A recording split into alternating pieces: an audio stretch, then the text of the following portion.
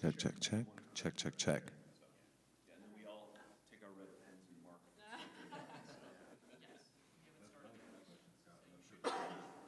Is it more like, is this their closing interview to make a sale, or are they just, this their presentation orally? Like, what's the tactic for these schools? What are they kind of given as far as advice? Yeah, I think they're wanting to get that investment from you all.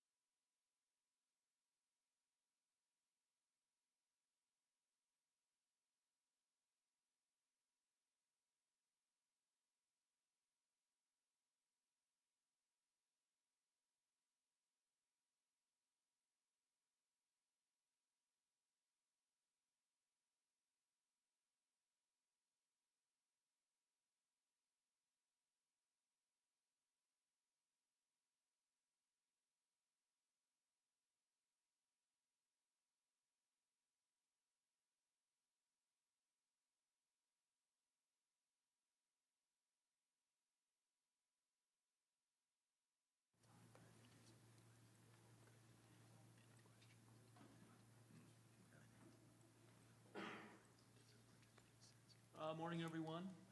Let's just get started here in a second. Just want to make sure you silence your phones. And is there anything else, Scott?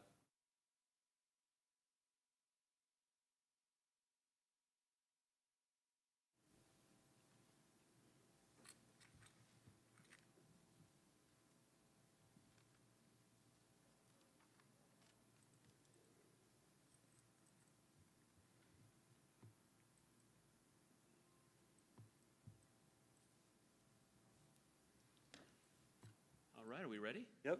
Yep. All right, so we got 10 minutes. We got a little clock up here for you as well. But go ahead. Good morning, Las Vegas. Here at the University of Wyoming, we know a thing or two about smart, tough, resilient building, just like us cowboys. We also are the first ones to present today, but in the Wild West, the first ones to build are the first ones to set the standard. I'm Thomas. This is Mason, Dane, Tanner, and Dylan. I'm going to hand this over to Mason. He's going to talk about our product. Thank you, Thomas. Starting with the exterior house, you see one with a nice, modern-looking design. When doing our market analysis, we figured this house will fit in best with the local homes in the surrounding area. Some key features I'd like to draw your eye to when it comes to exterior house is our large driveway, 2 covered patios, as well as we have allocated hardscaping within our budget. Hardscaping to help further push the principle of sustainability, but also lower the utility costs for the homeowner over long periods of time. Now let's take a step inside. Starting with the interior, you can see we went with a nice open floor plan. The idea is to keep this floor plan warm and welcoming. Some key features when it comes to the interior of home is our finishes. This includes hardwood floors, custom cabinets, granite countertops, as well as energy efficient fixtures. Energy efficient fixtures, again, to push the principle of sustainability, but also lower the utility costs for the homeowner over a long period of time. Now let's look at our floor plans. This house is a little over 2,700 square feet. Starting in the basement, you can see we have a guest bedroom, theater, family room, dining room, and exercise room. Then moving on to the first level, we have our 2 garages, 2 covered patios, master bedroom, great room, dining room, kitchen, courtyard, as well as another guest bedroom. And then finally, on our second level, we have that sit-alone guest bedroom. Moving on to our site layout, looking left from right, first we'll give you an aerial view, just to give you a better picture of what this house looks like on site. We have chosen lot number 9. Lot number 9 is the overlook lot. Something I like to mention is when you're paying for a pretty house, you want a pretty view as well. Another thing I'd like to mention is our house is facing the south. The reason it's facing the south is to help with that snow melt during those cold Colorado winters. Finally, before I hand it off to Dane, we have also incorporated a large backyard for that customer as well. Now I'm going to hand off Dane for analysis of market. Thank you, Mason. Starting off with the location of the project. Project's taking place just west of Greeley, Colorado, and just east of Windsor. It resides in Weld County. Looking at the map, it is about 65 miles away from Denver, 33 miles away from Fort Collins, and just under 100 miles from our home, the University of Wyoming. So it's perfect for people who want to take advantage of the urban amenities that come with a big city such as Denver. Whether it be sporting events, concerts, shopping, there's always something to do. But then again, it's nice for those people who don't fully want to be wrapped up in the big city and want a kind of a quieter place to live. Now with some demographics, the competitive market area population is just under 250,000. It has shown positive trends over the past couple of years, and right around 1% increase in population growth, and includes a 5% increase from the most recent census. A big reason for this is people have found the northeastern part of Colorado, and specifically Weld County, is a more affordable place to live and enjoy the Colorado lifestyle. Within the area, there are plenty of schools to give off a very family-friendly oriented feel to it and have a greater sense of community. It is also noted that the University of Northern Colorado resides in Greeley, so this helps boost economic activity within the area. And lastly, Greeley was recently voted the 15th happiest place to live in the U.S. over the past couple of years. Some main attractions. People often think of Colorado as kind of the epicenter of outdoor activity, whether it be hiking, skiing, and enjoying the scenic views. This can be said about Greeley as well. You would be a short drive away from numerous ski resorts, to name a 2, Winter Park and Eldora, which offer over 200 ski runs between the 2 of them, and plenty of miles of hiking trail to enjoy the scenic views as well. With that, I'll now pass it off to Tanner. Thank you, Dane. To get the word out about our amazing house, we will use standard real estate marketing techniques of open houses, private showings, promoting things around the Weld County area to get people out to the home.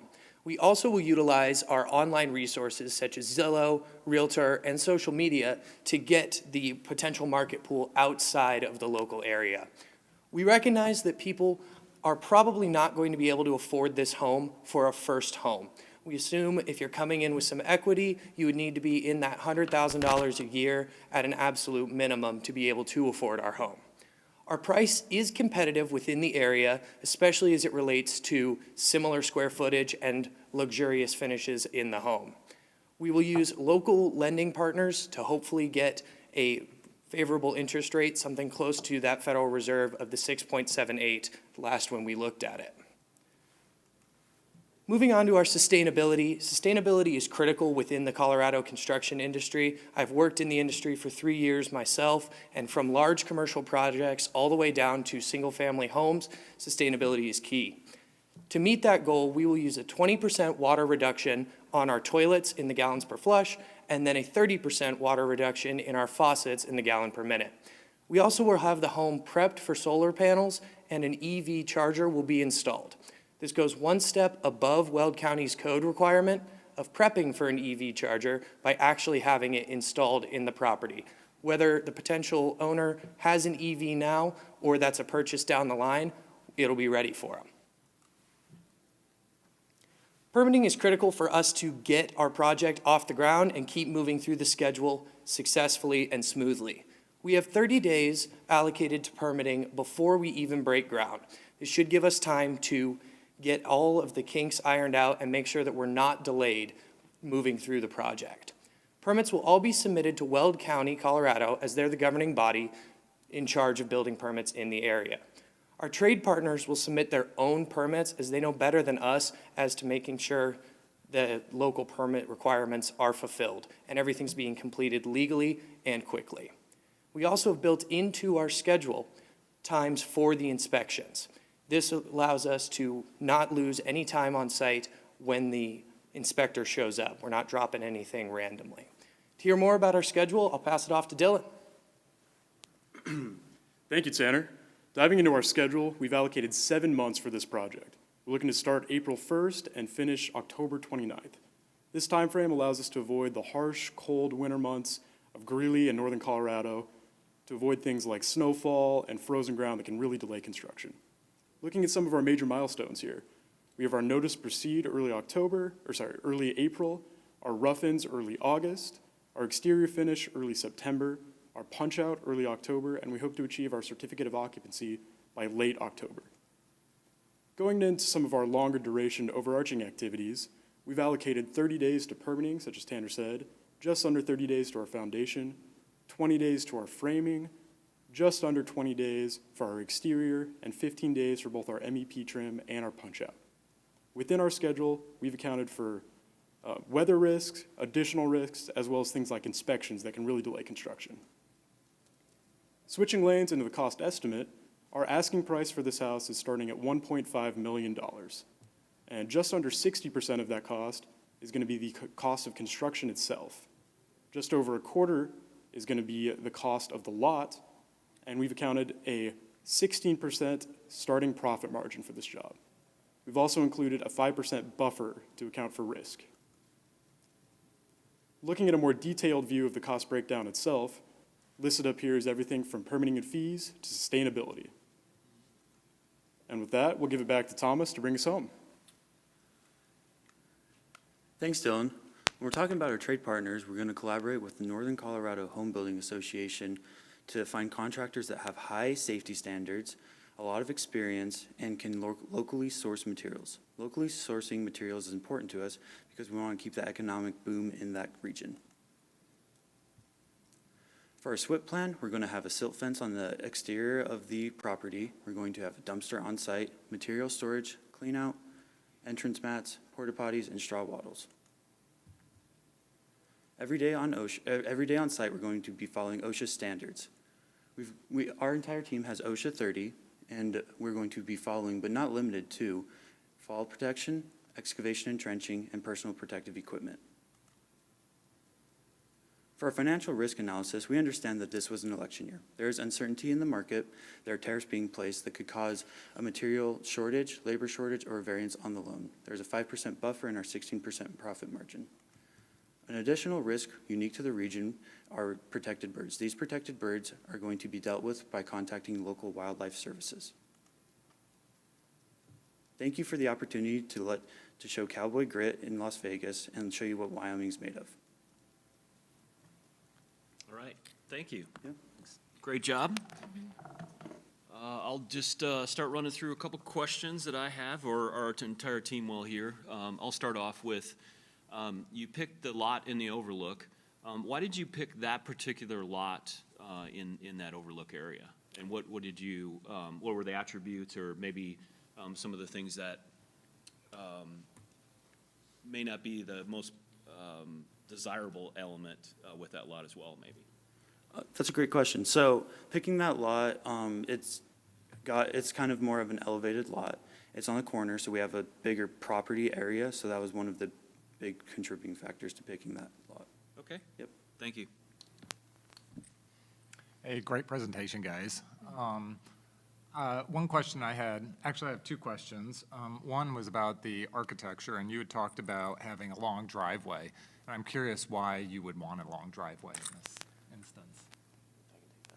Yeah, that's a great question. So I'm going to hand that over to Mason. He's going to talk about that. The reason a long driveway is just plenty of areas for activity, whether you have kids, family, or friends over. Gives you kind of endless opportunities.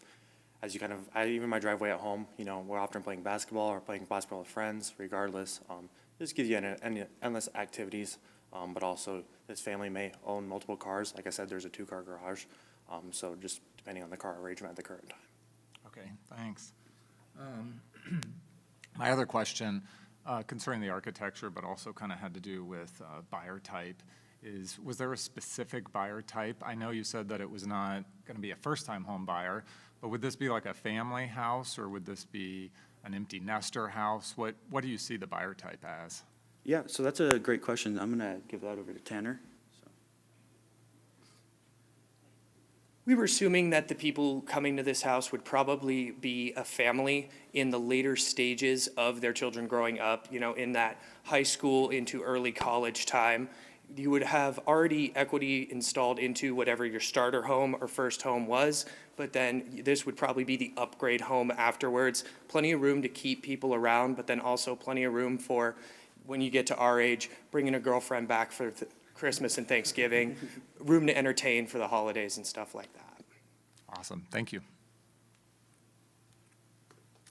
Hi, I agree. Great presentation.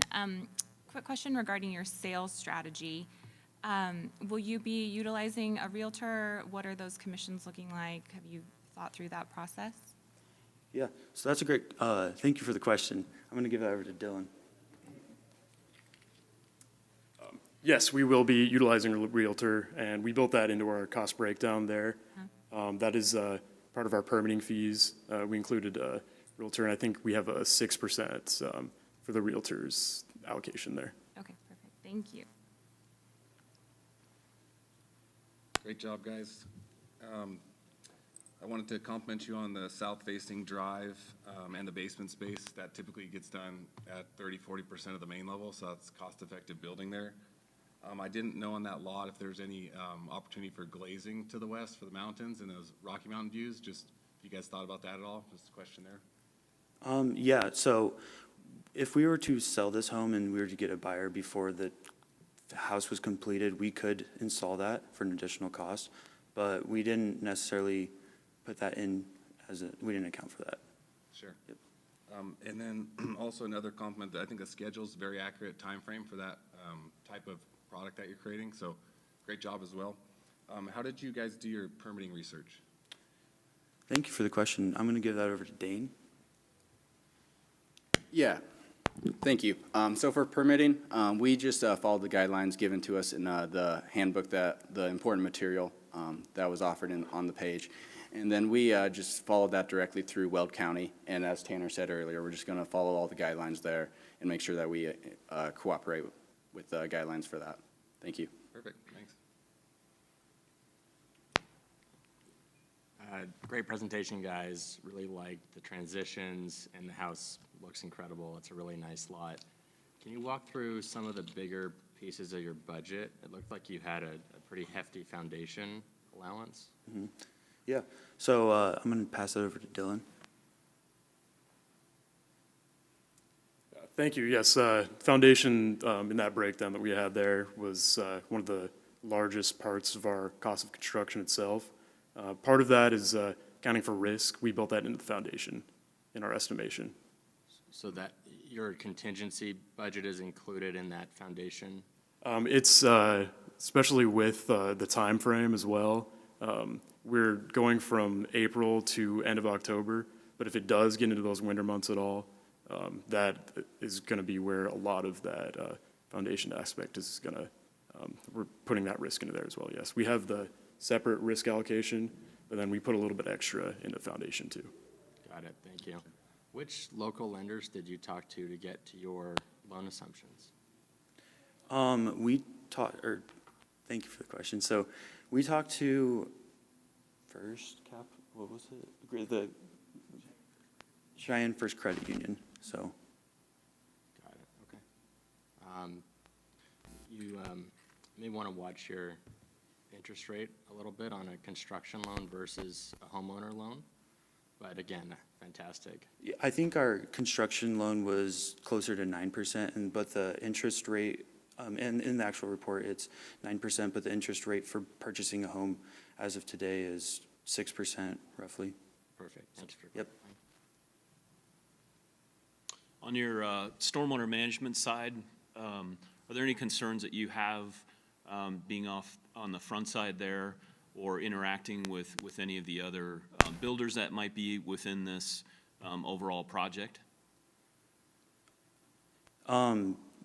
There is some risk. That's why we kind of allocated some money towards the foundation, adding just a financial backing to that.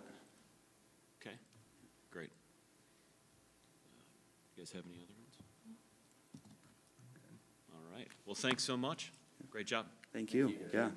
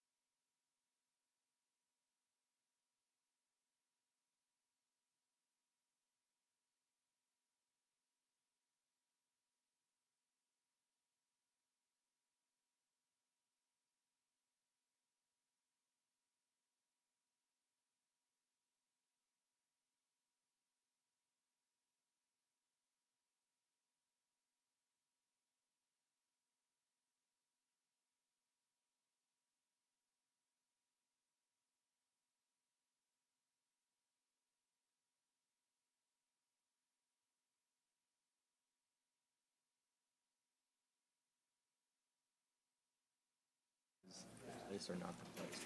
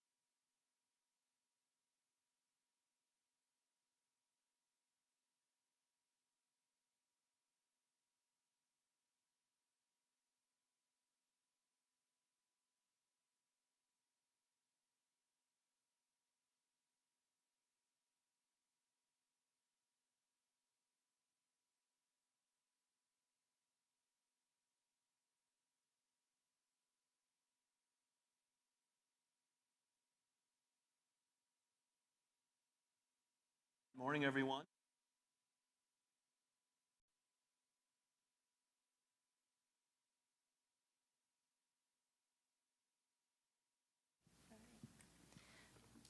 Welcome, judges. Thank you for taking time out of your busy schedules to be here and be a part of this competition. Without further ado, let's introduce the team from High Plains Custom Homes. I'm Brooke Luters, and I am the project executive. I'm Kylie Solachik, and I'm sales and marketing. I'm Nick Tofflin, I'm the lead architect.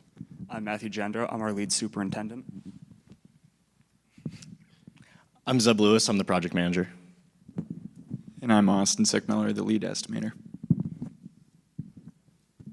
For the overview of the Bison Estate, we have a 3-bed, 2.5-bath, 2,700 square feet on Overlook Lot 51. To Kylie with sales with location and market. So for our location and access, thank you, Brooke. We're located in Weld County here, so it's going to be between Windsor and Greeley, Colorado. And with this area, we're looking to potential high-end buyers, so families, professionals, retirees, and individual with mobility issues. So looking into our labor market, we're looking at healthcare, retail, and manufacturing for our largest sectors. And with Weld County as a whole, we're looking at a population of just over 368,000 people with a 33% increase in the last decade. So with this area, we're looking at close major hubs. So Fort Collins is just over 30 minutes away, Loveland just over 20 minutes away, Rocky Mountain National Park is 70 minutes away, and closer to Denver with 60 minutes. So being this area, we are close to major roadways as well. So Business 34, which is just under 5 minutes, as well as County Road 56 and Highway 34. This is crucial just for our labor markets to be able to get to and from work, making it easy to travel to all of those major hubs. And on to Nick with sustainability and project design. Yeah, so for sustainability, we had 4 main approaches of what we would like to focus on. So firstly, we talked about hemp wool insulation, which is actually manufactured in Canada and is in the process of being manufactured in Jerome, Idaho. For this, we decided on the R20 insulation, which helps with acoustics and is overall better than fiberglass insulation, especially for health benefits. Then we focused on rainwater collection and irrigation just because there's water shortages in Colorado, as well as restrictions within the Greeley area. And so we have 2 55-gallon cisterns on our site, just to the west of our site off of our design. And then this collects water and irrigates the surrounding xeriscaping of our home. And then we focused on natural heating and cross ventilation within our home for energy efficiency, so strategically placing windows on the north and south side of our building, allowing for wind to come through and cool off the space and for the summer sun to warm up the spaces. And then we focused on xeriscaping here as well, looking at agastache, sand bluestem, Mojave sage, buffalo grass, and then the Blue Point juniper trees, which allow for less water to be used for those, and it's actually was founded in the Denver, Colorado with the Denver Water Department, and so we thought that this was very important for our design. And then now on to our product design. So we focused on a plain/ranch style home. We focused on this since Colorado is a top 5 producing cattle state for the United States, so we thought that this would have been important. And then we looked at ADA accessibility and age-in-place design. And then for our product design here as well, focusing heavily on ADA compliance. So as soon as you walk in the home, we have a 0-step entry, as well as wide clearance hallways and an open concept design connecting our kitchen, dining, and our great room, as well as 5-foot turn radiuses in key areas such as the primary bedroom and the kitchen, and then 34-inch floor to countertops, as well as a 30-inch by 48-inch approach to our sinks, and then flexible spaces to clients' needs, such as the multi-purpose room, which allow for the gym, the children's play area, and like extended great room, as well as movable components within our kitchen, and then non-slip flooring for mobility restrictions. And then for our interior product design, we looked at a lot of local material usage. So looking at limestone and cedar wood were 2 very important factors, and this brings a modern, elegant, and timeless design within our home.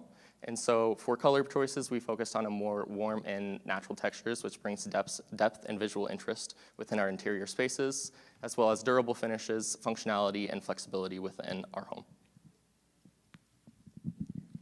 When making our site layout, we wanted to prioritize an open layout while also maximizing our efficiency. To the east of our site is our is our material laydown, and that's got easy access to the road and the property itself. To the east of that is our silt fence, and that is put in place to direct water both around the site as it flows down the hill and catch any wastewater that may be coming off of our site. We feel like that this is a very important, seeing that we are on a hillside property.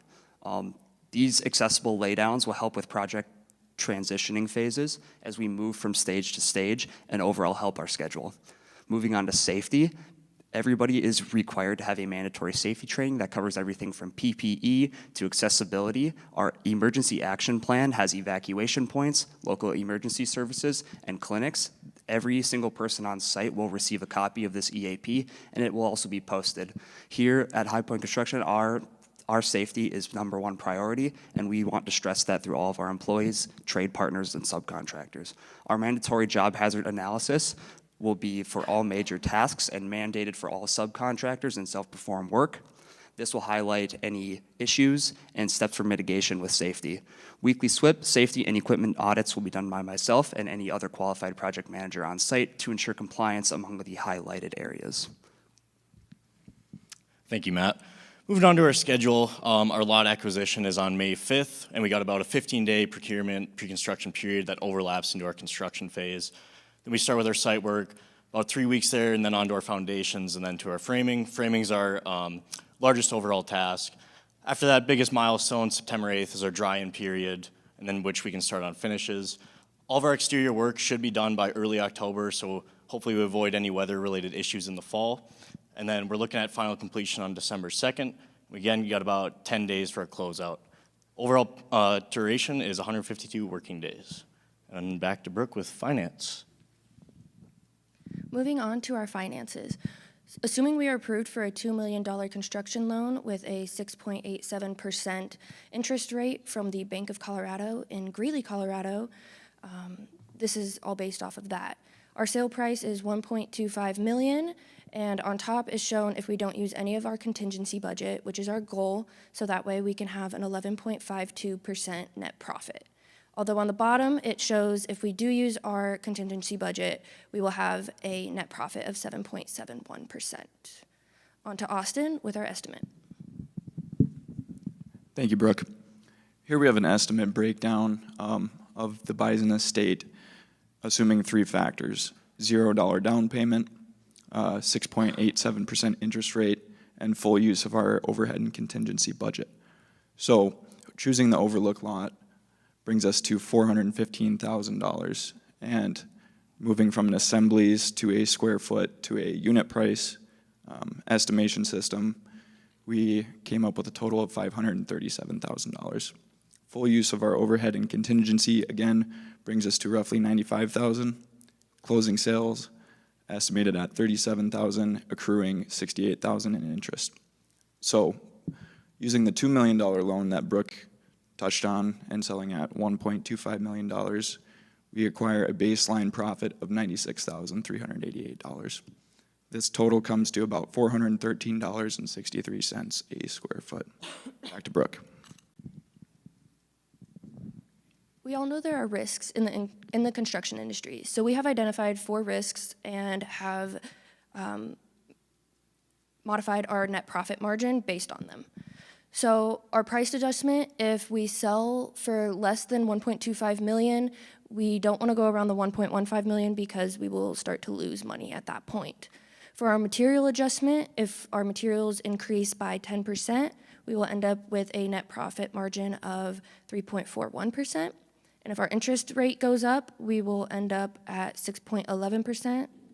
And then for our sale date, if it sells later than we anticipate in February instead of before construction completes, we will be at 6.8%. Now moving on to Kylie with sales and marketing. So with our sales and marketing, we're looking at kind of a phased approach. So we're looking at, for phase 1, reaching out to our real estate agents, and phase 2, using our VR analysis, looking through those walkthroughs. And then our third is going to be targeted messaging to qualified buyers. And then if that doesn't work, we look at our $10,000 marketing budget. And in that, we can sponsor golf tournaments or reaching out to those more specified buyers.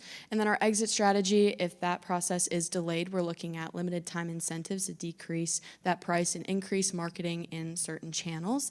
And then our alternative exit is going to be lease the home to long-term tenants, and then partner with accessibility focus, looking for special needs buyers as well. And then our final strategy, if none of that works, we are looking at auctioning the property with a starting price of $1.05 million.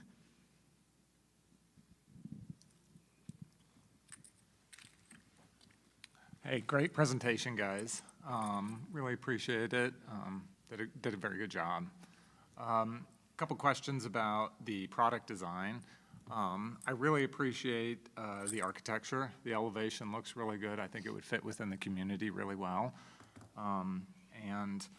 I love that you paid attention to a certain buyer type and looking at the ADA and trying to be geared towards that. In that aspect, why did you choose to do a two-story house rather than a one-story house, keeping that in mind? Yeah, so we actually had the intent of looking at multiple clientele within the area. So looking at single-family homes or for people who have ADA or mobility restrictions. Those were two primary focuses that we had there. So having the option for people who may have mobility restrictions have grab-in-place installations for bars within showers, shower seating, or even having a chairlift as just an optional, or just having it as an option, and then focusing more on if we did sell it to somebody who has mobility restrictions or has ADA compliances that they would need, those would be something that we would have in place by the time that we would know it would be sold. So did you think that you did a two-story so that you didn't necessarily, single out specific people, like you left it open to other people to be able to buy this house, but had it adaptable so that if somebody with those needs could move in? Yep. Okay. Also, in terms of the architecture, the front elevation looks really good. Why did you choose not to do any windows or kind of plane breaks or anything on the sides? Majority of that is specifically because we thought this was going to be a more tight-knit suburban area, especially with how small these sites are allocated right next to each other. They're just enough to have like our house with our setbacks on the sides. And so those were a primary focus there. And thinking about if there was another house right next to it, approximately at the same 2 floors, there wouldn't really be a need for windows on the sides, especially when every single room within the house has enough window space to account for that natural heating and overall sun. Okay, thank you. The other thing I wanted to say is I appreciate the approach to sustainability in there. I like the water collection system. I think that's really good. Colorado is, running out of water. We're dry all the time. So thinking about that was very nice. And then all the plants that you chose to do are native local plants too. And the idea of doing the buffalo grass that doesn't require a whole lot of water, that was really, really nice touch as well. So good job. Thank you. Hi, I would just like to ask a question in terms of your sales and marketing strategy. I know that you mentioned you would be reaching out to realtors. Will you be hiring a realtor, or would that the sales strategy be to have the in-house realtor? Yeah, so we looked at both. We're looking at 6% if there is an outside realtor as well, so 3% for us and 3% for that realtor. So that we did take that option, and So our 6% was actually, so we're going to hire an exterior realtor, so it won't be in-house, and then we'll have 3% for them, and then 3% for the buyer's realtor. Okay, perfect. And then actually had a question, not necessarily in terms of sales and marketing, but really curious about the hemp wool and how you decided on that and potentially the appeal to the market with that product choice. Yes, so our interior designer, she was able to find that as a sustainable choice rather than fiberglass installation. And we really liked it because it has all the same ratings, so it's resistant to mold and bacteria growth, but it's also regenerable, so hemp will still grow and it's not gonna danger the environment. And so we thought it was worth it for the little bit of price increase to have that in our house instead of that. Just a little bit further on the hemp wool insulation, we took it in for its acoustical values there, as well as it is a little bit more of a insulating factor compared to the fiberglass insulation. And then as well, we chose the R20 option for the insulation, and so this also doesn't really have any harmful effects against the installation process of bringing it in. So we're kind of considering that for a little bit of more health and safety factors within our design. Okay, nice. Well, I thought it was really creative. I'm not familiar with it, and it definitely caught my attention. So I think that it could certainly be appealing to the market, and as well to the ADA compliance. I think that is not something we see often in the market, and it's definitely very saleable. So I commend you on that. Just looking at that option. So yeah, great job. Awesome presentation. I like it's helpful to have the executive summary up front where you identify the lot and tell us your product right away. I think that makes it really palatable and easy to understand. The adjacent site use, I always think that's really creative from a building aspect because the lights can be tight, to your point. So great job there. On the hemp wool, I'm interested to see if we get some time on Wednesday to go look around myself because Greeley has R30, R60 values, and it's new, and we're building on the patio lots, and we're gonna have to figure out how to meet those values. So we're being creative ourselves, so nice job on looking at alternate products in that regard. Did you guys look at any basement opportunities there? Instead of building down, instead of building up? So on our review of the soil, like our soils report, since we're up on this kind of bluffs area, we figured that to capitalize on our views and due to the gradation of the lot, we chose a lot that really wasn't steep enough to promote a walkout basement. However, we decided to capitalize on these views by making it slab on grade. And if you look at the soil report, if you dig too deep, you get into some hard stuff because it is indeed Colorado. And if you've ever done work out there, if you go past your topsoil, it gets pretty crappy. So for terms of our budget, we preferred to do a simple slab on grade with an ease of use foundation. It was just the better option in terms of our budget to keep it applicable to our target market. Sure, and what, I didn't see on the estimate, what did the foundation budget look like there? Did we get to that point? So our entire grading, concrete and foundation budget was, I believe, in the about 100,000 all combined. I'm not exactly sure. I'd have to look back at our slides. Okay, yeah, fair enough. Well, thank you. Great presentation, guys. Really liked the intro, as Ryan mentioned. It's helpful to just help us understand where we are and what we're talking about. We're talking about a 2,800 square foot overlook. So that's a great starting point. You spent a lot of time on sustainability and the ADA target market optionality that you're planning on speccing. Is that right? Correct. Were some of those things driving your costs that feel a little high? Or what are some of the other drivers of your budget that are, maybe abnormal? So we decided to make a lot of our spaces with a 5-foot turn radius. So in terms of our budget, making hallways a little bit wider, our kitchen a little bit wider, our bathrooms a little bit wider could add a little bit of cost and definitely add some square footage to the house. But however, we drop in materials because obviously we have less wall space. We just wanted this house to grow with you. So you can buy this house as a new family. You can buy this house as somebody with ADA compliance issues, and we're able to spec it accordingly because we want to appeal to the largest group of people and provide a product that grows with you. So in terms of our budget, we might have gotten a little bit higher because of these functionalities. And if we are able to sell the house pre-completion of construction, we'll be able to spec out those ADA options in accordance to our buyer. So we'll know what they are and what they need before they enter the home. Yeah, perfect. I would think that market might be looking earlier because they know there's fewer options. So I think that's a great piece you might add to your sales and marketing is early and often targeting to that specific market to help you with the pre-sale. Can you walk me through your loan assumptions?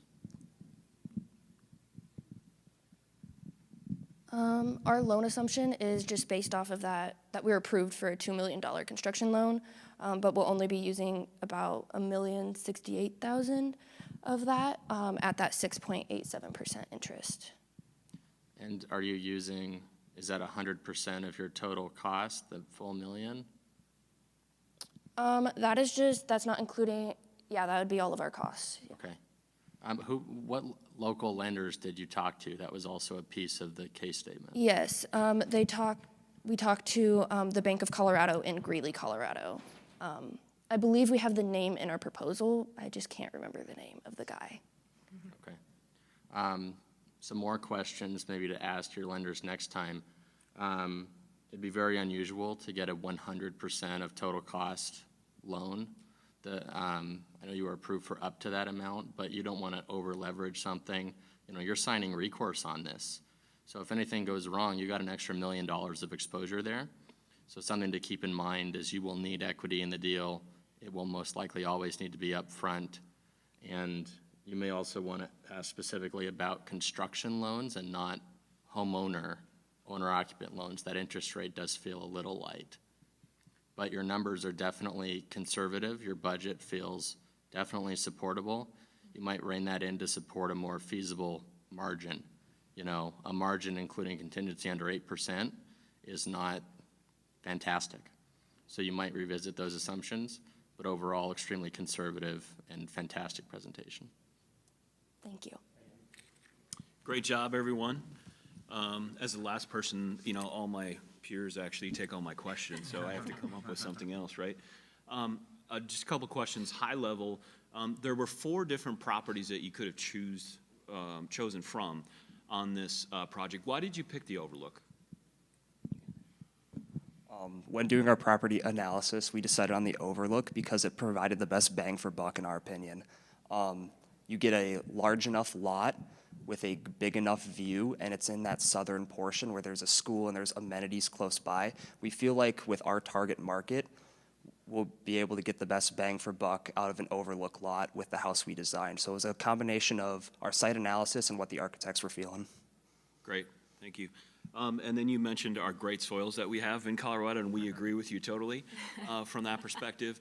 And you're talking about a slab-on grade in this particular case, and we also talked about a potential foundation system too. Anything that you would have to do to treat that material to a higher level? Do you have what kind of slab is it? Is it a PT slab or something? Do you have any little more depth on that part? So I based all this off my experience working Arizona construction. So we're just doing a 3-on-6. We'll probably use lime ABC as our base because that just absorbs the water much better. It has much better retention with the water, and I just prefer to use it. So we'll just do a 3-inch slab standard with our footings. We just thought that this was the best decision for the type of material we're dealing with, and from my experience, that's how it's done, and that's what I like to do and what I like to build. Okay, great. Thanks so much. Great job. Thank you.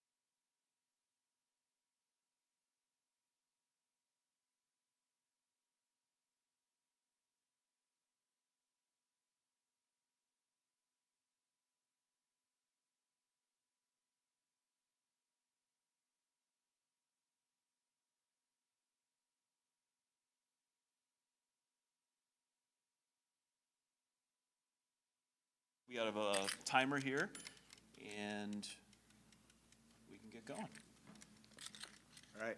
Good morning. I'm Miles, and we are Front Range Developments, and we're very excited to be presenting on Riverbend Acres in the Cache community in Greeley, Colorado. But first, at Front Range Developments, we're setting new standards of excellence by creating high-quality, innovative homes that blend functional design, sustainability, and timeless appeal, enriching communities and meeting the evolving needs of home buyers today. Now I'm going to hand it off to Lyle, and he's going to talk more about the Cache. Thank you, Miles. So the Cache is located in an amazing spot, offering a unique blend of rural beauty and urban conveniences. Located just 6.6 miles from downtown Greeley, meaning complete access to all needed amenities. Additionally, families will be benefiting from 3 nearby schools, a multitude of parks, and direct access to the Poudre River, where they can experience any outdoor recreation like hiking, biking, fishing, etc. Moving on here, we're going to highlight some of our important demographics. We have been looking at a growing population of just over 113,000 this year. And I want to highlight this yellow star there located on Greeley. You'll see it's surrounded by all those blue dots. And that blue dot, if you see the key up there, that means it's positive net domestic migration since COVID-19. Once again, going to show that Greeley is a very attractive market right now. Inside of Greeley, we're looking at a growing healthcare sector. It is the biggest industry for work right now, and with recently built UC Health, Greeley is attracting these top-tier medical professionals who are seeking that close proximity to work, but also that escape from in their household with that privacy and exclusivity that we're going to offer. Additionally, we are located to be attracting outside of Greeley as well, towards other markets like Denver and Boulder. And between these 3 markets, they are all looking for that waterfront access that the Cache has to offer, additionally with those urban conveniences nearby. Here you'll see a little bit of our competitor analysis, and I want to highlight these 2 properties on the left in specific. They're both from the same development, Pelican Shores by Truemark Homes, just 6 miles away from the Cache. And note the comparable price per square foot range here of $431 to $531, making our property, our price per square foot very competitive, listed at $487. And to dive into our site selection here, you'll see our lot displayed up there with the yellow star, lot number 43 right there on the water. And we decided to develop this property instead of cottages, overlooks, and patios because of how rare the waterfront access actually is in Colorado. Additionally, this lot gave us more flexibility with, there's more square footage on this lot size, so we had more flexibility when it came to our design. Also, with this larger lot size, it offers more privacy that our target market is looking for. And furthermore, we are positioned strategically to enhance our natural brightness and warmth throughout the year, enhancing this natural brightness and warmth. And now I'll be passing it off to Ben here, who will be covering the design of our product. Thank you, Lyle. Riverbend Acres is a modern farmhouse with amazing views of the water and a timeless, warm, and refined experience. The house is just over 4,300 square feet, and it features 4 bedrooms, 3 bathrooms, and a powder bath on the first floor. It also has an office on the first floor that can be converted into a bunk room or bedroom, depending if you have friends or family visiting regularly. The 3 key design features that we want to bring to your attention today are 1, the open floor plan on the first floor, combining a kitchen, great room, and dining space into the ultimate home experience. Number 2 is the spectacular views that this house offers. With plenty of windows on the first and second floor and large sliding glass doors in the great room facing the backyard and water, it's the perfect way to appreciate the Colorado scenery. And lastly is the large amount of space on the second floor. Being that our house is a slab-on-grade build due to the high water table, we felt it was necessary to dedicate a large portion of space on the second floor above the garage for storage solutions. Now I'm going to hand it off to Miles to talk more about construction management. Appreciate it, Ben. As our site superintendent, I want to highlight our updated site logistics plan that has our material laydown area, entrance and exits, where our porta-john will be located, and where our recycling and trash will be located at the front of the house as well. At Front Range Developments, we will be conducting in-house inspections. So 1 to 2 days before scheduling inspections, we will go through the home, make sure that it is, will pass that inspection to make sure our project stays on the tight schedule we have created. Also, we want to highlight a few of our key subcontractors here who will be be communicating with them through Builder Trend. Now, Jackson, take over our estimate. Thanks, Miles. We estimate the total cost of construction for this project to be roughly $889,000. This includes an $83,000 contingency to cover any unforeseen or unexpected site conditions that may occur during the construction process. This $889,000 construction cost, combined with the $525,000 lot price, puts us at an all-in cost of roughly $1.4 million. Some of the notable materials we factored into our estimate are froth pack spray foam insulation, Pella solid hardwood doors, Marvin essential fiberglass windows, and a Rinnai tankless water heater. Next, I'll be passing on to Ethan, who will talk about our schedule. Thank you, Jack. Going on to the schedule, this project will be completed during the years 2025 and 2026 from March to March, taking 12 months and 15 days.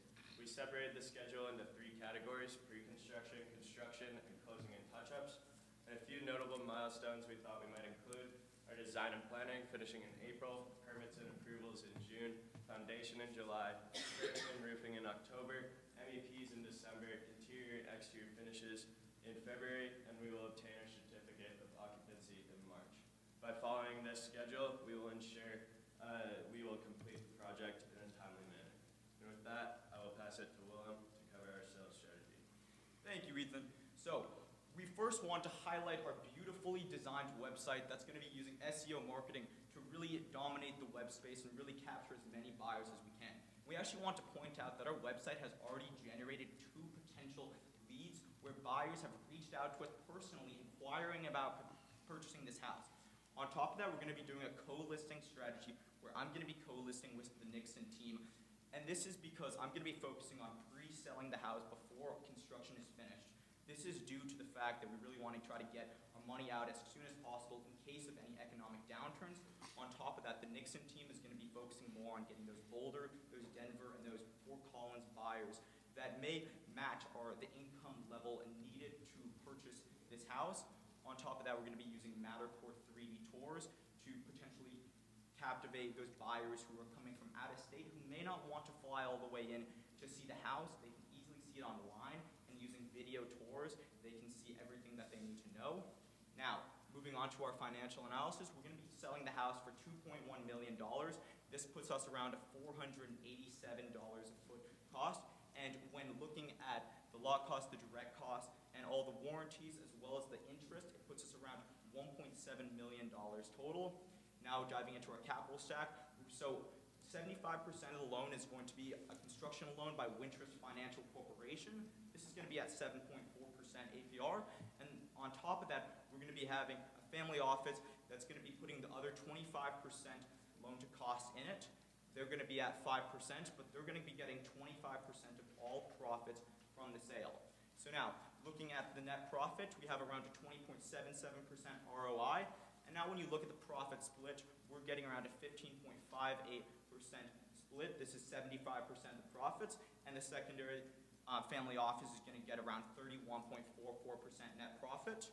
Now, looking into the financial draw schedule, it's silly to draw all the money at once, right? This is why we're going to be drawing in stages to save on as much interest as we possibly can. And now, looking at the risk analysis, let's say there was a market downturn and we had to adjust the price, or interest rates rose, or material prices rose, or even we had to delay the sale date, we would still be getting a good net profit, and us and our investors would both be happy with the outcome. Now I'm going to pass it off to Jack for our exit strategy. Thanks, Willem. Given that this project isn't estimated to be completed until March of 2026, there are several economic factors that could hinder our ability to sell this property, such as a market downturn or buyer default. Our team has implemented the following plans into our strategy to mitigate against the impacts that these factors may have on our ability to sell the property. Thank you, and I'll open it up for questions now.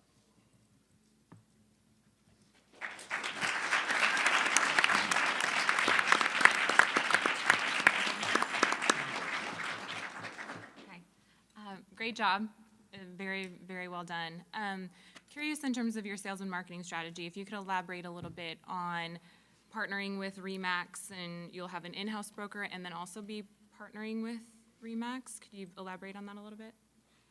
Yeah, totally. So pretty much we're going to be doing a co-list, right? I'm a licensed broker, so we believe that I would best be able to serve selling the house pre-construction is finished.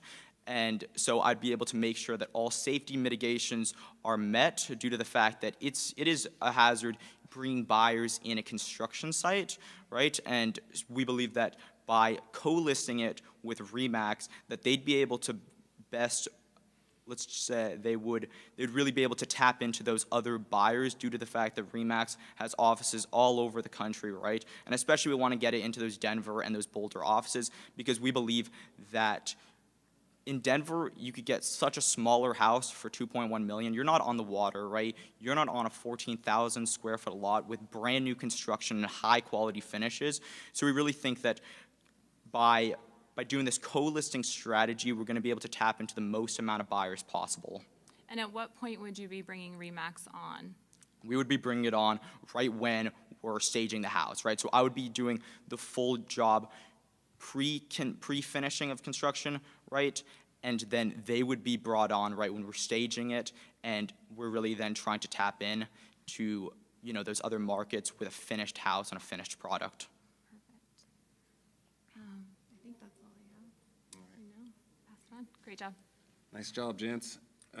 Nice work on the comps. I think that research at Beachside is very relevant. We've worked in there and done some addition and utilized the program that you mentioned, Builder Trend, to offer selections in our home building process to have people that want to have upgrades. And those days on market, that cost of construction is very relevant to where we're at. So you did your research there. On the waterfront, way to go upwards because of the soils there, because the basement's not available. I had a question on slab-on-grade construction. How do you guys plan to accomplish that in Colorado?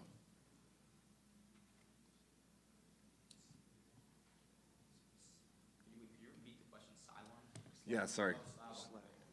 As far as slab-on-grade construction, we typically have to have frost-protected walls in Colorado.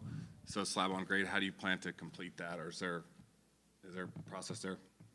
Yeah, so I believe that it's necessary to lay a water or vapor barrier underneath the slab to prevent moisture coming up into the slab and causing like the slab to buckle. So we'll be laying a moisture barrier there, and then we'll pour stem footers, and then with the slab, we'll have expansion, like little foam expansion around in between the footer and the slab to prevent the slab from expanding into the footers. Perfect. Just making sure you guys had that counted for your estimate. Let's see, the last question I had, or more just maybe a consideration, was in your schedule, which looks great, by the way. It's totally appropriate for the size of the home. When you're framing and roofing and working on your, in the summertime, and you have your February for your exterior finishes, sometimes that's tough. If we don't get north of 40 degrees, you can't apply paint. So maybe consider trying to apply some of those exterior products like landscaping and other things during those warmer months and let those roots get established and apply that paint when it's safe to do so, just to limit some risk there. That was it, but great job, guys. Well done.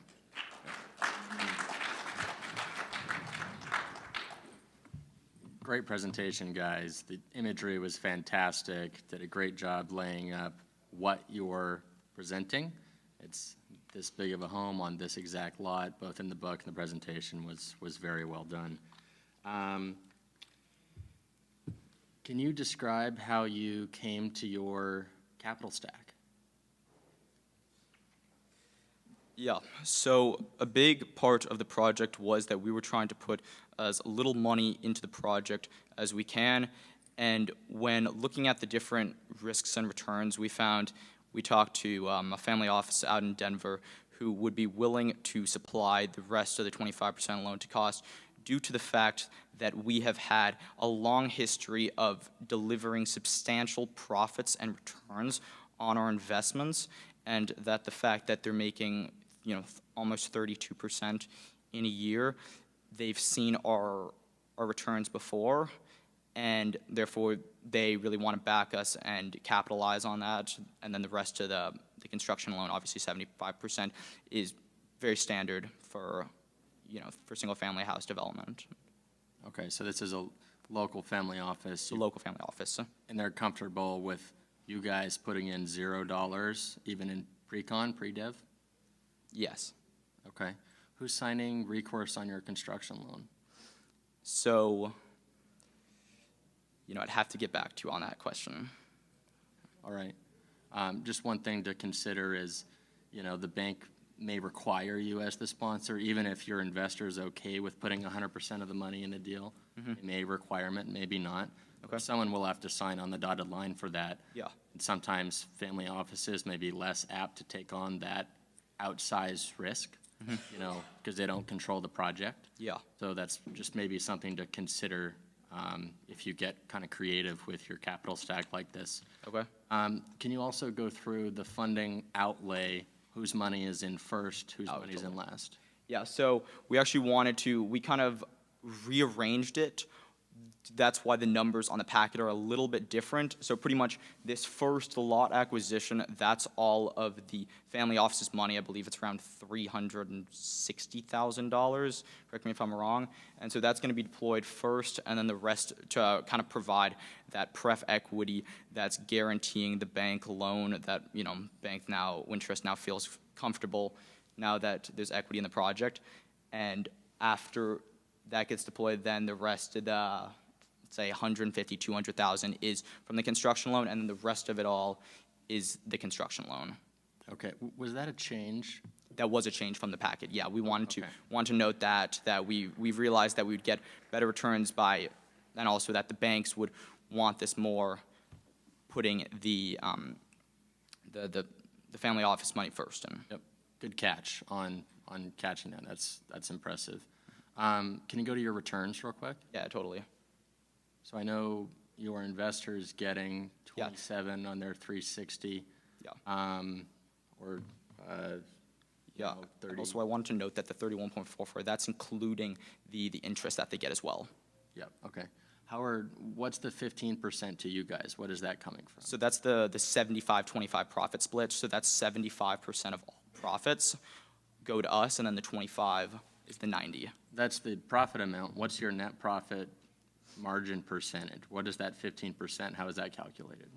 That's calculated, that's purely the total amount of money put into the project. So I think that's the 1 point, I'd have to look on the model, but I believe that's the one, I'd have to check the model.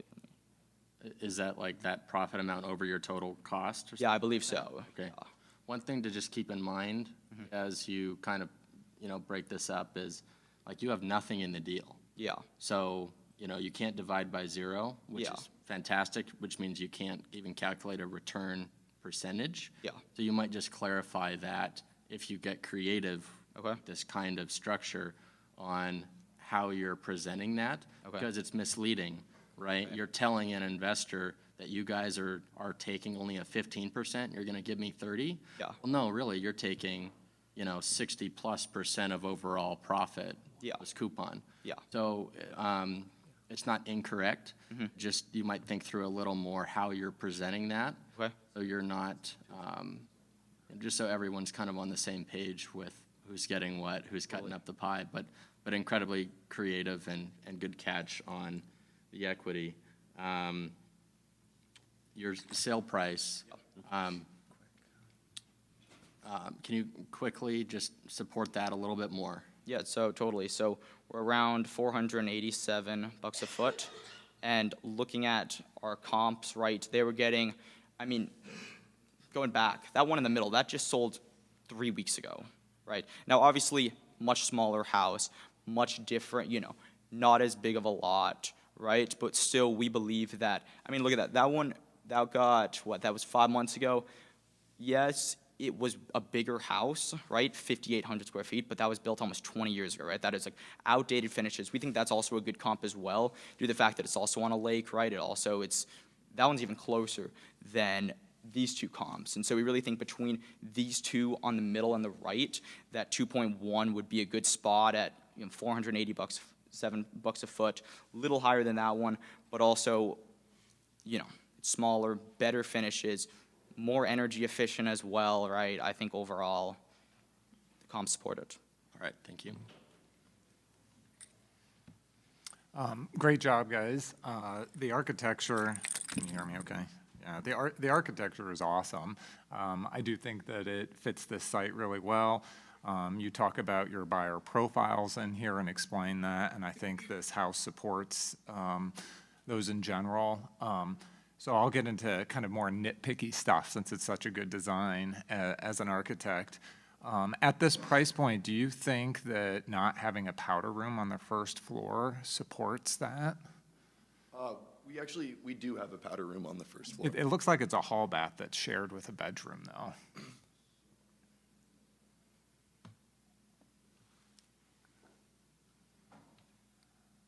Behind the office and bedroom, right? Is that more of a hall bath that is shared with the bedroom?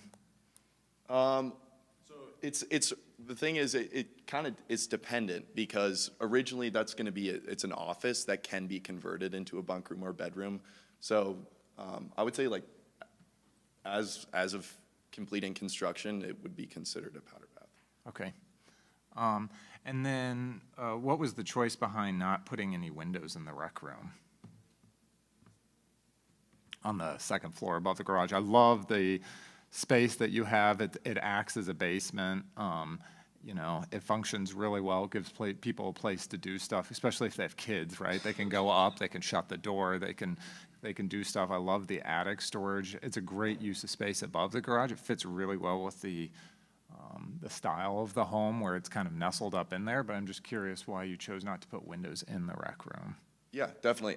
So I think that really we're thinking of the rec room as also an extension of the attic storage. So that just was part of our thinking was to save money by not using those expensive Marvin windows in there, and really just use that for more space for things. You know, as Lyle mentioned, there's a lot of outdoor activities in the area, and you know, to have your tools and also sporting equipment up there.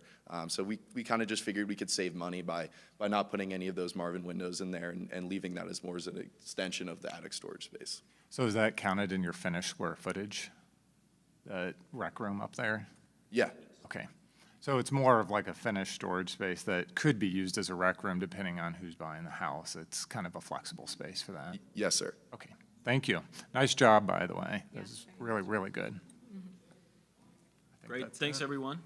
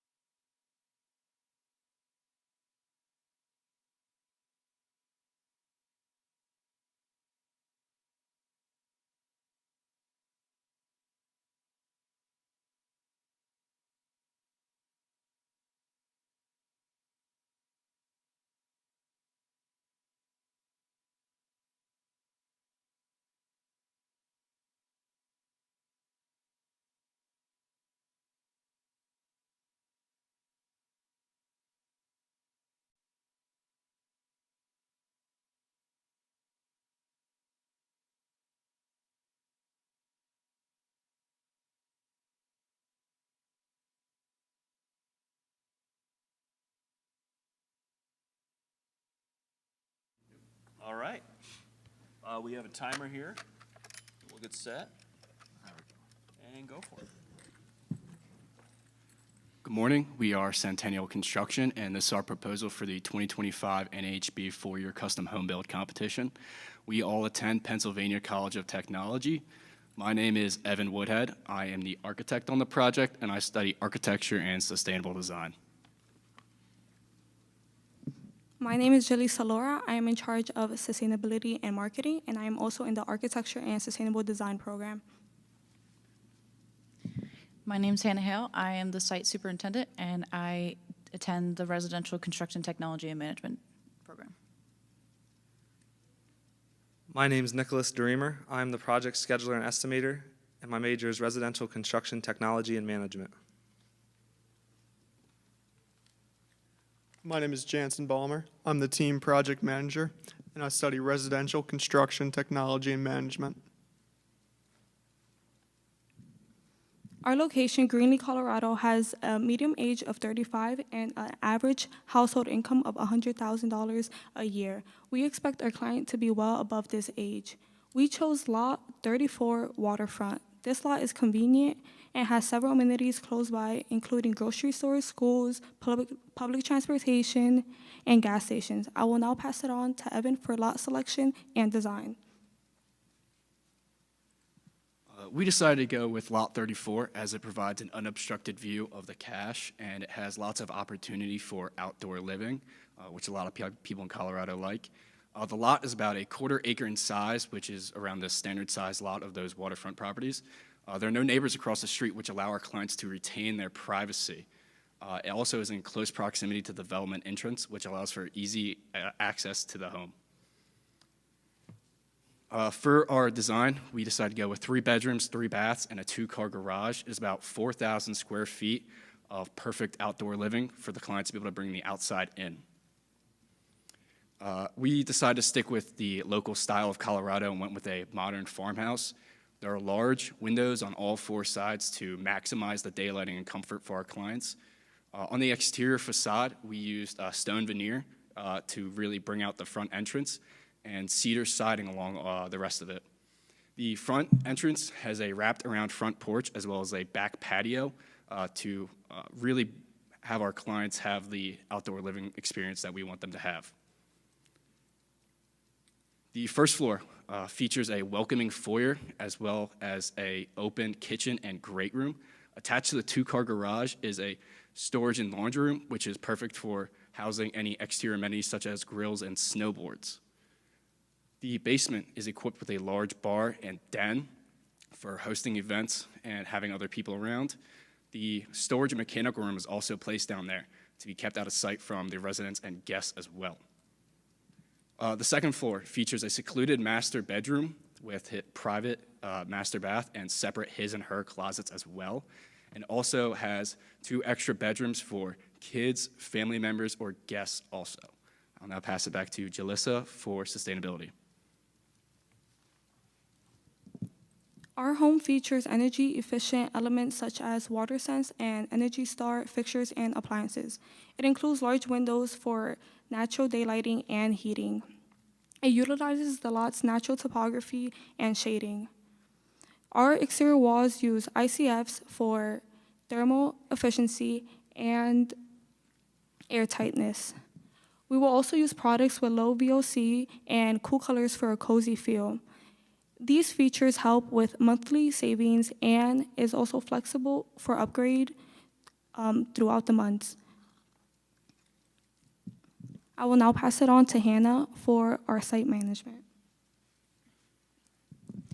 The project management and site superintendent responsibilities are they have to submit the applications for the necessary permits and documentation for the project.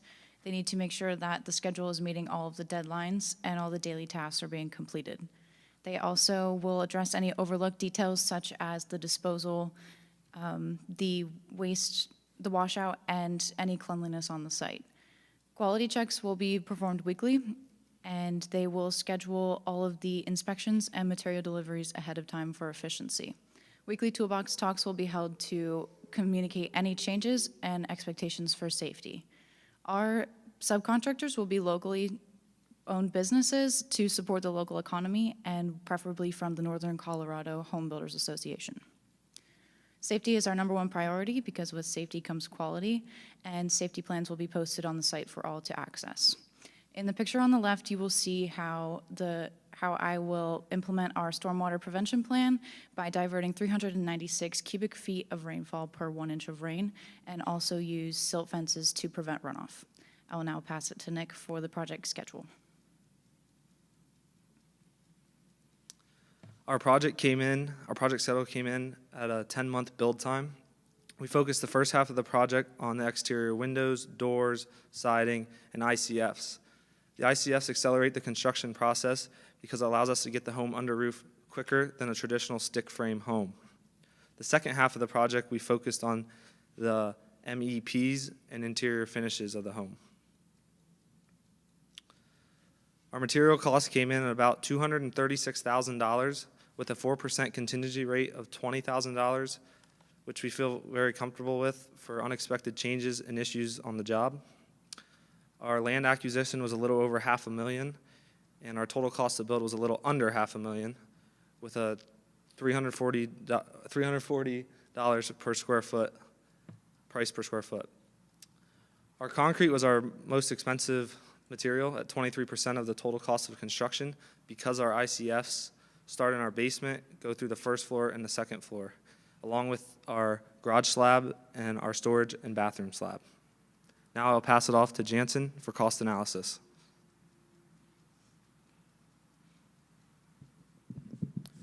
At Centennial Construction, we have a good reputation with the local industry.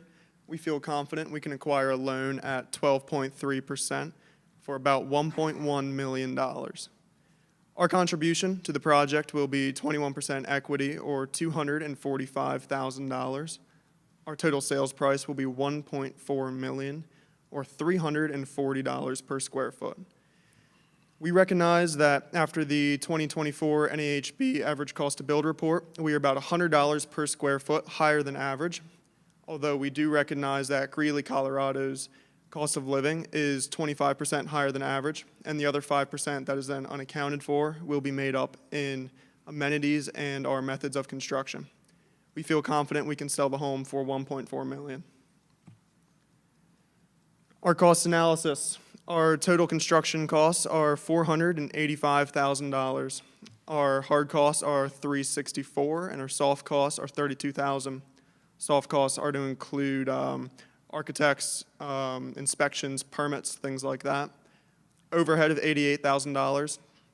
Sales and marketing costs, that includes real estate fees for $57,000. Our financing costs, our interest expense is $70,000. You all have an interest breakdown schedule in front of you. You can look at to analyze our breakdown there. Our total financing charges are $76,000. Closing costs, we have a few things figured in there for about $15,000. And our total cost of construction then is $1.1 million. Our total selling price is $1.4 million. And that leaves us with a 17% profit margin for about $240,000. At Centennial Construction, we feel confident that with our experience in ICFs, diligent project management, site supervision, and upfront work, we can protect that $17,000 and hold all $240,000.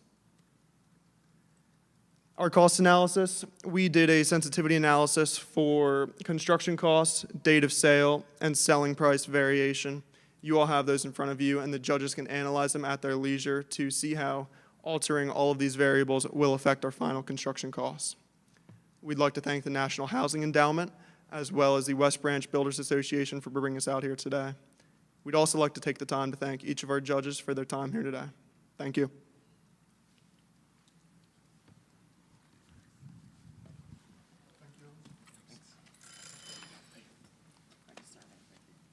Thank you. Thanks. Thanks. Thank you. Thanks. Thank you. Thanks. Start. This one's me, I think. Okay. Ryan, would you like to go first? Sure. Well done. Thank you for the presentation. A couple of positive takeaways I had there.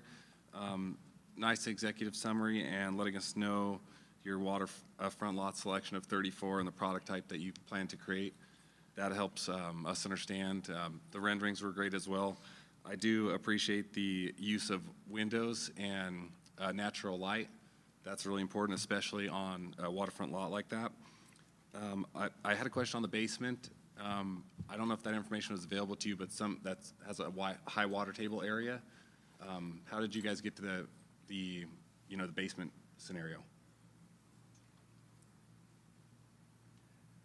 So we figured we'd take a basement because we're going to need a 4-foot frost wall anyway, and we can get down, we can waterproof the basement. That's not all that hard to do, and if we pour 5,000 PSI concrete in the ICFs, then that'll help with our waterproofing as well.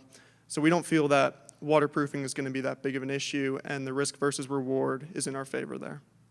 Okay, yeah, you're correct. You can, in a high water table, use a perimeter drain and move water. But to that question, I have, am I correct? And I'm sure Owen's next on the financials, but I have 4,000 square foot being created for 485,000. I feel like that's pretty difficult to achieve, especially with the beauty of the architecture that you're trying to create. So how did you guys do so well on your estimate there? Were there some big wins? What were the biggest wins on the estimating, I guess?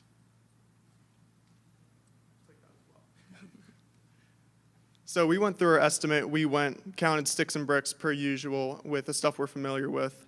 We would have our crews out there to do all the carpentry work, which would be the floor framing, interior walls, as well as the roof framing, trim doors, those kinds of things. Gotcha. And then for the things that are not so easy to count, such as MEPs, drywall, and ICFs, we went through with the companies we work for and projects we've been on in the past and taken subcontractors' bids and compared the sizes of the houses, some larger, some more complicated, and some much simpler, and tried to arrange our prices that way. Yeah, sure. No, I appreciate that. And that was another note I had, was great research on the trades and local economy and wanting to use local trades. I noticed quite a few of them. We work with them, and they're exceptional trades. So you guys have built a good team on paper there. The last question I had was, I didn't see a reference to permitting. Where do you plan to do your permitting? I might have just missed it, but.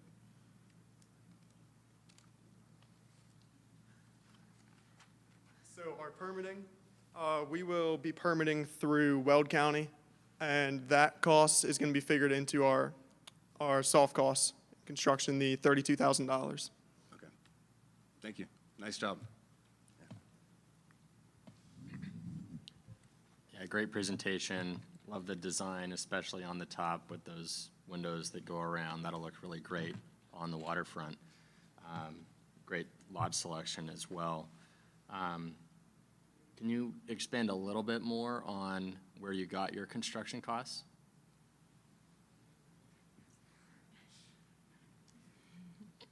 So that's just as I said, we went through with our previous experience. We counted bricks and sticks. We counted, how many 2x6s we're going to need, as well as labor based on how we thought the project could be completed. And then as well, we went through subcontractors' bids that we've gotten to do similar things and analyzed them, figured out which ones are harder, which ones were easier, and brought it in to hopefully get comparable allowances to complete the project on this budget. Right, and not to be repetitive, but were those kind of local bids and contractors? So those would not have been. Those would be for Lancaster County, Pennsylvania, and surrounding areas. However, with the tools like the RS means, we felt we could adjust those numbers accordingly due to location factors and cost of living factors. I see. Maybe something to pay a little more attention to. As Ryan pointed out, those costs, direct, indirect costs per square foot feel a little light, especially for waterfront and with finishes like that, just something to keep in mind. Your loan had an interest rate of around 12%, right? Which local lenders did you talk to arrive at that number?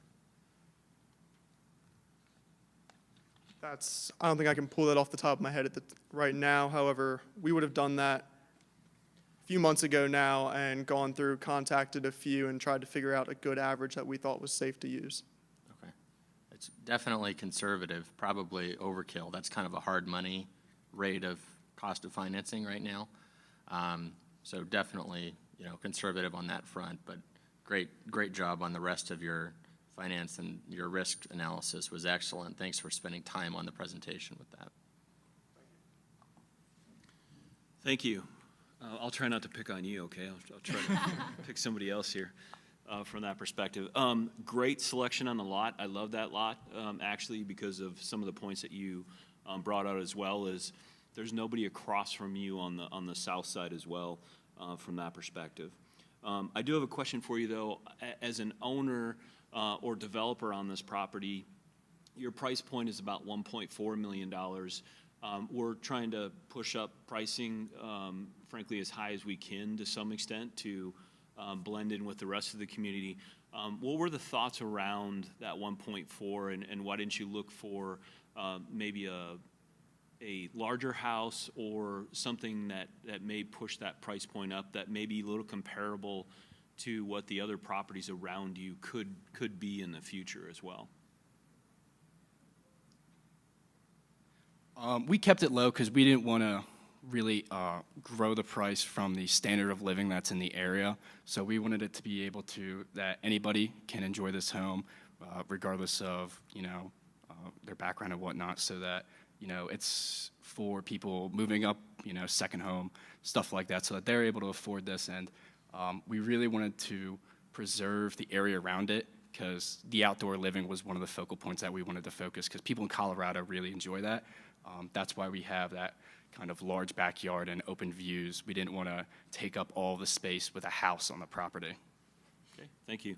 And then just one last one on the inspections. How many times do you expect to be doing the safety inspections or the stormwater management inspections? All the safety toolbox talks are weekly, and some of the inspections will be weekly as well, just to make sure that everything is going according to the schedule and everything is up to date. Great, thank you. Nice work. Great presentation. You guys all did a great job. Love the house. I like the modern design that you guys are going for. Did you have a specific buyer type in mind when you were designing this house? Our buyer type, the median age in Colorado is 35, but we want our client to be 55 and up that can afford this type of home. This would be like second home buyers or a vacation home. Okay, thank you. And then you have a lot that has really good views off the back and the front. Is there any reason you didn't put more windows off the rear of the home? I guess that really just boiled down to the layout of the house. If you can go back to the renderings.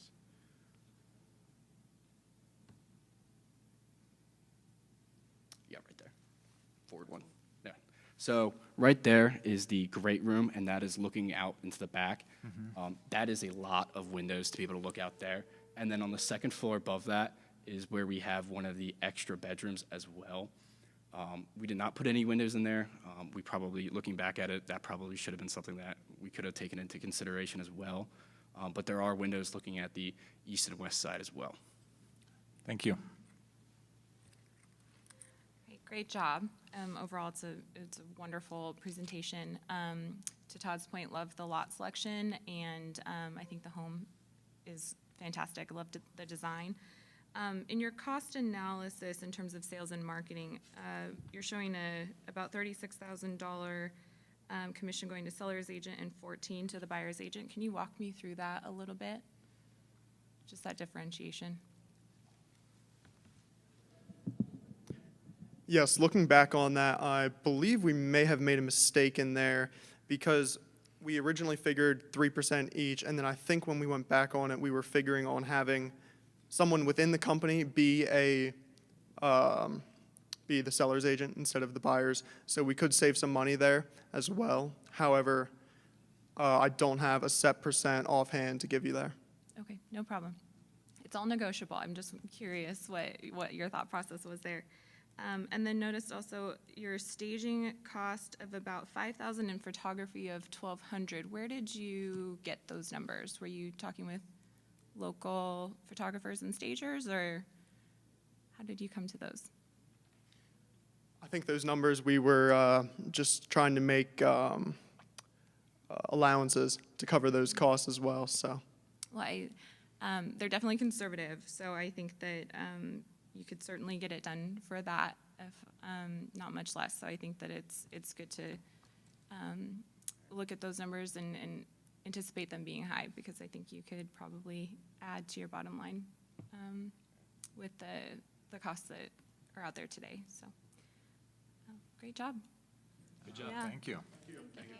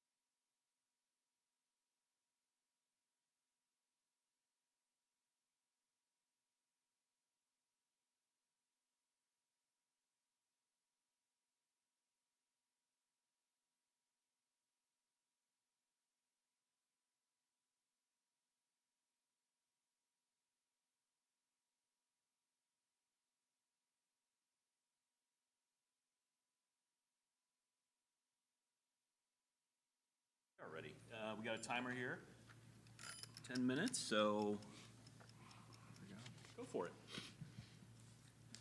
All right, thank you for coming and welcome to Poly Build Group's Frontier Point home within the Cache Master Plan Development in Greeley, Colorado. I'm Sean Ross, Development Lead. My name is Emily Edmondson, and I am the pre-construction manager. I am Mason Chamberlain. I am the operations manager. And I'm Luke Salmon, financial analyst and licensed broker. My name is Nixon Calderon, and I'm the principal architect. And I'm Nick Milligan, your superintendent. So for over 30 years, Poly Build Group has been dedicated to becoming your premier master builder in the northern Colorado area. Whether it's ground-up construction in Denver or remodel in Windsor, Poly Build Group is your one-stop shop for all things construction. Now, to us, relationships are everything. We live in the communities that we build in, so we want to make sure we're invested. And we didn't become a prestigious contractor in the area for no reason. This comes from a commitment to quality, and to us, quality is more than an idea, more than a buzzword we throw out on a presentation for you guys. Quality is a feeling we want our clients and you to walk through today as we present Frontier Point. Thank you. Now we'll jump into a quick agenda. We're going to go through some market analysis, dive into our design, hammer through construction, then finishing up with some finance, risk, sales, and marketing. So the location of the Frontier Point home is within the Cache Master Plan Development, just outside of Greeley, Colorado, on that Highway 34 corridor. It is located centrally to Fort Collins and Greeley, being just a 30-minute commute, as well as a couple minutes outside of Greeley. You also have around an hour access to Denver, which is your nearest international airport, and enables the home buyer to have access to the major employment hubs in those regions while still prioritizing outdoor living. Estes Park, the gateway to the Rockies, is only an hour away, and we are 40 minutes outside of Horsetooth Reservoir for great outdoor opportunities, as well as the region being connected by bikeable trails with Greeley's 2032 project, bringing many more miles of bikeable trails to that northern Colorado region. I'd like to pass it off to Mason for specific lot selection. Yeah. Sorry, comparables. If we look at what's hot in the region, we have some new construction. Starting off in Timnath with this $2.3 million 4-bed, 6-bath. That was built in 2021 and has appreciated nearly 36% since an initial sales price. Going down into the Rain Dance community, we have a $1.8 million 4-bed, 5-bath that is currently under construction. So that gives us a great idea as to what is being built in the region. Then down there on the right, we have our beautiful $2.1 million 4-bed, 5-bath Frontier Point development in a similarly amenitized master plan development in the Cache. Now I'd like to pass it on. Thank you, Sean. Yeah, so now getting into our lot selection, we have this prestigious lot 23 in the Overlook lots. It has 270 degrees of panoramic views of the Colorado Rockies and the Prudhoe River. We find that this lot is going to be perfect for us to excel our comprehensive builder capabilities on this lot, and our design team is really excited to show you guys what they've done. Thank you, Mason. Now let's get to design. This welcome, stunning 5,525 square foot home is a multi-residential living. It is great for entertaining. As you step inside, you are welcome with soaring double-height ceilings and a panoramic view, creating open and area layout. This stunning home features a nice pass-through window and folding accordion doors. This is perfect for entertaining because Greeley, Colorado has 270 sunny days. This is a great gathering area for all people and during all seasons. As we walk from the main living room to our seating area, to our staircase, you are greeted by a seating area to your right. On the top floor, we have a master bedroom with a private balcony, which is perfect for morning views. We also have 2 bedrooms with a Jack and Jill bathroom layout. Just beneath our staircase, we have a beautifully designed wine storage display, which adds a sophisticated and elegant touch with its amazing cabinetry. We also have a cozy reading nook overlooking the living room, which opens out to a shared outdoor terrace. This shared outdoor terrace is perfect whether you're enjoying a sunny day or heating up during those cold winter nights. This outdoor deck features a stacked chimney, which allows guests to enjoy during all seasons. Moving down to our walkout basement, our inviting patio welcomes you in with its foldable patio doors. Our basement also features a master bedroom, a laundry room, as well as an unfinished room, which is 607 square feet. This unfinished room could be used as a movie theater, a home gym, or even a game room or a bar. This stunning hill country home with its stone and wood accents harmonizes beautifully with the hill terrain and stunning views of the Rockies. Whether it's enjoying a coffee in the patio or evening fire, this home is built for long-lasting memories and for creating breathtaking views. Now let me tell you about some of my favorite features of this home. So this home has a master bedroom on the top floor, which has a private balcony, which is perfect for looking at sunsets. Another one of my favorite features is the 2-car garage with a flex space. This flex space allows you to do any type of side jobs or just any personal projects that you have. We also have a heated driveway and walkways, which is perfect. You won't have to snow anymore during those cold winter nights in Colorado. Now let me talk about sustainability in our design.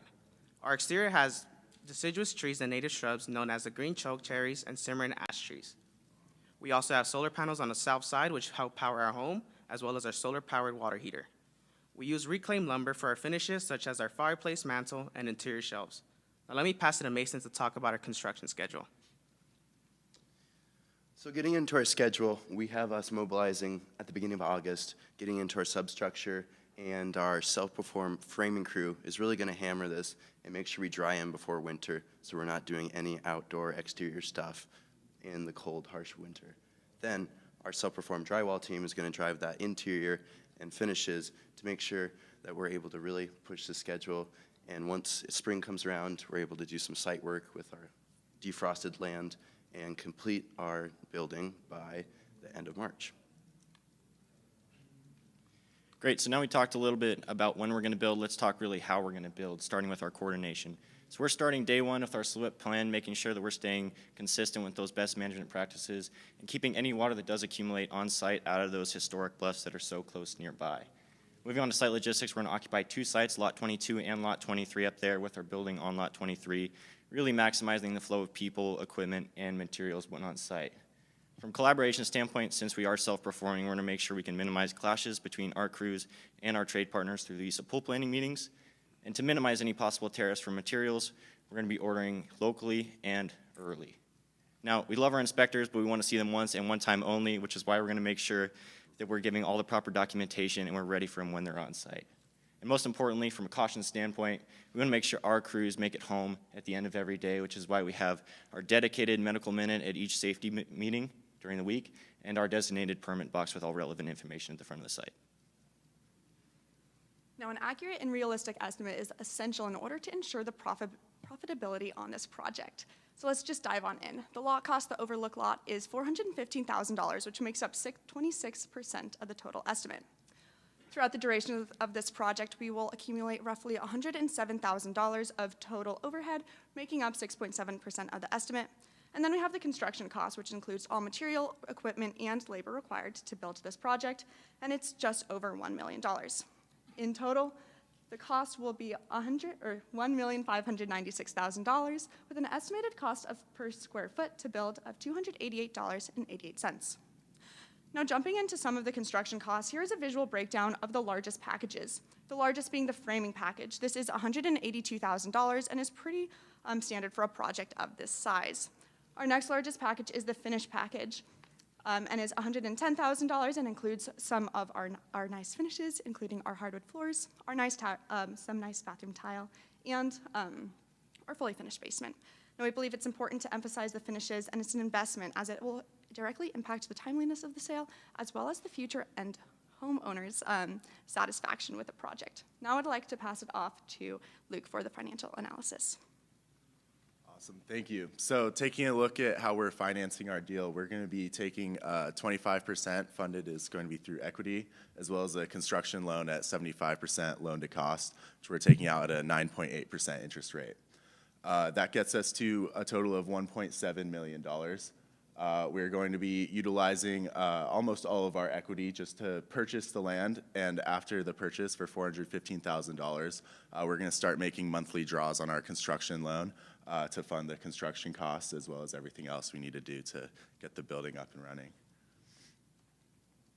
Now, after deploying this capital, we will be targeting a sales price of $2.1 million with net profit of $328,000 at a 19% margin. Now, there are 2 major risks that we've identified. First would be an increase in construction costs, specifically in the price of lumber. What we're doing to mitigate this is self-performing our framing. Additionally, a decrease in sales price is a risk, but we are very conservative in our assumptions. We don't believe that to be very likely to happen. Additionally, I will be serving as the in-house broker, which could result in cost savings of $63,000. I'll be using the specialized knowledge of our team to help portray the value proposition to our clients, as well as attempting to get a pre-sale by posting 3D rendered images during construction. Now, as we wrap up this meeting today, I would just like to end it off with these last 3 points. First, this is the right place. This is the right time, and we are the right team. So with that, I would like to open it up for any questions. Thank you. Thank you. Go ahead, Paul. Great presentation. That walkthrough was really, really impressive. I don't know if you were controlling when it was starting to move to different rooms, but you were right in line, so that was really, really awesome to see. Also, really great job on your loan assumptions, and that breakdown that demonstrates a really strong understanding of that piece of the project. Can you expand a little bit on where you got your construction costs? The construction cost, I have the full estimate, like one of the last slides. And Barry, could you just cut to the end? Yeah, this might help break it down a little bit more. I have it broken down by divisions: general condition, site work, concrete, masonry, metals. Most of this is all just like a unit takeoff, and then I used RS means to find. I used RS means to find a pretty accurate unit cost for the labor, installation, and then material or equipment needed. Labor, material, and equipment needed. And then I did a takeoff to find how much of that would be needed throughout the house. And for any specialty products, I used like just whatever specs I could find, like on Home Depot or whatever supplier we would be using. Thank you. Did you look at some sale comps in or closer to Greeley to support your price above $2 million? Yeah, absolutely. We identified several other comparables in the region and then took off their price per square foot of sales price, as well as if we had access to any construction costs, and then broke it out in terms of what type of finishes we would be able to offer to kind of match that or press that limit. So your sale price, you're saying, should be comparable to those other communities? Yes. In terms of sale per square foot, is that correct? Or? Yes, we are identifying a price per square foot that is comparable to those other communities that are a little bit more toward the Fort Collins area. However, we believe that the Cache Master Plan community offers homes and a sense of outdoor living that is unbridled in the region. I don't disagree. This is going to be a remarkable place, an outstanding community. I might be a little more thorough and detailed on supporting your price, especially when it's not a waterfront lot. It's a $2 million home. So being a little more thought through on that side of it might be helpful for next time. Absolutely. We believe that the views that our project is able to offer give expansive region overlook over the region, as well as we are prioritizing finishes to create a high quality product that matches that market. Thank you. Thank you. Great job. I loved your presentation. And walking through, like Owen said, I'd echo what he said on that front, and on just really being able to communicate clearly to us on that, and going through. You had picked lot 23.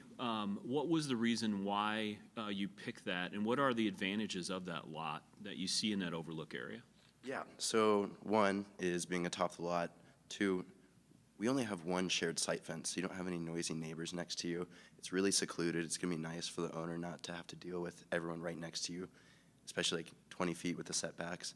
And then three, we thought the waterfront properties, that would be tough on our construction because the over-excavation that you have to do due to the geotech in the area. So we felt that, one, with the schedule, trying to make everything logistically work, the overlook lot would be the best to highlight our high-quality product. Yeah, and I like the point that you actually have a walkout on that lot as well, because it does open up. That's one of the better areas that we think in the community as well, because those areas to the east are definitely advantages for us as well from that perspective. And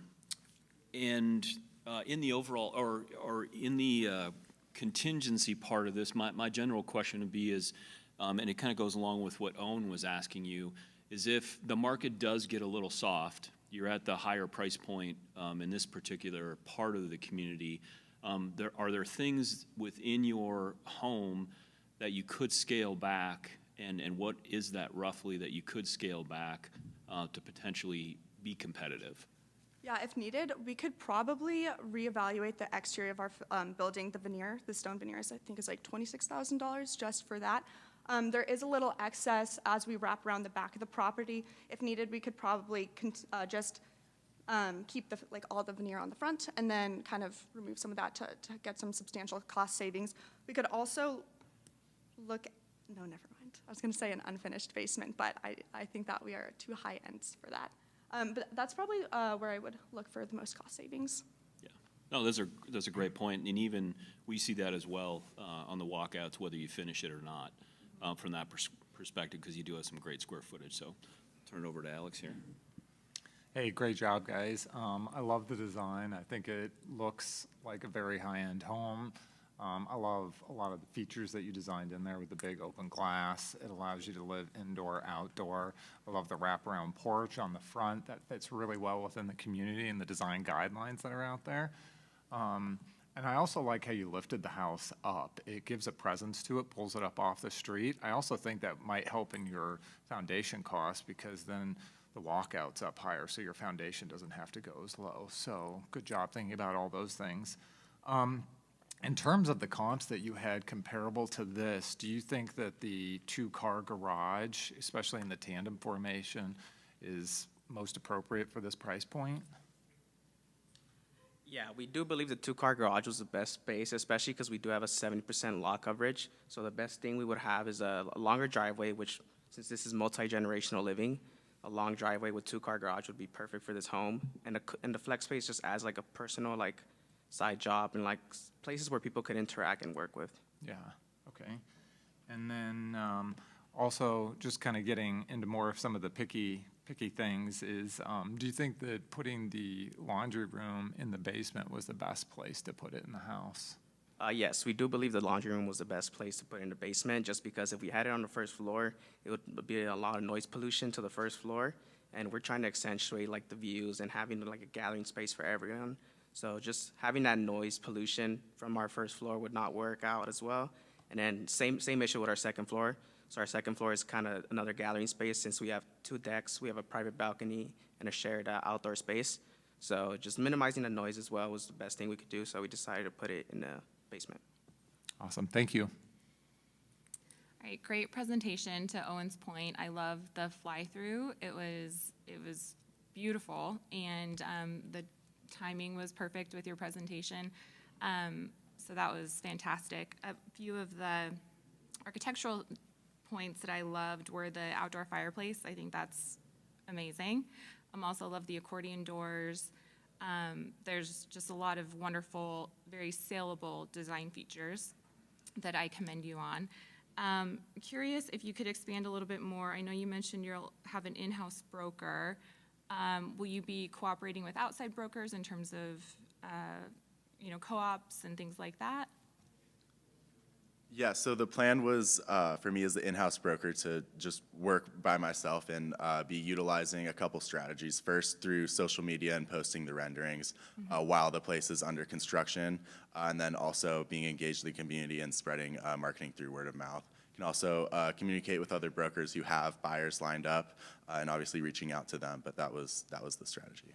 Okay, perfect. And I did notice in your presentation, I had made a note that, to your point, you'd be doing lead generation at NOCO Ice Center and RCS. I thought it was creative, and you obviously did your research on the market because those are great places to be doing lead generation, particularly in this price point. So I thought that was very well thought out, well done. Thank you. Great job. Excellent presentation. I enjoyed that. Whoever's doing the renderings is doing a great job. In particular, that was very unique to have the lot and the architecture placed on the land and turning to show the Continental Divide. And that placement, I really thought that was a great thing to share. To Sarah's point, the local research, I really appreciate the nod to our sister company with the reclaimed building products. That was nice. Appreciate that. I love the California vibe on this house. EIFS or stucco, all the natural glazing, just the bifold doors and the open space and all the natural light that's coming in here. The heated drive, I think that's a great offering for a buyer here to not be running a shovel in winter, because that can be a burden. So all in all, a lot of really great things here. I guess the question I had, you have plenty of margin there. What is the total square footage? I just didn't catch it. The total square footage is 5,525 square feet. Okay. And let's see, we're building at 194 square foot. So I think with some of the products that you're offering, to Todd's point, you have a solar roof, you have metal roofing, you have a heated garage. So you have opportunities to reduce that cost, and your margin's strong. So I think it's conservative, but a lot of those, substrate heating on driveways is very expensive. Those accordion doors run $1,000 a linear foot. Metal roofing is 4 times the cost of shingles. So things to be aware of. They're very attractive, beautiful architecture. It's going to have no problem selling. But from your cost per square footage, generally that's going to be $250 a square foot and up to achieve those things. So just consideration. But all in all, great presentation. Very well done. Thank you. Great, thank you. Thank you.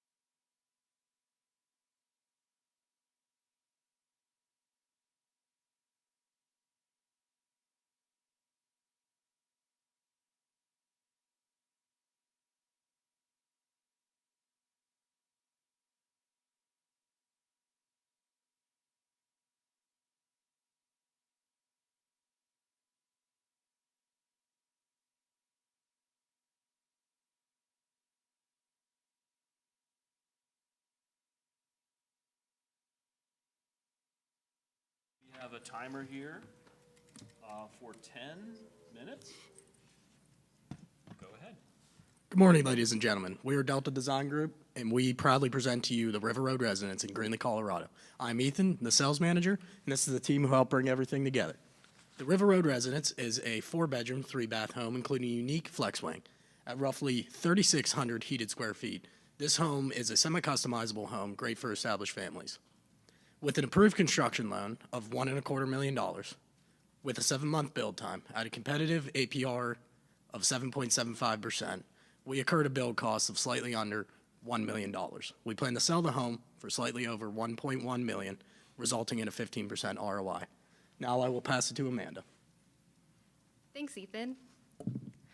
Greeley, Colorado is a rapidly growing and developing community located in Weld County, northern Colorado, and only a few miles from major cities such as Fort Collins, Boulder, and Denver. It allows residents to have a rural feel while still having access to big city amenities. And Greeley is also home to the University of Northern Colorado and is known for its great weather and affordability.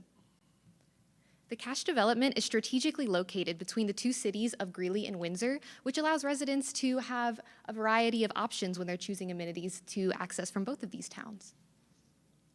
Our home is located within the patio lot section of the development, which you can see here. It was chosen for its excellent value and access to a variety of the cache's amenities, such as the Poudre River Trail, the lakes, and a variety of pocket parks and other amenities that the neighborhood has to offer. Greeley and Windsor have a very steady population, but Greeley has seen a 33% growth since 2010 with a median age of around 31. Windsor has a slightly smaller population that's a little bit older with a median age of 40. Both cities have a pretty similar employment rate, with the main industries in both being in energy, agriculture, and manufacturing. However, Windsor stands out with a significantly higher annual household income of $160,000 per year. Housing in both cities has remained similar. However, homes in Windsor tend to sell at a bit of a higher price point than those in Greeley, but homes in Greeley tend to sell faster with an average time on market of 46 days. Overall, we've seen a significant growth in small businesses across Weld County as a whole, with a 19% increase just from 2016 to 2021. Additionally, the rise of remote work post-pandemic has fueled a desire for residents to have flexible work-from-home spaces. So with that, I'll pass it on to Aya to tell you more about our ideal client. Thanks, Amanda. Based on the household income data for Greeley, Colorado, it's clear that a large segment of the population may not have the means to afford this home. Therefore, we're targeting the 22% of Windsor and the 7.8% of Greeley households that earn over $200,000 annually. This home is perfect for home-based professionals and/or business owners looking for ample space, yet with the flexibility to commute to larger cities a couple times per month. Additionally, this is a perfect fit for established families looking for a move-up home, especially those with a student attending the University of Northern Colorado. While Windsor has seen an abundant number of luxury homes on the market, Greeley has lacked comparable options. Until now, the cash development bridges the gap, offering a premium living experience that connects these two dynamic areas.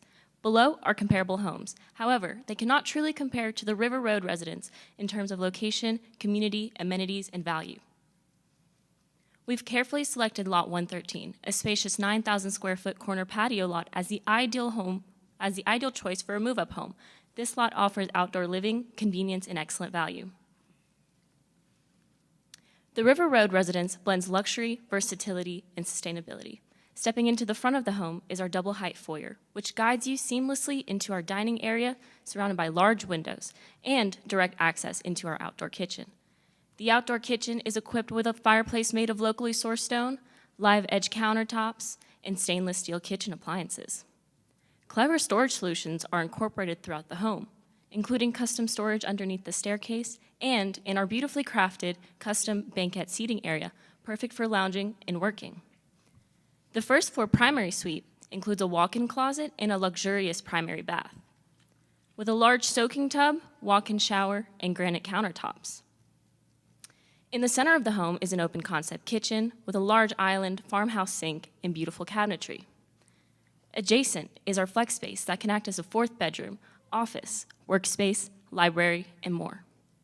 Upstairs is the perfect retreat for relaxation, while 2 bedrooms are connected with a Jack and Jill bathroom for comfort and convenience.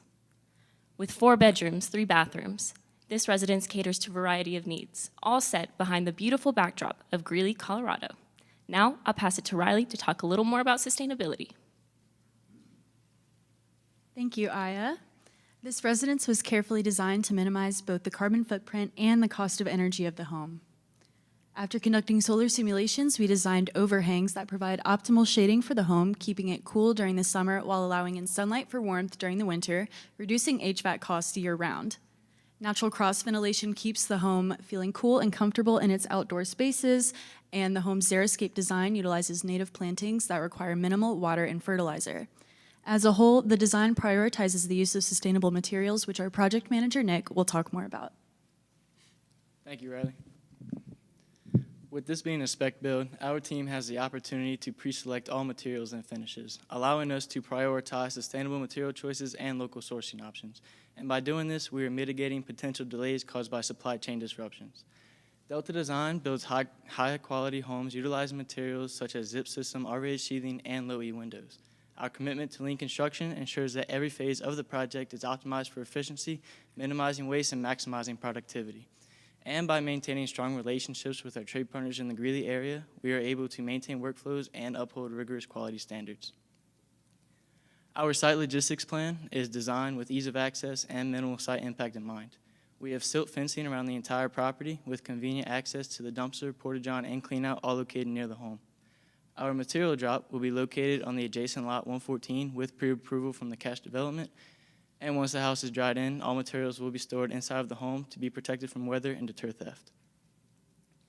Delta Design will acquire lot 113 on June 2nd and allot the next 25 days for permitting and plan review.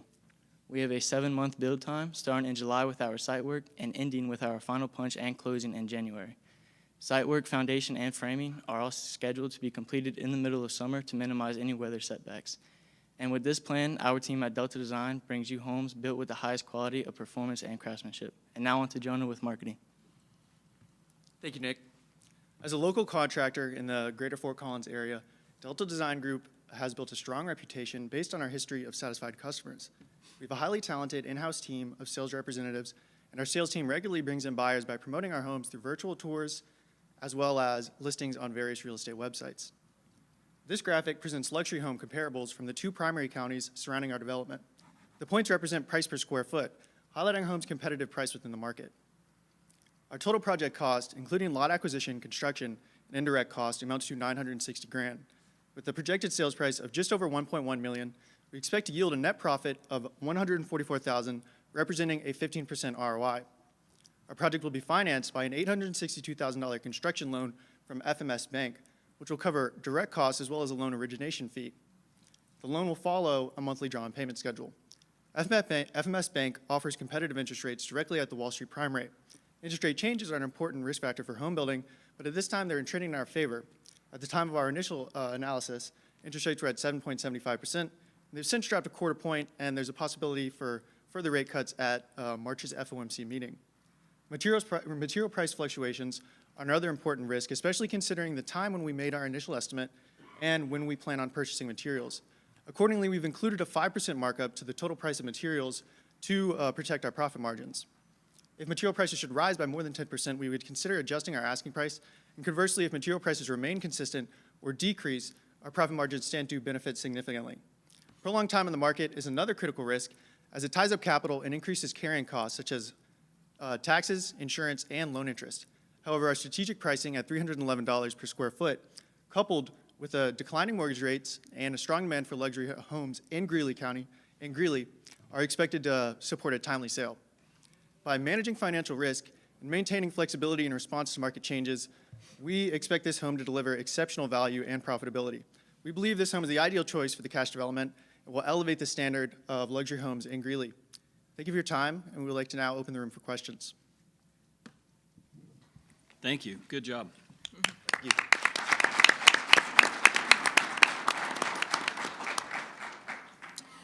A great presentation. I will echo our last one as well, where the fly-through or the visual presentation is outstanding. Thank you. For people to actually understand, especially at this price point, the home that you're building for them.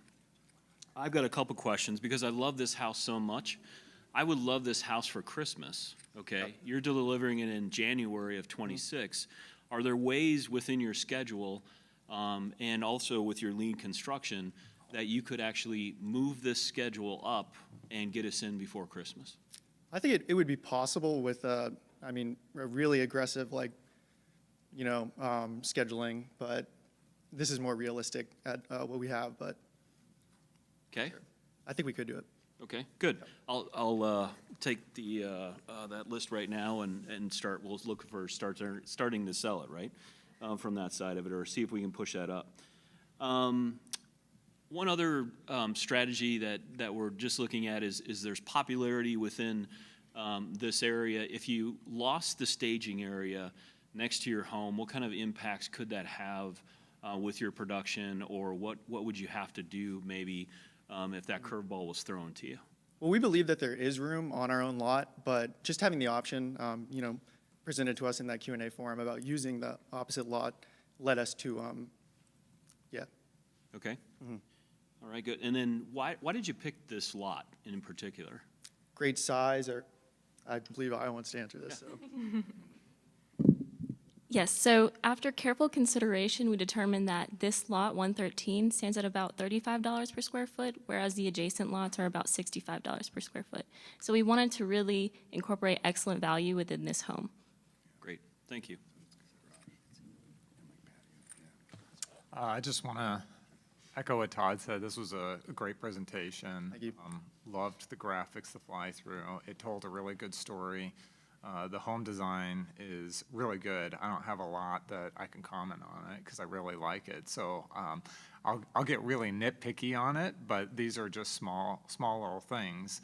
But really love the design. I love the use of the front wraparound porch and how, because this is an alley-loaded home, that you're wrapping that around to side yard living on that open side, and it really opens up, and it's a great corner lot. What was your reasoning for adding extra parking on that side rather than trying to maybe utilize some more outdoor living? So the reason why we added that extra drive is because we wanted our flex space to feel kind of independent from the rest of the house. So in case it was being used for more of like a business venture, they would be able to accept clients through that private entrance. It also has its own private full bath, so it can kind of function independently from the rest of the house. That's great. I love the idea of that, and because this is a flex space, you're not closing out a lot of different options that people can see themselves using it as, whether it be another bedroom or a home office. I could see somebody using it that way, which is really great. So that helps. Another thing I noticed on the elevation, you call out that you're using LP Smart Side, but you call it as vinyl siding. Was that a mistake? Because I don't think LP Smart Side is actual vinyl siding. It's a composite material, which is a pretty high quality material fit for this. Yes, sir, that's correct. Okay. It is a composite material. It's wood-based. Okay, thank you. Hi there. Great presentation. I thought that the flow of it was wonderful. Your timing was wonderful. So it was really enjoyable to watch. Thank you. And a few things just on the design of your home. I think overall it's an incredible design. Loved the outdoor kitchen. I think that is certainly a sellable feature. And also the custom storage under the stairs. Those are two among many that I really think would be great in this market that we could certainly sell. Wanted to ask just a quick question. I believe I saw in your marketing and sales budget you had $66,000. Is that correct? Around there? 66,000 just for marketing and sales? I believe that's what I saw. I could be wrong. But regardless, if you could just elaborate a little bit on what is included in your marketing and sales budget. So I believe our overhead, marketing and overhead, is that what you were looking at with the 66? Yes, I believe so. I was So trying to catch it on a slide, so I could be wrong, but. So that's going to cover our in-house realtor, our in-house sales team, and they're going to, it's also going to be used for like targeted ads. Okay. What else? Yeah, realtor, just building our websites and funding our own like in-house team because we're not using an outside realtor.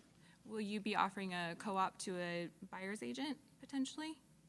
I don't think so. Okay. Okay. Thank you very much. I appreciate it. Nice work. Thanks for the presentation. I really enjoyed the renderings when we were reviewing this previous to this. I had a lot of fun with the QR code. I thought that was really well done. From an architectural standpoint, I thought the shed concept was pretty neat in this community. Driving a golf cart to the community center, something like that's kind of out of the box and fun for the end user. I think the 7-month build schedule is appropriate. To Todd's point, getting any tighter than that might sacrifice some quality from what you're presenting here. I love the lot selection. It's probably my favorite one. I can't wait to build on that one myself, so I think that's a great choice, and I'd love seeing this here. The constructive comments before a couple questions is the wood products outside are tough. Colorado can have -20 in winter, up to 110, and we work exclusively with wood products in our reclaimed lumber business, so it's painful for us all the time, so we try to eliminate those if we can. But I like, that creativity of doing those live edge tops and that. I wanted to clarify, just because I'm trying to make sure I'm on the same page. I had $500K for construction costs, and that's for 3,600 square foot heated, correct? I believe that is correct, yeah. Okay. And that, I'm at a 140 to 150 range a square foot, which is hard to comprehend, but, or is that we're at 230, I saw 232 a square foot, because that's very accurate to the market. So I'm just trying to make sure I'm on the same page with you guys, if you can help me understand that, the cost per square foot of construction. I think the 232 is the number, yeah. Okay. Perfect then. The site logistics with the adjacent lot. I like the reference to approval as well. You don't always own the lot next to you in construction, so to just put equipment and storage on other people's property, that's great. I appreciate that reference. Thank you. Yeah, thank you very much. Yeah, great package and presentation. The fly-through was excellent. Very quick-paced, description of your project. So great job on all fronts there. Can you expand on how you arrived at your construction costs? Yeah, I mean, we had a design and we estimated the materials accordingly. Referencing, RS means as well as local material prices. Okay. Did you talk to some local trades and contractors, builders? No, we didn't think that was allowed in the competition as part of the rules to not contact anyone. Right. There were definitely certain groups who weren't allowed to contact. Can you maybe describe some of the value engineering you may have done to bring your costs in to that level? Value engineering. Yeah, that's an excellent question.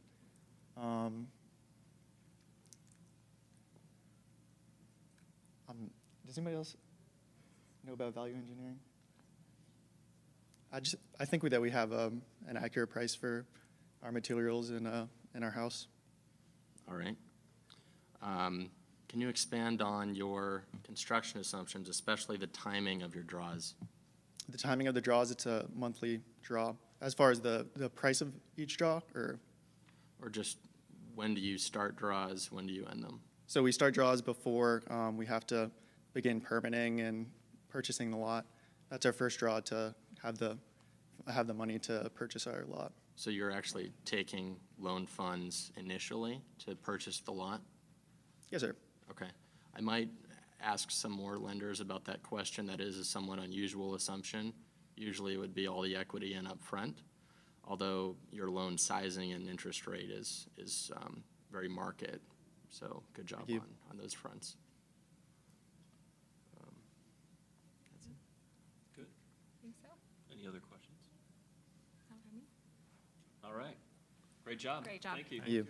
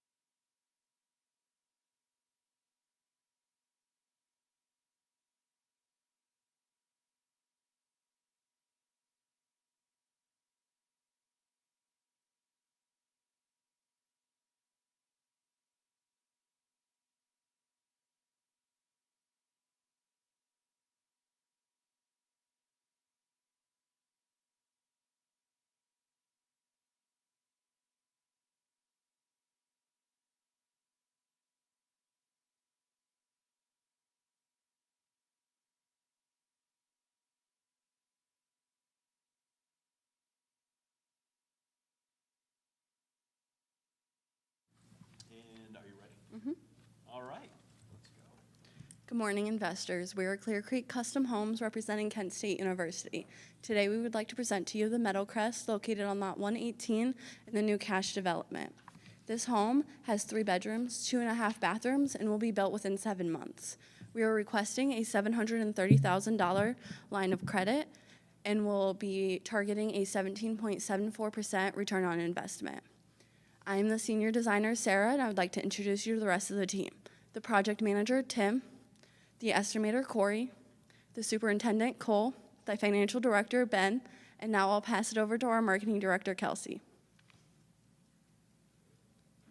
Greeley, Colorado is a growing city located in Weld County with easy access to Fort Collins and Denver. It offers a family-friendly, small-town atmosphere with excellent public schools and making it an ideal place to live, work, and explore. Greeley offers a unique appeal through its unique demographics, housing, and employment opportunities. Has a median age of 31 and an employment rate of 68%. It also has a growing population by about 3% annually. When selecting the ideal lot for the Meadowcrest, we carefully evaluated a variety of different options within the cash development, considering key factors such as lot size, cost, and access to future amenities. Our lot grading system, which evaluates both ease of sale and livability, helped us rank these options systematically. We selected the patio lot for its alignment with our criteria and target clientele. Now I will be passing it on to Corey to talk about the estimate. Thank you, Sarah. In this estimate, I have highlighted a few of the most noteworthy line items. First being the framing, which is $60,000, the interior just under $40,000, and the MEP altogether being just under $60,000.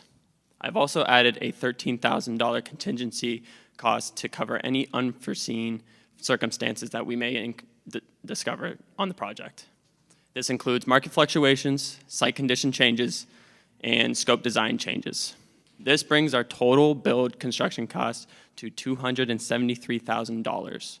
I will now pass the mic to Tim, the scheduler.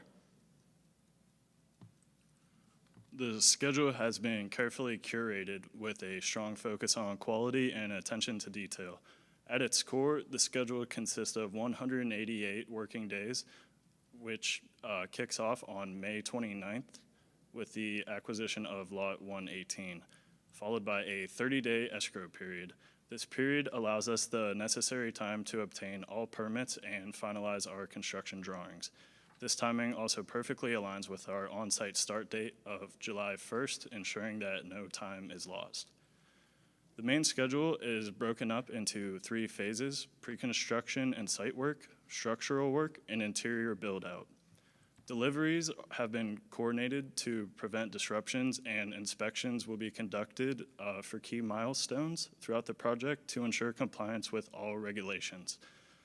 Given the challenges due to Colorado's harsh winters, 17 days will be set aside in the spring to finish the landscaping and driveway. This timing was designed to ensure optimal results and will allow the home to flourish as the season changes.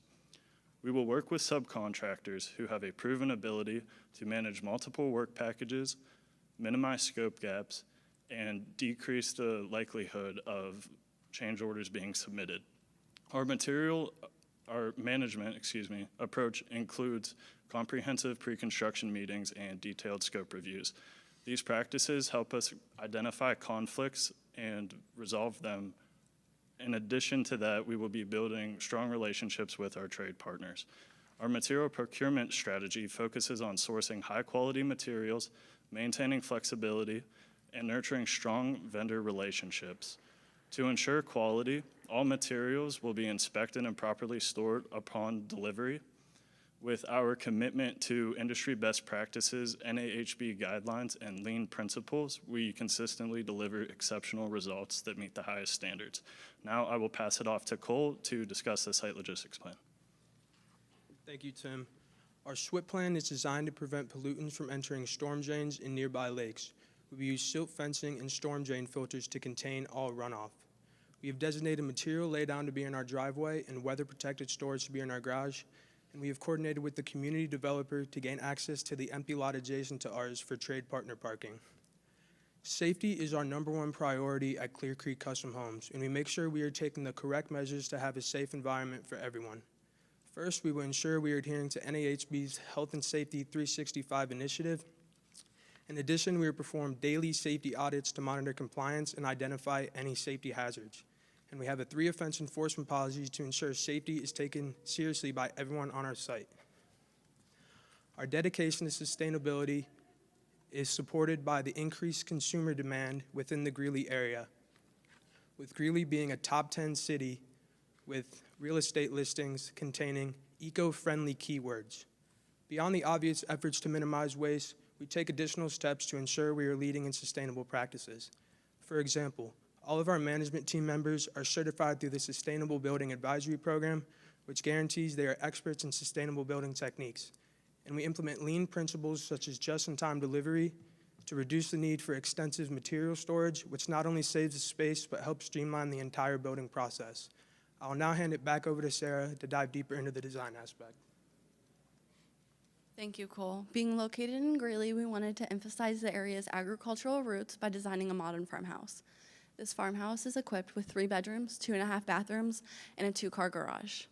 Being located on an alley-loaded lot, we wanted to build a home that would not only connect you with the community, but also enhance curb appeal. Some other features include 2 covered outdoor spaces, an open concept first floor, a private primary suite, as long as various types of sustainable methods to maximize the efficiency of the home. We spread the modern farmhouse language through the interior using light tones and pops of color. These materials represent our base package, but other options are available. Thank you, and I would like to pass it back to Kelsey. Our target market focuses on young adults and established professionals aged 29 through 45. These individuals value homes that balance both practicality with lifestyle benefits, perfectly aligning with what we offer. As they transition into starting or growing their families, they are highly motivated to invest in family-oriented living spaces. We conducted a market analysis survey to gain insights into the key preferences and priorities of this market. This enabled us to tailor our marketing strategies to more effectively engage our audience. In order to best reach them, we plan to use social media to our full advantage, and we created interactive content on social media platforms that would best resonate with them. Our sales strategy includes leveraging an in-house realtor to reduce costs, ensure branding consistency, and provide a personalized selling experience. We plan to start the selling process immediately after we purchase the lot, and key tactics include virtual walkthroughs and 3D tours of the home and targeted digital advertising campaigns. If the house doesn't sell within the desired timeline, which is before construction is complete, our exit strategies include a price adjustment to meet market conditions, a lease-to-own option, and a long-term rental option. This ensures flexibility and success in any market scenario. I will now pass it to Ben to talk about the financials. Thank you, Kelsey. Our total cost is nearly $715,000. We have opted to use 100% debt financing. Our loan value is for $730,000 at an interest rate of 8%. However, our interest rate is slightly conservative due to the uncertain rate outlook going forward. However, on the contrary, a further drop in material prices is likely due to the already 3% decline over the past year. Our selling price is based on a Colorado house price index that has been outpacing that of the United States as a whole. Seeing this trend continue would enable us to sell our home above our target price. With that being said, Clear Creek Custom Homes is targeting a return of 17.74%. If the upper estimates of our sensitivity analysis all come to fruition, we could return upwards of 32%. Now I will pass it back to Sarah. Thank you, Ben. Based on what you heard here today, you can tell this is the ideal time to invest in this home in a growing location. Every aspect of what you see has been carefully designed to meet the needs of our target market.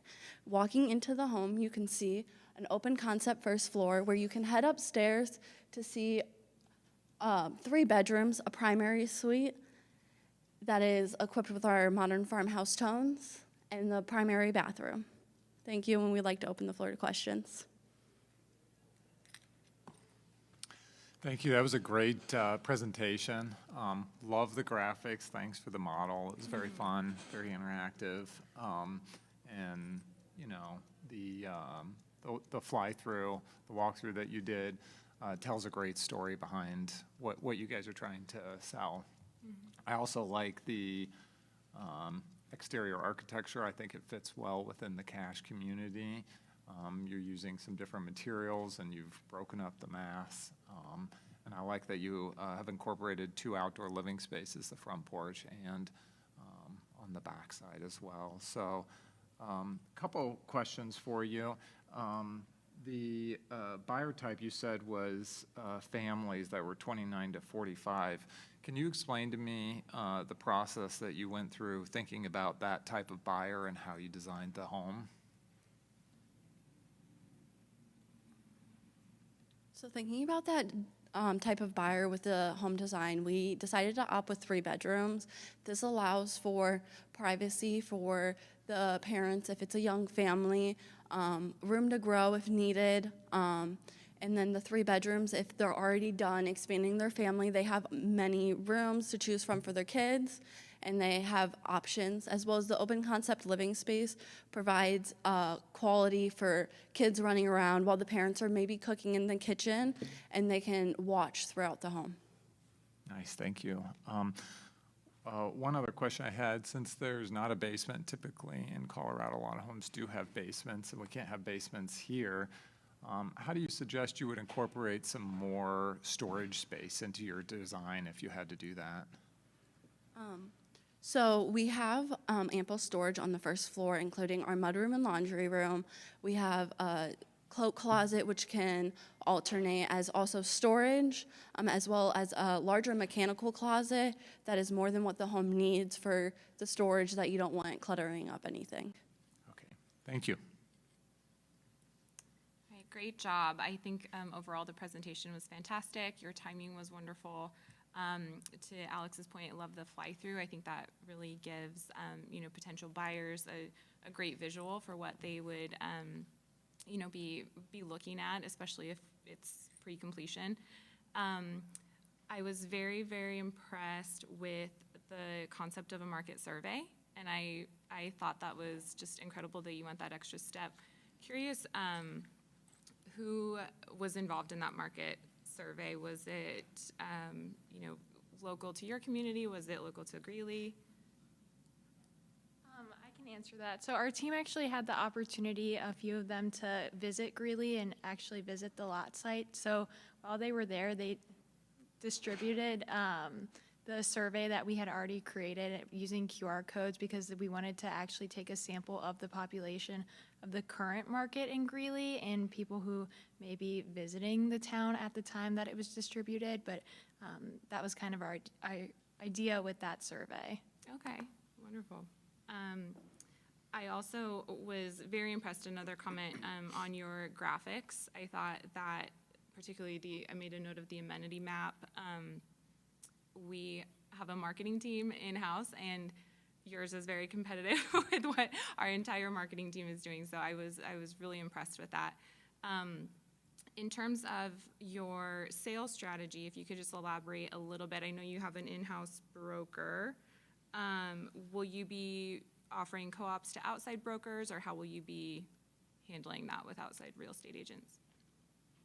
So the in-house realtor that has worked with us on previous projects, so they know the types of homes that we build and just kind of the work that we do. So we plan to just stick with that realtor specifically, just because it ensures that it stays with our brand and provides that personalized selling experience. So we would like to keep it just to that in-house realtor that we're used to working with. Okay, and then if a buyer were to be utilizing a broker and approached you on this particular product, would you be cooperating with that broker, I guess? Yes. We would probably try to do something that would utilize our realtor at the time too, and see how they can work together to provide that specific buyer with their best experience and make it personalized to them and make them comfortable with looking at the home and potentially buying it. Perfect. I love that you mentioned the buyer experience. I think that's very important. So good thing to consider. So very well done. Thank you for the presentation. I see the 7-month schedule, 188 days. I think that's very appropriate. We are striving for a 170-day construction schedule on these products ourselves, and that's not To your point with March, it's a very wet month for us, so 17 days for that is important. On the actual grading, I don't know if it's a technical issue, but I noticed a break in March on the Gantt chart. Would you guys mind just bringing up the scheduling if it's in the presentation to help me understand what that was? The break in March on the Gantt chart is just the timing between when the actual construction of the home finishes in February. It finishes on February 16th, and that's when the COO will be provided. And the homeowner can actually move in February, and then we will come back later on April 20th is what we have scheduled. The schedule is just a projection of what we see. As the weather continues to improve, we will come back and finish the landscaping and driveway. Perfect. So you just kind of account for post-frost conditions when you Yes, get sir. into the ground and complete landscaping and hard surface and all that. Right, we don't want to plant plants and trees and when it's sub-zero, or not Yeah, sub-zero, but don't always below get freezing. your construction sites in Colorado for a year. You got to deal with it sometimes there. Right, quality's at our foremost, so that's important to us. Good deal. I think the trade partner research was great. TC there is our foundation contractor, and they're great. Site logistics looked very good. The modern farmhouse style is definitely a saleable product. We really like building that product as well and have had a good time doing that. On the financial end, with estimating, I have $272,000, almost $273,000 for the 2,400 square foot. That pencils out for me at just under about $114 a square foot. Is that accurate? Is that what you guys have as well? Yes. Okay. I think that one, we'll have to find some ways to bring that cost up, or you might be exposing yourself to some risk. It's really difficult to get to that price point. Generally speaking, ranch style is the most expensive price per square foot to build at. And above that, second story is going to be 60 to 70% of that cost. So to build in that range, at least for me, is very difficult in that zip code. So just some consideration to double check those numbers with trade partners. But excellent job, and thank you for the presentation.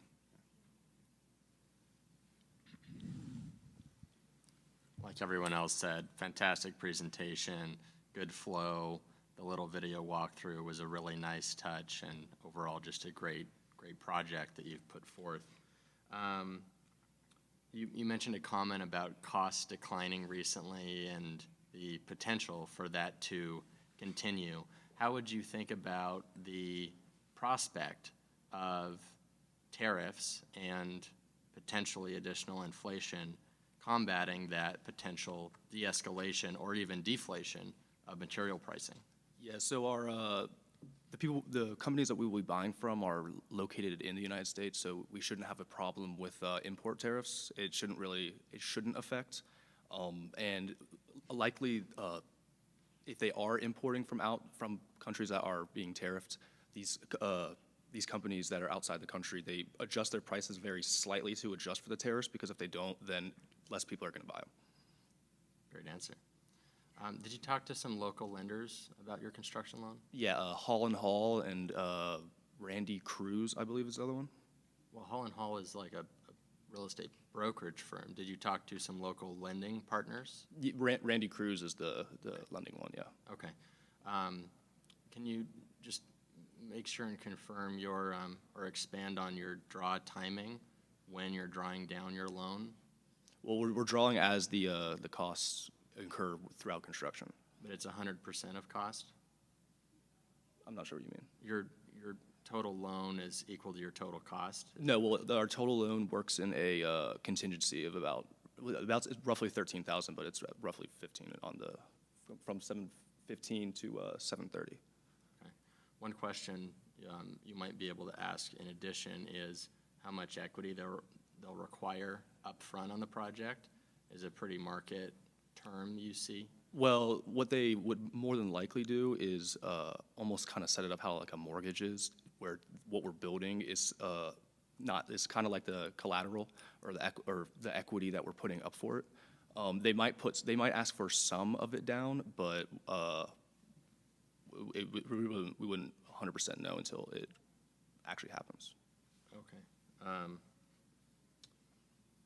right. Thank you. Great job. Just got a couple to follow up and end our questions with you on. You mentioned early on that you had a lot selection process, I believe. What goes into your lot selection process? What are the, checkpoints or the checklist that you might have? So we graded the lots off of various different elements within the development. We wanted to look at the access to amenities, the access to the water, the lot size, the buildable area, also the lot cost, how big of a home we could build, how many bedrooms we could put on it, and more of what our target market was looking towards for their future home. Great, great.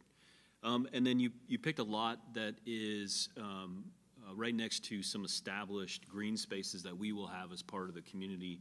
And we'll, obviously be putting in that to help enhance lot sales to that extent. But how are you going to, during construction, stay on your lot and not get onto our area and disturb any of that existing landscaping that we may have put in place?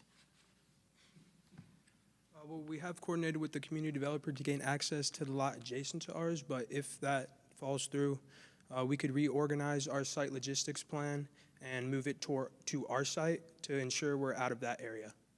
Okay, great. And then just one last, go ahead, sorry. From a design perspective as well, we followed the setbacks as per the developer to make sure that we were set back from the green area to the, I believe it is the right of us, to make sure that we weren't interrupting any of their design aspects of that land. Great, great, thank you. And then just one last final question is, you mentioned that one of your exit strategies, if the market goes sideways to some extent, is a rental. Have you asked the developer, and is that allowed within this community?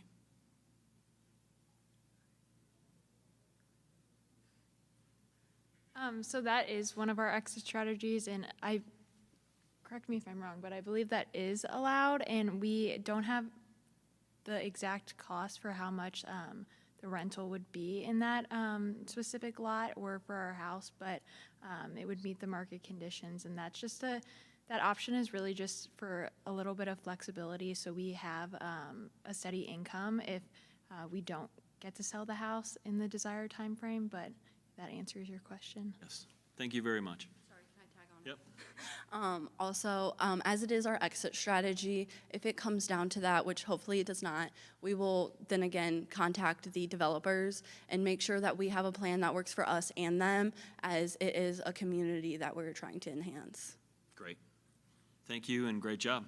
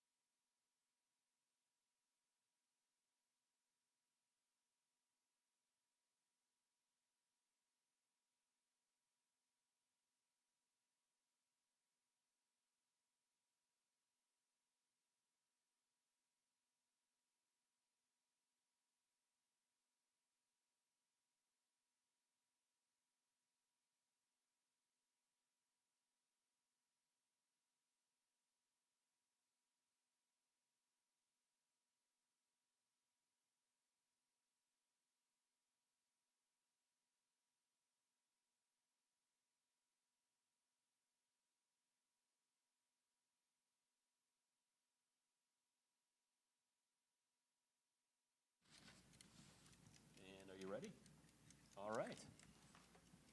Proceed. All right, good afternoon. We're Clemson Creative, and this is our project, the Poudre River Retreat. So we were given the Catch project in Greeley, Colorado. It's nestled alongside the Poudre River, and it capitalizes on the existing lakes in the area. The project itself will have a school built, as well as mixed-use development, community parks, and a variety of other subdevelopments.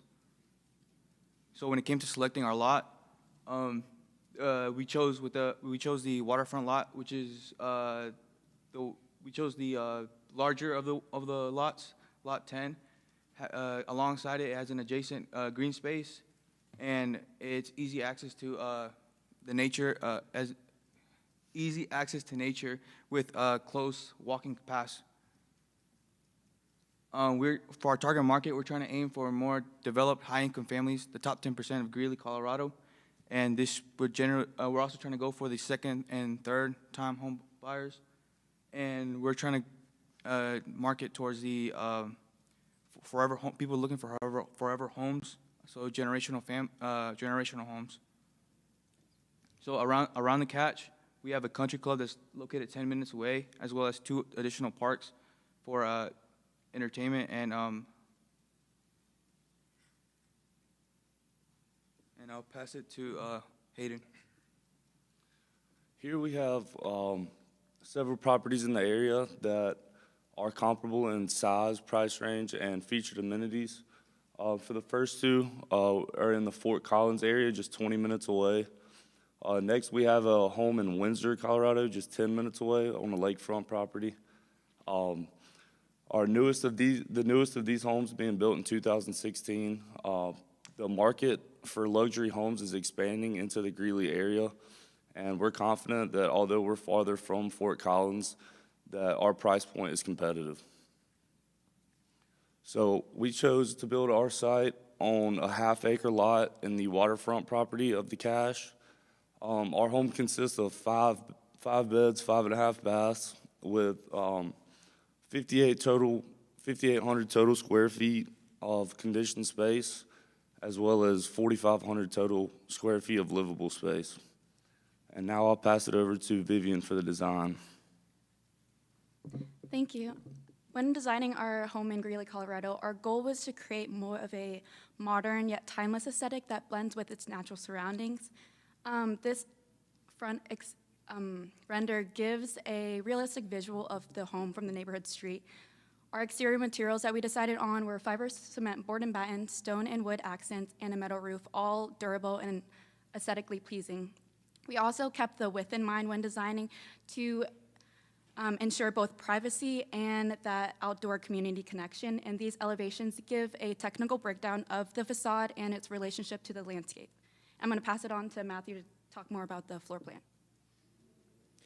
Thank you, Vivian. So from the moment you walk into this home, we want it to be centered around entertainment as well as creating an estate-like feel that's really unmatched in this price point.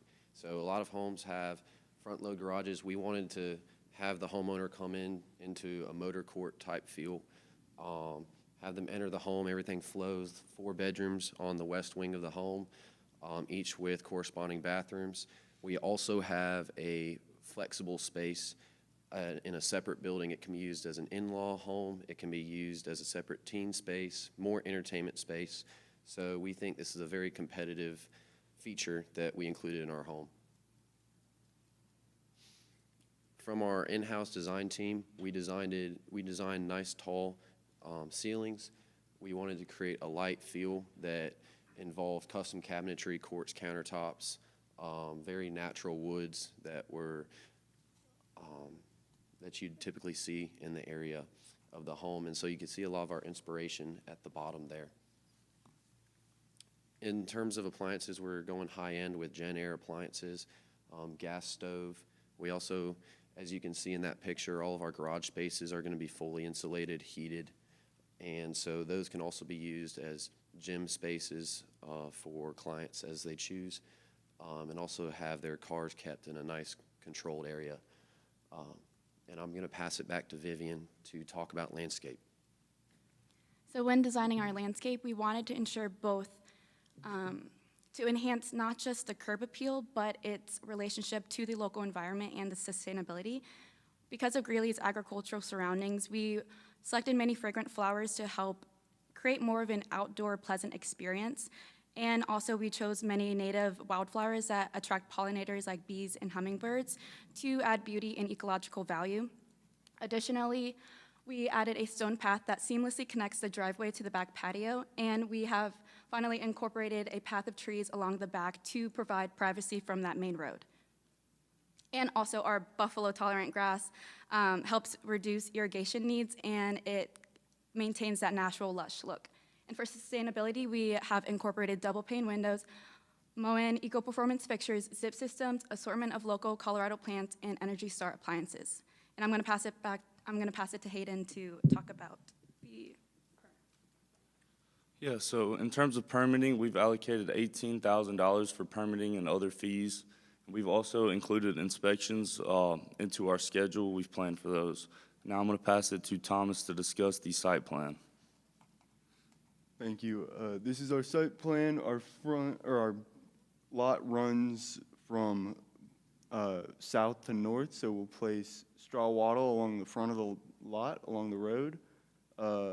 We have a material laydown area in the middle of our lot, and then additionally we will use the lot adjacent to it to also lay down material. That'll help prevent clashes with our trades.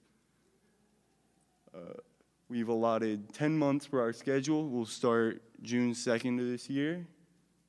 We aim to be dried in by September 30th. That way we can avoid inclement weather in the area. We have 20 days allotted for delays. So our goal is to have our CO issued on March 13th, delaying that back into April if we need to. And then we will perform landscaping when the weather permits so that we don't run into issues with that. We've also highlighted some long lead time issues or long lead time materials so that we can properly coordinate those and make sure they are available when we need them. Now I'm going to pass it to Solomon. Thank you. Our project is projected to yield a strong return on investment. Our total construction cost is $1.8 million, and our total sales cost is just over $2.2 million, given our projected profit margin to be 12.4%. The largest impact on our cost is going to be our construction cost, followed by our lot cost, and then we have just over $100,000 in cost for our financing, overhead, and sales commission. Our construction cost breaks down like this. Finishes are going to be our largest expense. That includes both our interior and exterior finishes. That's all of our high-end appliances, our board and batten, our countertops, our custom cabinetry.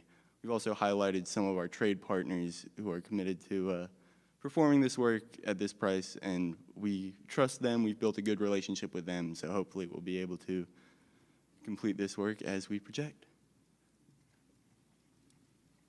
Like any project, we have risk. High interest rates and inflation are a risk, but given our marketing towards high-income home buyers, that is less of a risk for us. But our main risk is liquidity and carrying costs, given the lower pool of home buyers, luxury home buyers in Greeley. We conducted a sensitivity analysis, changing some economic factors, and we found that a 10% increase on material and labor changes our profit to 7.92%, and that's our biggest decrease in profit margin. Thank you, and we're open to questions now. Thank you. Sarah, would you like to go first? Hi. Great job on your presentation. I think it was very, very well done. And I really love, this isn't really my lane, but I really love the overall design of the house. I think the ranch style is fantastic. It's definitely saleable and desirable in our market. And then I apologize if I missed this, but your separate building, is that an ADU? Okay. Yes, it is. Okay, perfect. I was hoping it would be. I love that idea. Again, I think that's very, very saleable. Could you expand a little bit for me on your sales and marketing strategy? So in terms of our sales and marketing strategy, we are committed to marketing to that top 10% in the area. And so finding out maybe some of those individuals that are looking for homes moving in the area, particularly doing some more network-based networking, and just being open to who's coming in the area, possibly identifying a buyer before we even finish the home so we can throw in maybe some changes in some of the fixtures, and that way they really have a home tailored to them. Okay. And will you be utilizing, will your sales be conducted in-house? Will you be utilizing realtors? Yes, we will have an in-house sales agent. Okay, perfect. And then cooperating with outside brokers as well? Is that part of your budget? Okay, perfect. Thank you. Nice job on the presentation. I really appreciate the ADU concept. It's attractive from the entry there on the rendering. How do you plan to heat and cool the ADU? You have a lot of unique options you can do there. Did you guys have any thoughts on that? Yes, thank you. We'll be using a mini split system to heat the ADU. Perfect. I think those are great systems. They're based on electrical usage, and some cities and towns provide incentives for that, so there's credits for that for budget-wise. Honestly, I think you guys have a lot of neat designs here. You have $1 million budget for construction for around 4,900 square feet, so you're there for the ranch style. The 10-month schedule's good when you have two separate structures like this with independent utilities underground. So I think there's room in there to maybe subtract some interest costs if you could speed that up, but it's good to be conservative. Another question that I think I saw in the renderings was a 12-foot top plate, which is great, because if you're building a single-story ranch, it's great to create a high-level space in there. So I was just wondering who came up with that. It's a great design. Thank you. So I think it was a mixed development between a lot of individuals on our design team. We got together, we were discussing potentially starting out with 10-foot ceilings, but with a nice open entertainment. We really wanted to create a design piece, I guess people walking in the home, having it be a unique home, not be a traditional 9 or 10-foot tall ceiling, really creating 8-foot doors, really maximizing the upward space. Yeah, awesome. Yeah, and I guess as long as that's accounted for in the estimating cost, because you're obviously elevating your exterior 2x6 wall stud count, and if that's there, it's a great design. Thank you very much. Yeah, great project, guys. This is a pretty incredible lot and property. I think you mentioned it's the biggest lot at a ½ acre, and you do a nice job filling it. Not my lane at all, but would have loved to see some more interaction with outdoor space on the waterfront too. But I'll let the more experienced people touch on that point. I saw a 5% management fee in your budget. Can you describe what that is? Yes, thank you. That's built into our overhead. That provides that even in a situation where we have much higher costs than expected or we experience delays, there is still some income that we can make on the build, even if we're not profiting. So it just builds in a safety net for us. Okay, so there's already an overhead fee. That's sort of an overhead contingency, is that right?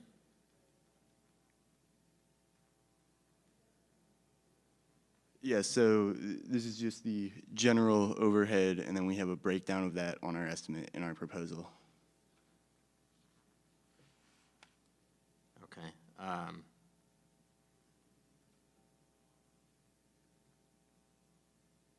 I see. Okay, gotcha. Thank you. Can you expand on which local lenders you talked to come to your construction loan assumptions?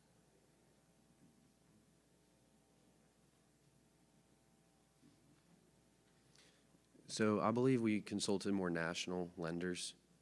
We did not touch specifically on a local bank.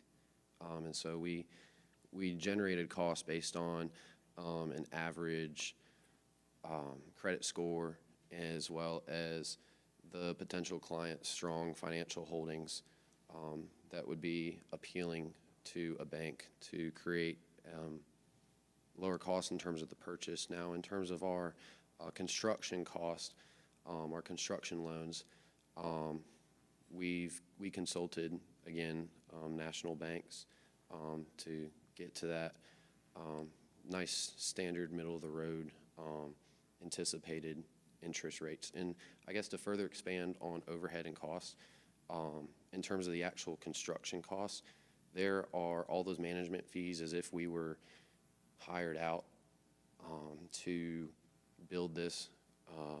All those management fees are already included in the construction cost. So all these profits that you see, that's pure profit on our investment and our money. And so there's multiple stages that we have built that estimate into. Can you quickly touch on how you thought about the markup that's in your budget and how that either does or does not drive your sales price here? Oh yeah, so we wanted to be able to cover all of our office staff and as well as cover everybody involved in the process. So we typically marked up right around the 10% range along the way in our construction cost. And as you can see, we were left over with that 12.4% at the end, and that really covers our investment, our return on investment. It looked like it was a 15% markup that sort of arrived at your price. Is that kind of cutting to it where that came from? Yes. Okay. It's very conservative. It feels like there could be room in your price. That's correct. For this product, I think that should be, 2.5 and up. This is an incredible property. So don't be afraid to make money. Throw a market price on there. You supported it very well with your comps, by the way, another strong point. But yeah, don't be afraid to show a strong margin if you can support it. Thank you. Great presentation, and I love the lot selection.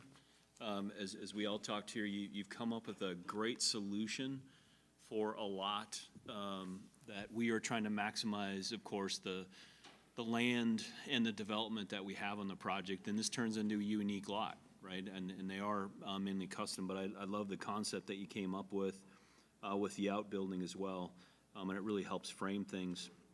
With that, and just talking about the outdoor space that was brought up, as well as you're next to one of the roads that will have a little more traffic on it. How will you mitigate noise, or how will you try to create that privacy in that backyard?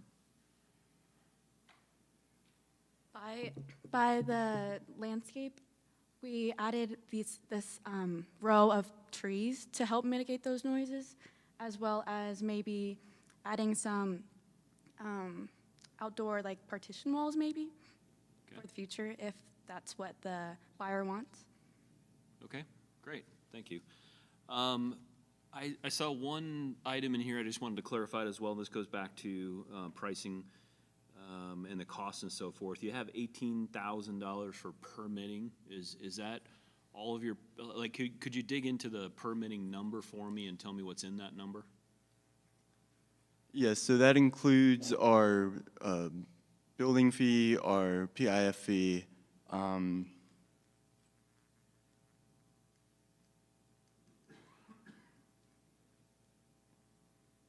our development impact fee. Okay. And the one thing I would caution you there on, just to dig into a little more, is that the water, as you guys have keyed in on, Colorado is very critical for us. So actually the water impact fee along with the permit will be larger. So you could see $50,000 to $60,000 on a lot this big in a house this big as well. So you may have seen that, you may have covered it. I just noticed that here, when we typically say permitting fees, that would include in Colorado those water fees that might come with it. So just something to think about. But you've got enough room that even if you did miss that, you could probably cover it from that perspective. So great job. I'm going to let Alex wrap it up here with hopefully a couple left. Right? Do we have any Yes. that you were Yeah, thinking? everybody's kind of touched on Yeah. a lot of things I was thinking about.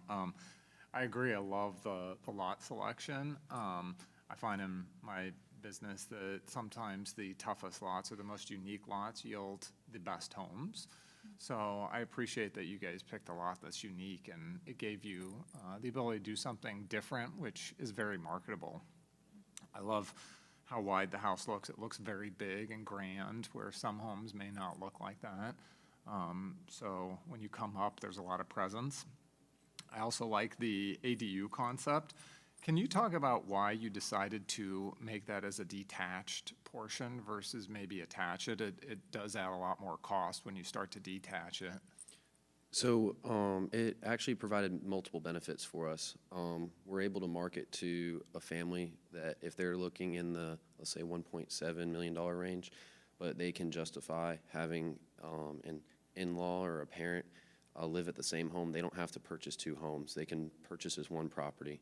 And so they can justify spending more on our home for that reason. It's separate, offers a garage space to where they can fully be independent if they want to, but it's still walkable over to the main home. Another benefit of that is that it provides privacy. We have a community space to the east side of our lot, and so having that kind of bookend on our property, it creates that whole motor court garage area to be very private so that you don't have a lot of people driving down the street being able to look right into your garages and your living space. Yeah, I think that's great. Those are all great reasons for why you did that. If you got a buyer that came in and needed to hit a lower price point, but really loved the house, do you know how much you would save if you didn't do the outbuilding or offered it up as a future build? So in that option, because we have a full kitchenette in there, save that money in the cabinetry and then all the framing like you mentioned, we could probably cut about $250,000 out from our cost just by not doing that, just by leaving that part out. Yeah, I think that's a great option to have in there, to have flexibility to hit some different price points or who might be wanting to purchase this home. And then the only other thing I had was, could you talk about how you integrated the outdoor living into the house? I know part of it's covered and uncovered, and you talked about screening it. But how do you see that being used, and how did you design that into the home itself, into the layout? So we wanted to create the layout to be very open and flow, and we have multiple outdoor spaces. So starting at the front porch, flowing right into the house, there's a little bit of a seating area. Another reason we picked this lot is we liked its central location. The community seemed to have a very social feel to it. People that would want to move into here would like to see and talk to their neighbors. And so having that space on the front porch is nice. Even around sunset or later in the day, you can sit out there and be social. We also liked having that more private backyard space. We created it set into the home, and so even in the winter months, it holds heat better. Clients can put a heater in that space, and they can still enjoy that year-round.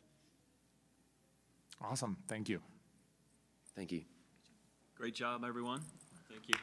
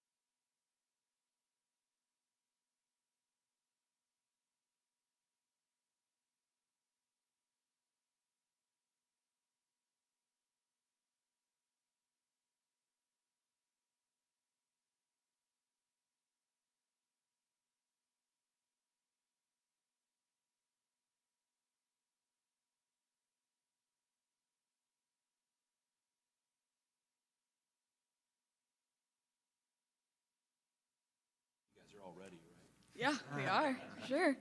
All right, go for it. Hello, good afternoon. We are Discovery Builds. I'm Avery Day, the project executive. Beside me, I have Tessa Hamling, architect, Corinne Olson, interior designer, Megan Dane, project manager, Nathan Engel, site superintendent, and Colin Miller, our estimator. And we are super excited to share the Hermance Overlook Estate property with you. Discovery Builds is a true design build firm based in Windsor, Colorado, specializing in interior design, architecture, and construction services. We're not just building homes, we're building dreams with every single nail. Our team is fully committed into creating buildable, sustainable projects focusing on collaboration and integrity. We operate on a cost-plus-fee basis with 3 profit centers, ensuring biweekly payments for our subcontractors while maintaining positive relationships with everyone involved. We aim to make every project a successful experience. Meet the Hermance family, a family of 4 that's relocating to Greeley, Colorado after the successful sale of their international business. With 2 active children and a new job role as a software engineer professor at the University of Northern Colorado, they wanted a home that embraced outdoor living and sustainability. They purchased Lot 49 in the Overlook properties with our guidance due to its serenic Rocky Mountain views and the easy access to the Poudre River trails and amenities that was perfect for their lifestyle. Looking forward into the market analysis of Northern Colorado, it is now shifting into a buyer's market, making that ideal time for the Hermance family to invest in Greeley. Poudre River Ranch, just east of the Cache, offers residential listings ranging from $600,000 to $1.2 million, while Water Valley in Windsor, Colorado has listings ranging from $600,000 to $2.5 million. Using a regression analysis chart, we are able to identify ideal target price based off of analyzing the local market trends, building material costs, and just the dynamics of the area. This helped us develop a custom home that aligned perfectly with the area as well as our clients' wants. Further looking into the market, homes in Greeley sell within 3 different categories. The economy at $1.14 million, the average home at $1.2 million, and our luxury package roughly around $1.5 million. While we know our luxury package is higher than the average home in the area, our high use of materials and finishes, innovative architecture, and strong focus on sustainability and quality assurance allows us to position ourselves higher in the market. Our architect, Tessa, will now go forward with our sustainability initiatives. Our team encouraged Lot 49 because of the year-round sunlight, with the high summer sun maximizing solar energy and the winter sun providing direct southwest exposure. This improves energy efficiency amid Colorado's extreme temperature fluctuations. To meet our clients' sustainability goals, we designed an airtight home with minimal air leakage. The wall assembly includes 2x6 studs with cellulose insulation and a 3-inch rigid foam board for thermal performance. A low blower door score is maintained during framing, while zip sheathing ensures moisture resistance. High-efficiency central heat pumps minimize energy usage, and European windows increase airtightness. Now we will be in regards to our composition of the home. 3 main masses will be constructed. The main living space on the left and the garage on the right will be connected by that middle transition space. Now we'll be moving on to the exterior of our home. This split-level design allows us to strategically place retaining walls, a topic Avery will cover later. And additionally, we thoughtfully chose materials that align with those mountain modern design elements of Colorado. And then to maximize that outdoor experience, we utilize the space above the garage for a covered patio, offering that weather protection and also that connection with nature. And then additionally, the kitchen adjacent patio extends into the backyard, furthering that connection with nature for an area for gathering space. Now I'll be passing it to our project executive, Avery, to cover the retaining walls and constructability. Discovery Builds embraces project risk because we know we are able to manage them. To ensure structural integrity and airtightness, we're supplementing nails with screws to the thick wall assembly, like Tessa previously mentioned, to enhance thermal retention and energy efficiency.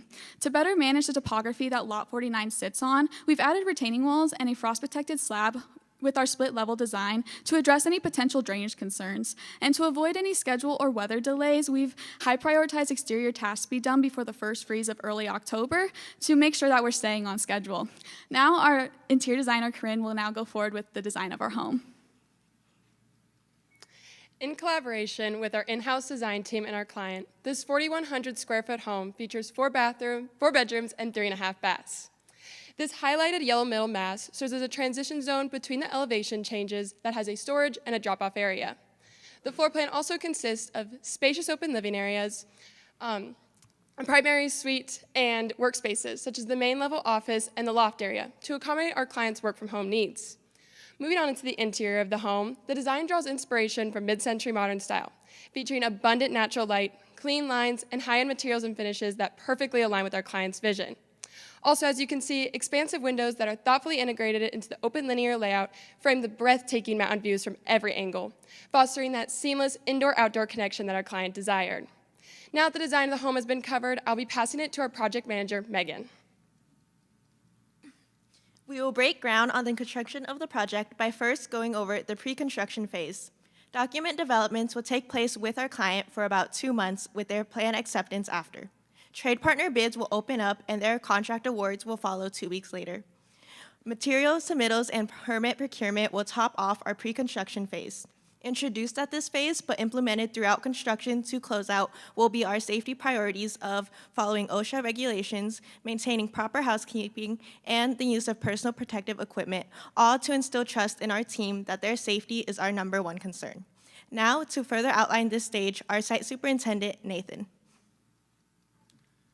Here you're looking at our site layout for Lot 49. Our client chose this lot due to its elevated position within the development provides stunning mountain views. Given the significant changes in the existing topography, our first step will be to grade the lot to create a stable and workable site.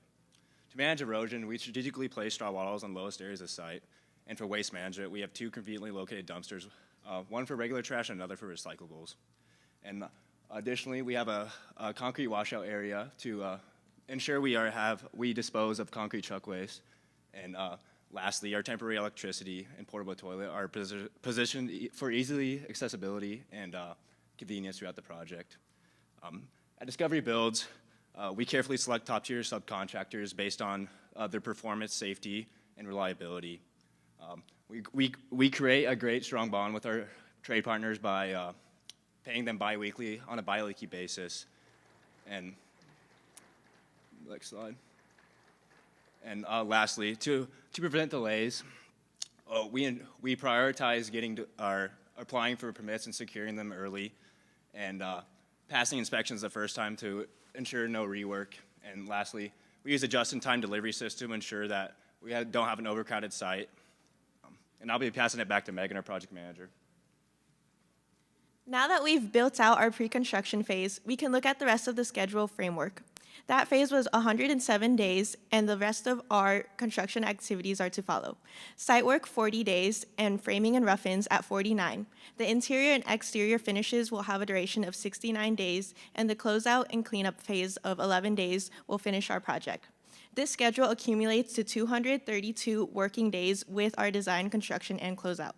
Now that we've summarized this schedule that has 15 weather built-in days, we have our estimator, Cullen. So here we have a little overview of our estimate. As you can see, our total construction costs are around $720,000. Our 3 heaviest sections are exterior finishes, interior finishes, and major system rough-ins. Now those exterior finishes are a little pricey, and that is due to the exterior wall assembly that was used to help create a sustainable long-term home. Those interior finishes were hand-selected by our interior design team and the client to create a perfect fit for their family, and we also had to allocate about $40,000 for retaining walls due to the topography of the site. But overall, this estimate really represents that this is a sustainable long-term home. And then we can kind of jump into the overall view of the owner's costs now, which are about $1.45 million $1.45 million. And we will really want to emphasize as a design build firm, we have eliminated risk very well. The first way we eliminated risk is sales risk, which is fluctuating home prices, possibly sitting on the market after constructed, and sales commission. Another way we have eliminated risk on this project is the owner acquisition of the land with us, and this just helps lower our overall costs and reduces financial risk for us. We also feel very comfortable with the risks that we are taking on, which are subcontractor, constructability, and design risks. And now we can kind of jump into our 3 profit centers here. So our first one is architecture, which brings in about $40,000 in profit. Our interior design brings in about $12,000 in profit, and our construction is our largest, which brings in about $110,000 in profit. Overall, this is about $160,000 in profit, which is a 19.37% profit margin of our total cost. Now I'll be passing it back off to our project executive, Avery. Here Is a final recap video of our Hermance Overlook Estate property. In this video, you'll see the living room, the dining room, and the kitchen with the breathtaking views that Lot 49 has to offer, as well as our primary suite. And again, I'd like to thank you on behalf of my team and every other team for all the countless hours that you have put into making this year's competition happen. We know that this competition wouldn't be happening without you guys, so thank you guys again. And without further ado, I'd like to open up for questions. Thank you. Great presentation. Thank you for sharing. I like the design and the use of the lot space. Overlook is fun because you can be creative. I noticed on the plan set, I wanted to see if someone could explain the exterior mechanical room and how the home will be heated and cooled. Yeah, so we added a exterior mechanical room just because it was easier access. It wasn't in the home, and it was it's located kind of on that transitional space and in that little box area that's kind of off to the side of the stairs. We added that just because it was going to be easier just to get to. It wasn't in the way of our house design, and with all of our heating and water cooling as well, just because we didn't have a basement. Sure. Okay. The other question I had was, well, first of all, nice work on the trade partner research. I thought that was really well done. You guys had done your homework there. My question was on the total cost. You have the 19.3%. So you've basically structured here, which is neat. It's a cost plus situation where you're providing your services. You have a client to build for. As a builder, that's really attractive. So you're at 19.3% for your interior design services, your construction, profit, and architectural was the third services that are provided in-house? Okay. Yep. Yeah, that clears that up for me. Oh, the 107-day construction schedule, the 232, 100 days for 107 is pretty tight. Do you guys have any, can you elaborate on the schedule at all into how we got to those? The 107 days was just our pre-construction phase, and then our 232 accumulates for that pre-construction, construction, and closeout. Okay. And if you were building this as a spec versus a client build, would you guys have any different consideration in scheduling construction days?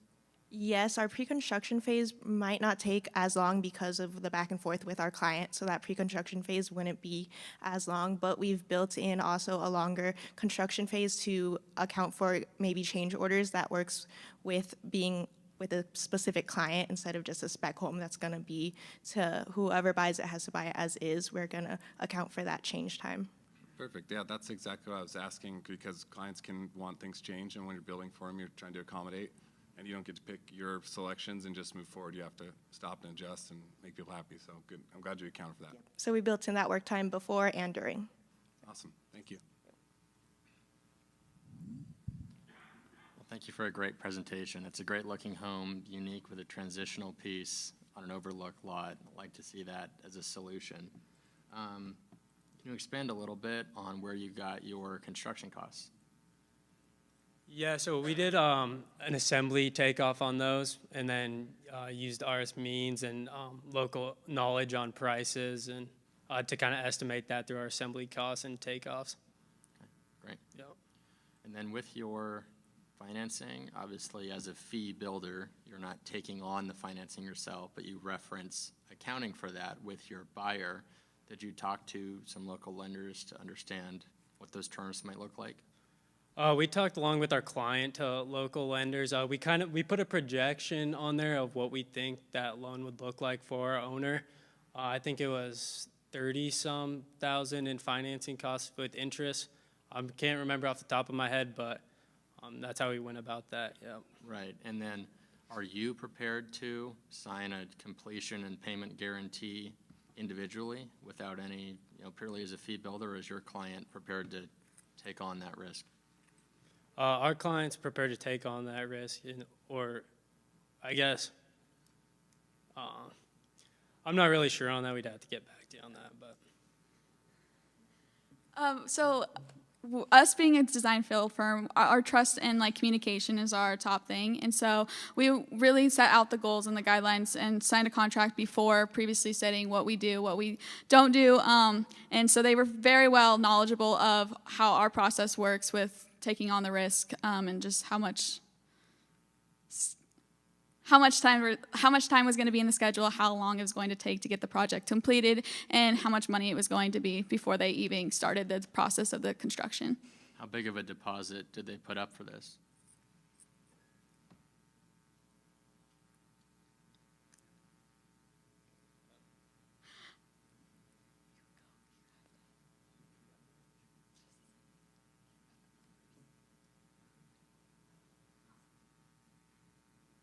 I can't, or yeah, you go. With our clients selling our business recently, they just showed some financials. We didn't ask for a down payment up front, but we looked at their bank accounts and it showed sufficient funds. So, Gotcha. Thank you.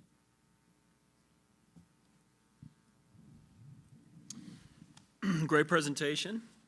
Very unique lot in architecture again. That's one of the great things that we're getting out of this competition on our side. Just a couple questions for you. Out of, we had 4 different areas in the project that you could have picked from, and obviously different types of homes on those.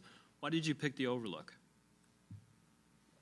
Yeah, so we took the Overlook after looking at the team and looking at all the surrounding properties. Even though we thought waterfront might be, that perfect investment and everybody's going to do it, we kind of looked at as our buyer was going to be kind of a young, starting family, really going to be maturing in this home, and they had 2 active children, and we knew that there was a school that was going to be built, not at the time that they'd be moving in, but in fairly more coming up years. And so we thought that would be the perfect spot for them to be close to a school that they're able to walk home if needed to be, or there was parks and amenities from all places around, as well as it's an easy access to get to the waterfront. So that was why we picked the Overlook. Great. And you're very close to the new amenity that we'll build someday too, right? Yeah.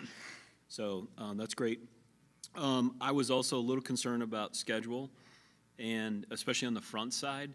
But in the overall totality of the schedule, do you have any ways that you can cut that down? And again, my example would be we're starting this off early in the year. Let's say that we want a customer, or we found somebody to actually buy this house, and they want to move in by Christmas, right? There's these goals that we have, excuse me, a lot of times. For those milestones throughout the year, and that's one of them. Is there any way your team can help deliver that reality before Christmas? Before Christmas, we did consider with a lot of our activities getting them in before the 1st of October even, before that first freeze, and we have a lot of them staggered interior and exterior to achieve that. To get the final product done before December, we could cut down the lead time on some of our main items, such as the windows, to get that as soon as we get that sooner. That can pull our other activities way before our February 5th end date into maybe the end of December, as you're mentioning. And then if that is a bigger priority, then that change order flexibility would have to cut down a little bit, and we'd have to go with more of the design items that we chosen before. Okay, great, thank you. Hey, great presentation. I love the design. You guys got great visual aids to kind of show how it works and what it's going to look like and how it's going to feel. I love the colors you use, the natural wood, the materials. I like your concept of kind of the living, the transition space, and the garage space. So well done. You picked a very difficult lot to build on, and I appreciate the solution you came up with by putting the retaining wall where the driveway is. You're probably going to get some great views as you're driving in and looking out, and so you can really feel how that's going to be nice to approach this house, especially if you're, a guest coming to visit. Did your family that you designed for have any concern with having younger kids having their bedroom on a separate floor? And if so, how did you overcome those or suggest to them that this was the appropriate design for that type of family with younger kids? Yeah, so we actually met with family. We didn't show their actual photos just because they do have young kids and they didn't really want to share that. However, we went through the design team went through the whole client interview. We made questions, we showed the design, all your 6 types of what was all of the schedules and kind of figuring out how to design a home that was perfectly for them. And so one of their biggest things was they would like to be on that lower level and have their kids on the second level, just so that there is kind of privacy as they are aging in the older, but they were still able to kind of hear them, and they didn't really want them. They didn't want a lower basement whatsoever, just because if they did get older, it was easy access for them and they wouldn't be able to hear who was in and out of the house. So they wanted their kids on that top floor so they knew everything that was going in and out. So, yeah. They couldn't sneak out of the house at the bottom, right? Great answer. Another question I had for you, it seems like a lot of your views are going to be kind of out towards the west. Why did you decide to put another outdoor living above the garage space on that side? We kind of just wanted to utilize that space up there. They really emphasized how much they love going outdoors and hiking and just really enjoying the weather. So again, just like our client really loves that outdoor experience, so we just wanted to maximize it as much as we possibly could. Okay, awesome. Thank you. Great presentation. I love the house. I think it's very saleable from a real estate perspective. I think that you did a great job on your finishes. I particularly love the mountain modern feel. The use of the outdoor space above the garage, I think, is a really nice touch. And just kind of the transition between indoor and outdoor living, I think that would be very saleable in today's market. Curious, it's a little bit of a different approach in that you had a client established, and so you're not going out to market with this, but curious how you're targeting those design build clients. Yeah, so we are a really reputable design build firm out there. We already have a well thought out. We only take on a few projects here and there every single year. We're not going out and just building homes just to build them. We have people that are coming to us, and so the Hermans family was a client that was moving there. They really liked sustainability, and that was one of our top goals compared to other builder firms in the area, and so that's what set us apart. And so usually our core values and just the teamwork and how we represent ourselves out there is kind of sets us apart with making our clients and gaining our clients' trust. And that kind of, once we build those connections, they go and talk to their friends, and we've gained a lot more connections based off of that. And just help with our 3 profit centers. We're not just getting, interior design services of clients. We're also getting our architectural of custom homes, but then we're also getting remodels with construction. So we're getting in a lot of different projects with a lot of diverse projects going on. Wonderful. So word of mouth is definitely the way to go, I think, in a lot of ways. So if you can get clients that way, it's certainly a good way to go. One other comment I wanted to make, I thought that you did a great job in comping homes in Poudre River Ranch and in Water Valley. Those are very, they're great comps for our community in general. So I think that you did a good job on pulling those out of our market and bringing them to the presentation. So, yeah, great job. All right, good job. Thank you.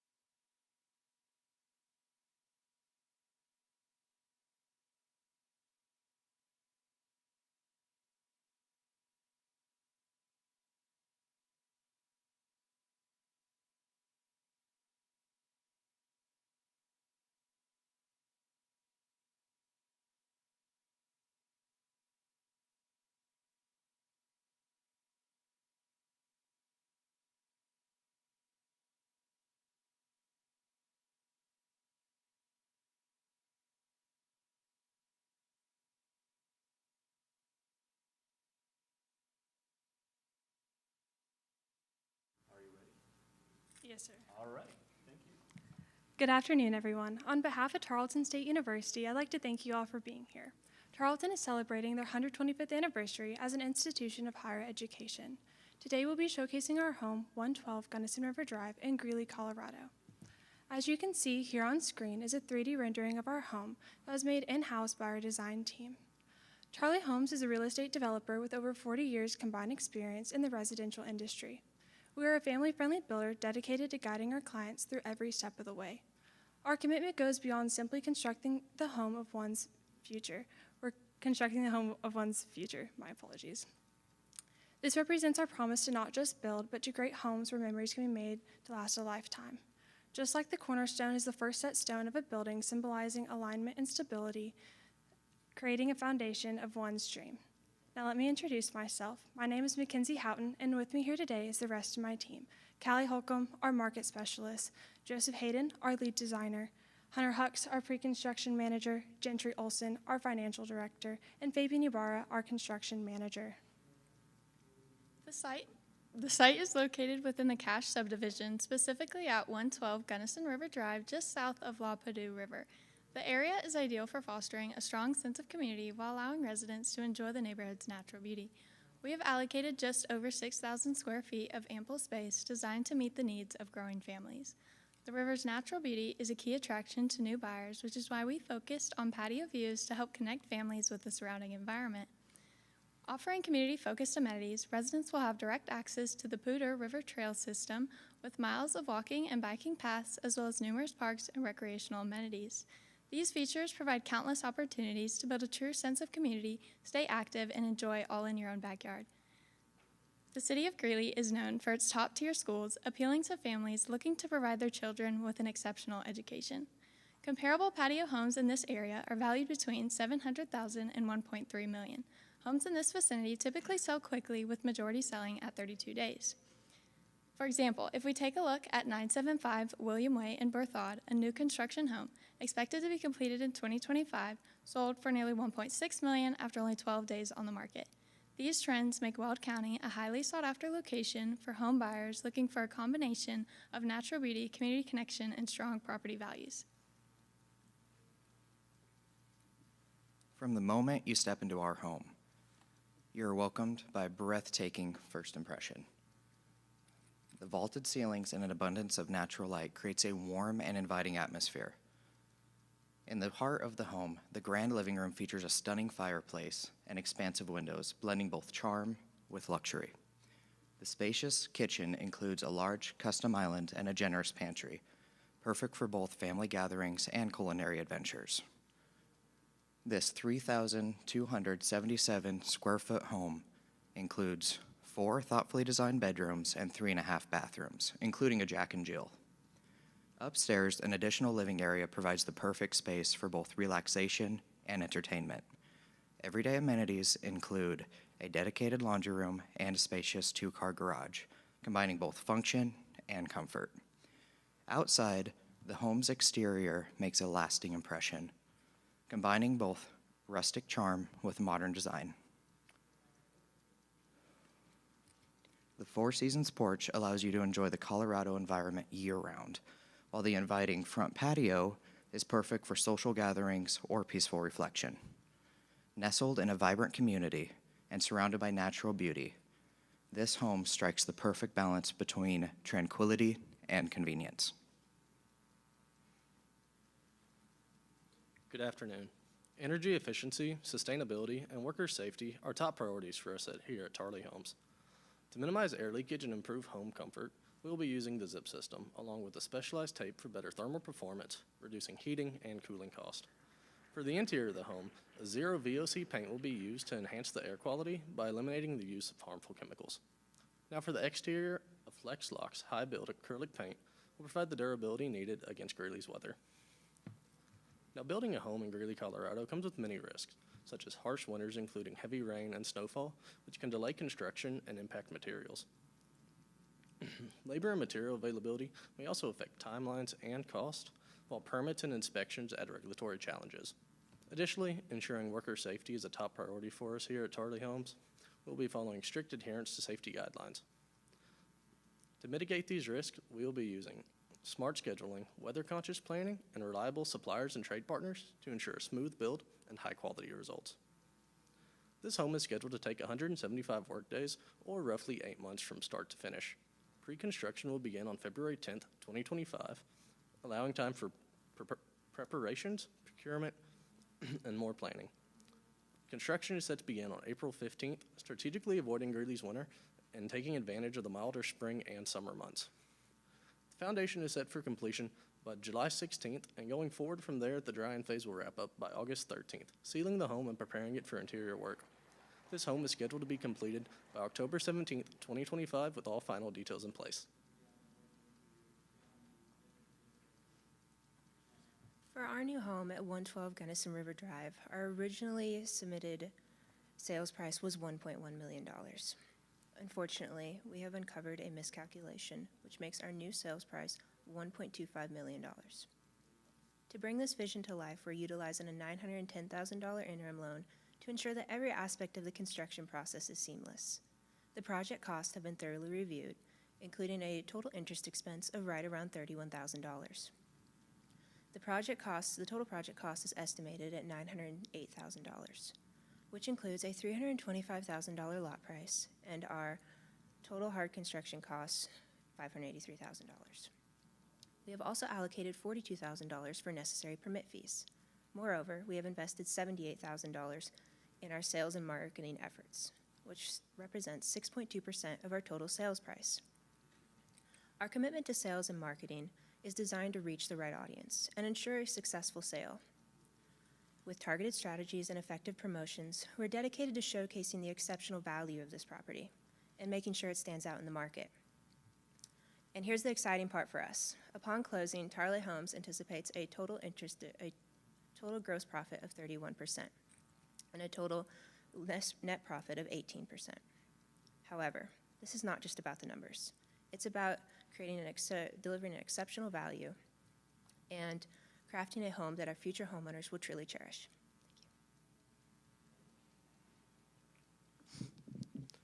Our construction management plan is designed to ensure a seamless building process while prioritizing safety, environmental responsibility, and quality craftsmanship. This plan covers key areas such as site logistics, safety measures, environmental management, inspections, and coordination with our trade partners. Safety is our top priority here at Tarley Homes. We strictly adhere to OSHA guidelines, and our team will receive ongoing safety trainings and briefings. Workers will be equipped with the necessary PPE, and a secure perimeter will be maintained around the site to prevent unauthorized access and potential hazards. Our goal is to not only protect our team, but also the surrounding community throughout the home building process. Environmental responsibility is another key focus. Our SWIP includes silt fences, erosion controls, and a structured waste management system. We manage stormwater runoff to prevent contamination and ensure all construction waste is disposed of responsibly. A roll-off dumpster will be on site for proper waste collection, and we will follow Greeley Municipal Code and CDPHE guidelines, emphasizing recycling wherever possible. To maintain efficient construction operations with minimal disruptions, we have carefully planned our site layout. Designated areas will be allocated for both material deliveries and equipment unloading, ensuring a smooth flow of traffic for both construction vehicles and visitors. To guarantee the highest quality home, regular inspections will be conducted by both our internal team and a third-party inspector. These inspections are to ensure compliance with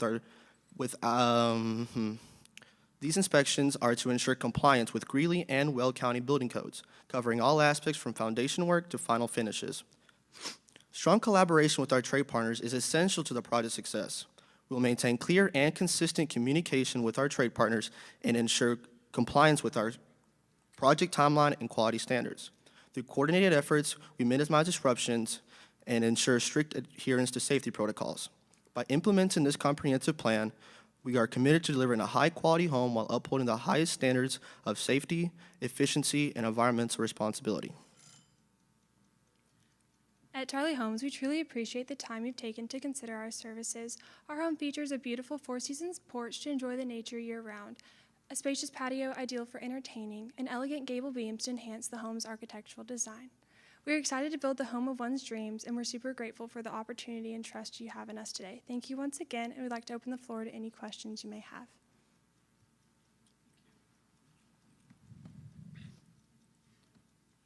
Great presentation. That home seems like a really great fit for that lot, and really well put together package and flow of the presentation that you brought out today, so good job with all that. With your costs, can you expand a little bit how you came to your construction costs?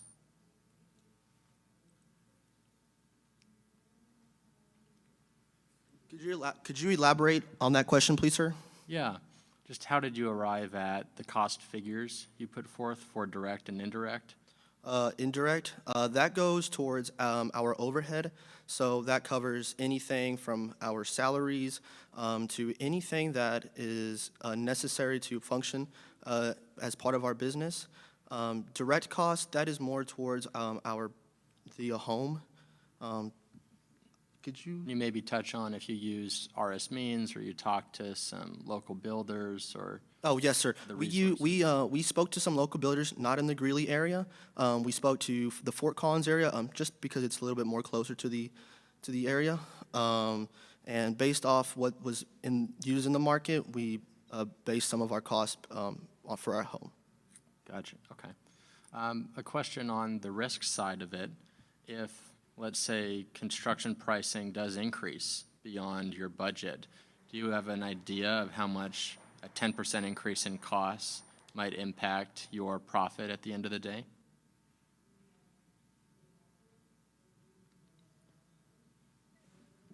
I apologize. Could you maybe reword that question just a little bit by chance? Sure, yeah. Thank you. I'm thinking about kind of a risk sensitivity Yes, sir. point of view. If your costs end up being higher than the 500 and change that's put out here, we've seen a lot of cost escalation in recent years, so that's a risk that's kind of top of mind for a lot of people. You know, how might that impact your margin and profitability if a 5 or 10% increase were to happen? Yes, sir, absolutely.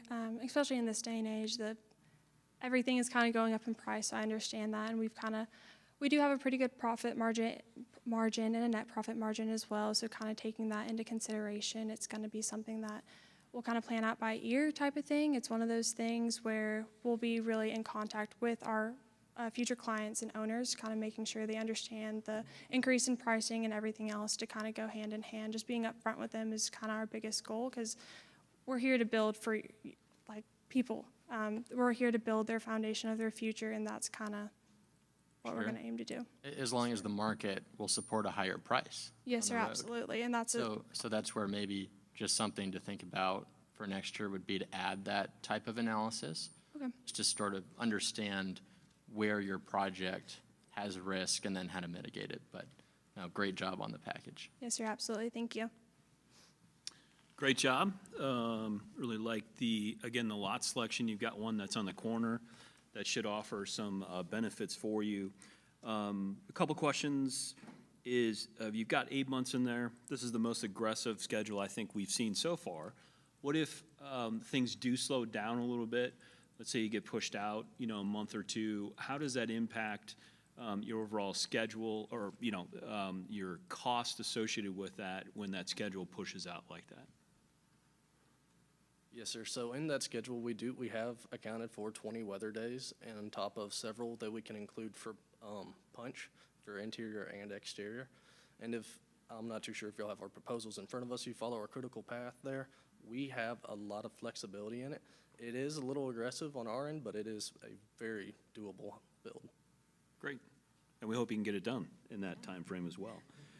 I like the reference to CDPHE. That's definitely something that we have to adhere to on the stormwater side, along with the city that we're in, on the regulations there from that side as well. Getting just a little touch on the cost side again, or into the pro forma part of it is, have you accounted for the permit fees, and what are you including right now for the permit fees for this house? So based off the resources that we received, we included a lot of park water investment fees, also water investment fees. There's a sewer park investment fees. So all those tie in to those types of fees. We also have multiple the sewer and the water, and also some of the park goes into that as well. Okay, great. Thank you.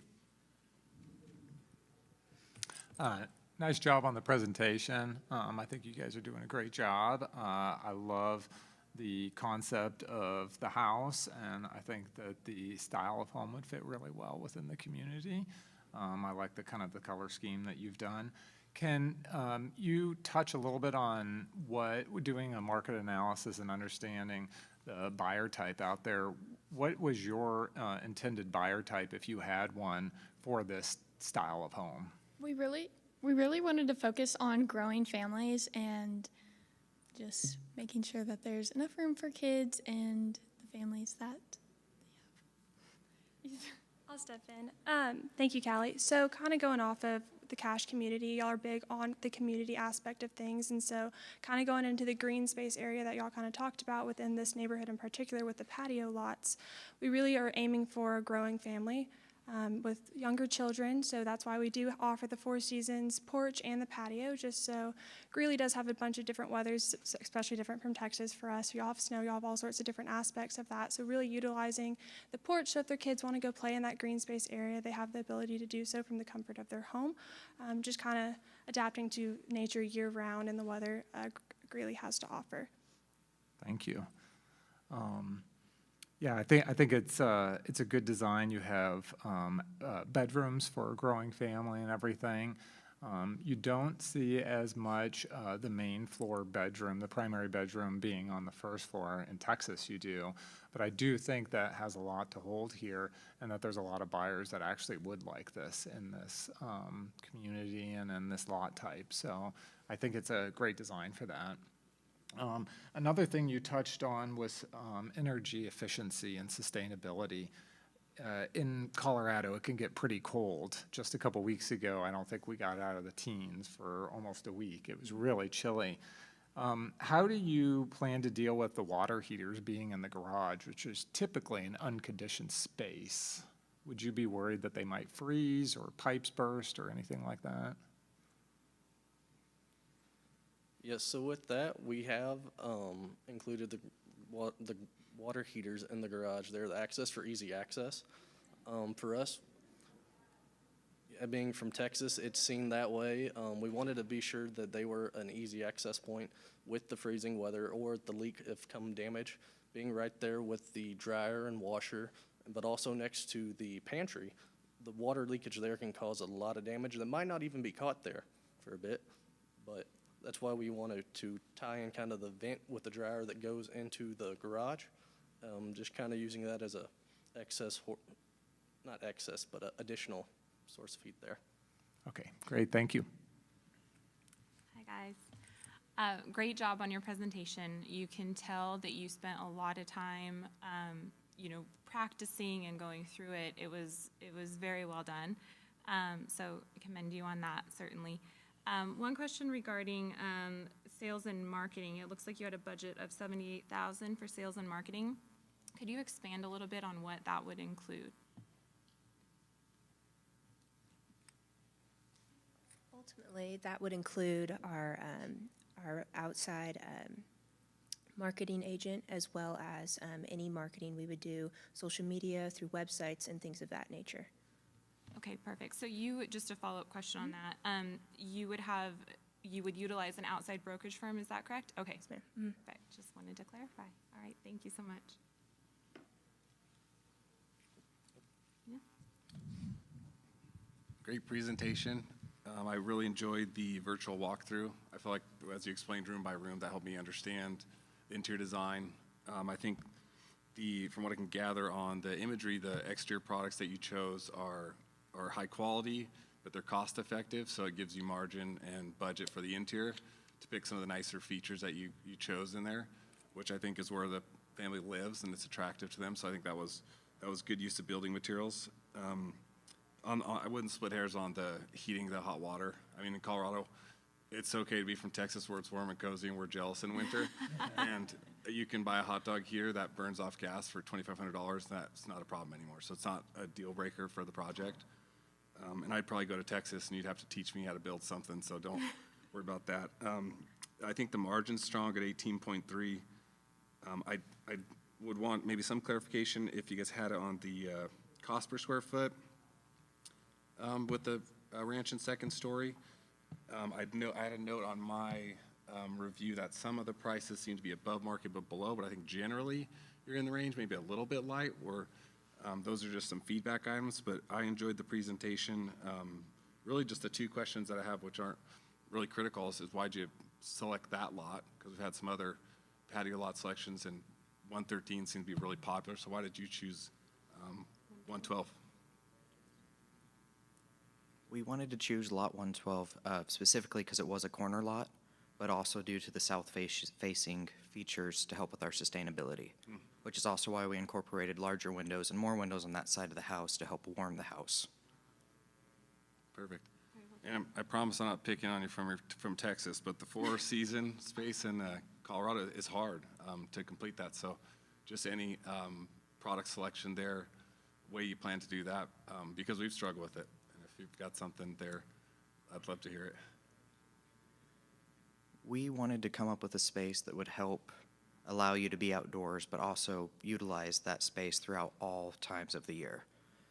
Addressing that concern, we have allotted a budget for that space to ensure that we use glass paneling that will help to hold heat, and we are going to make sure when we ventilate and rig everything up in the house, we want to make sure and have a special focus on that area and possibly even seclude it from the house to ensure that if it does get to an extreme cost or energy usage, you can cut it off from the house. But even considering that, looking at the fall and spring months when you can have colder times in the year, we do believe that will still help you to have that space of the house and use it more versus a traditional porch. Yeah, awesome. Great job. Thank you very much. Thank you. Thanks. Thank you.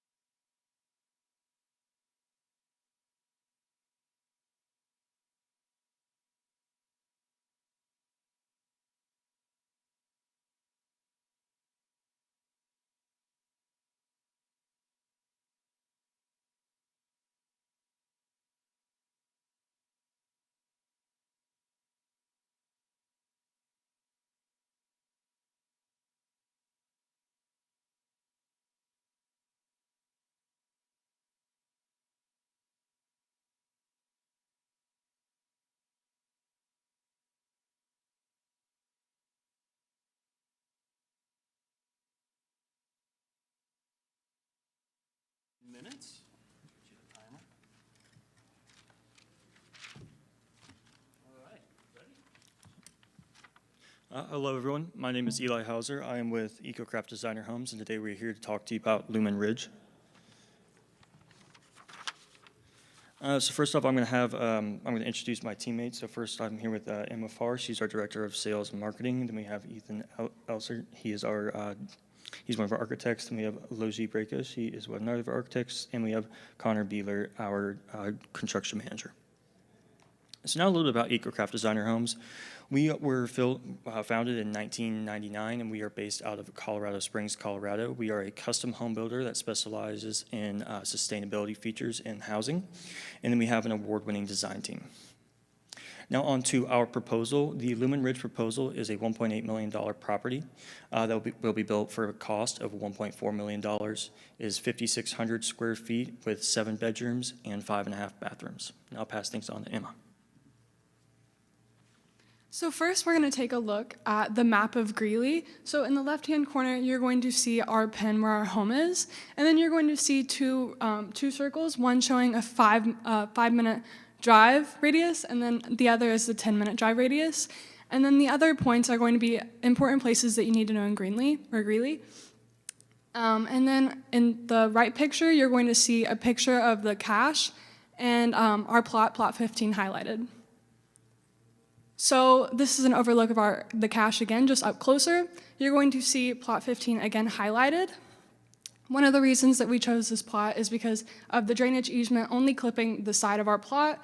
Another reason is our house is going to be back facing south, so we're going to utilize the sunlight coming through the back windows to create some natural lighting. And then the pond right here, it's going to give us a nice backyard view. So our competitors and market demand. So Greeley's custom home market demand has only been growing over the past 5 years. So one of our biggest competitors is Calum Custom Homes. Their homes similar to ours are going to range between $850,000 and then $2.5 million. And then in this photo, you're going to see another map of Greeley and beyond with the 50-mile radius with the dots being houses between $850,000 and $2.5 million. Some keys or some risks and key assumptions. Our risks are going to be market demand shifts, material costs are going to be maybe rising, and then buyer financing issues. Some key assumptions that we're going to be running with are having a stable local demand, timely project completion, favorable financing ability, and strategic sales timing. So now we're going to talk about market trends for our sustainable homes. And for this, through our research, we found that eco-consciousness is driving this demand for new homes. And our home buyers are willing to pay more for homes that have energy-efficient features, which in turn will save them money in the future. And climate change and eco-consciousness is driving these demands. Locally sourced materials are going to help us reduce our transportation emissions, along with partnerships with regional trades to reduce our carbon footprint. And this, our recycling programs will help us reduce our landfill waste, along with our surplus materials and reusable materials donated to organizations such as Habitat for Humanity. And then for some of our design features, we are going to have advanced insulation and high-performance windows with low-E windows. Along with this, we're going to have energy-efficient HVAC and LED lighting to reduce our energy consumption. And then partnered with this is our rainwater capture systems and native landscaping to reduce our water usage. So after careful consideration of the housing styles in the area, we chose to design a home that's inspired by the mountain modern aesthetic. Doing this, we are designing for a home that is inspired by a popular housing style that originated in Colorado that mainly focuses on that is inspired by the landscape of the area, and it does so by using locally sourced materials like stone and wood, which we have used a lot in our facade. It also uses a lot of natural light, which we have implemented in our south-facing facade. We did that by using a lot of windows, and then the overhangs that we have will bring in the solar heat gain in the cold winters, and then it'll keep the hot solar heat gain out during the summer. Finally, the varying roof slopes allowed us to create a clear story window that brings light into our top floor, and that creates a datum for our design. As you enter in the first floor, you are met with our age-in-place master bedroom. We have placed this on the first floor as a way to create conveniency and to allow users to create a more long-term home.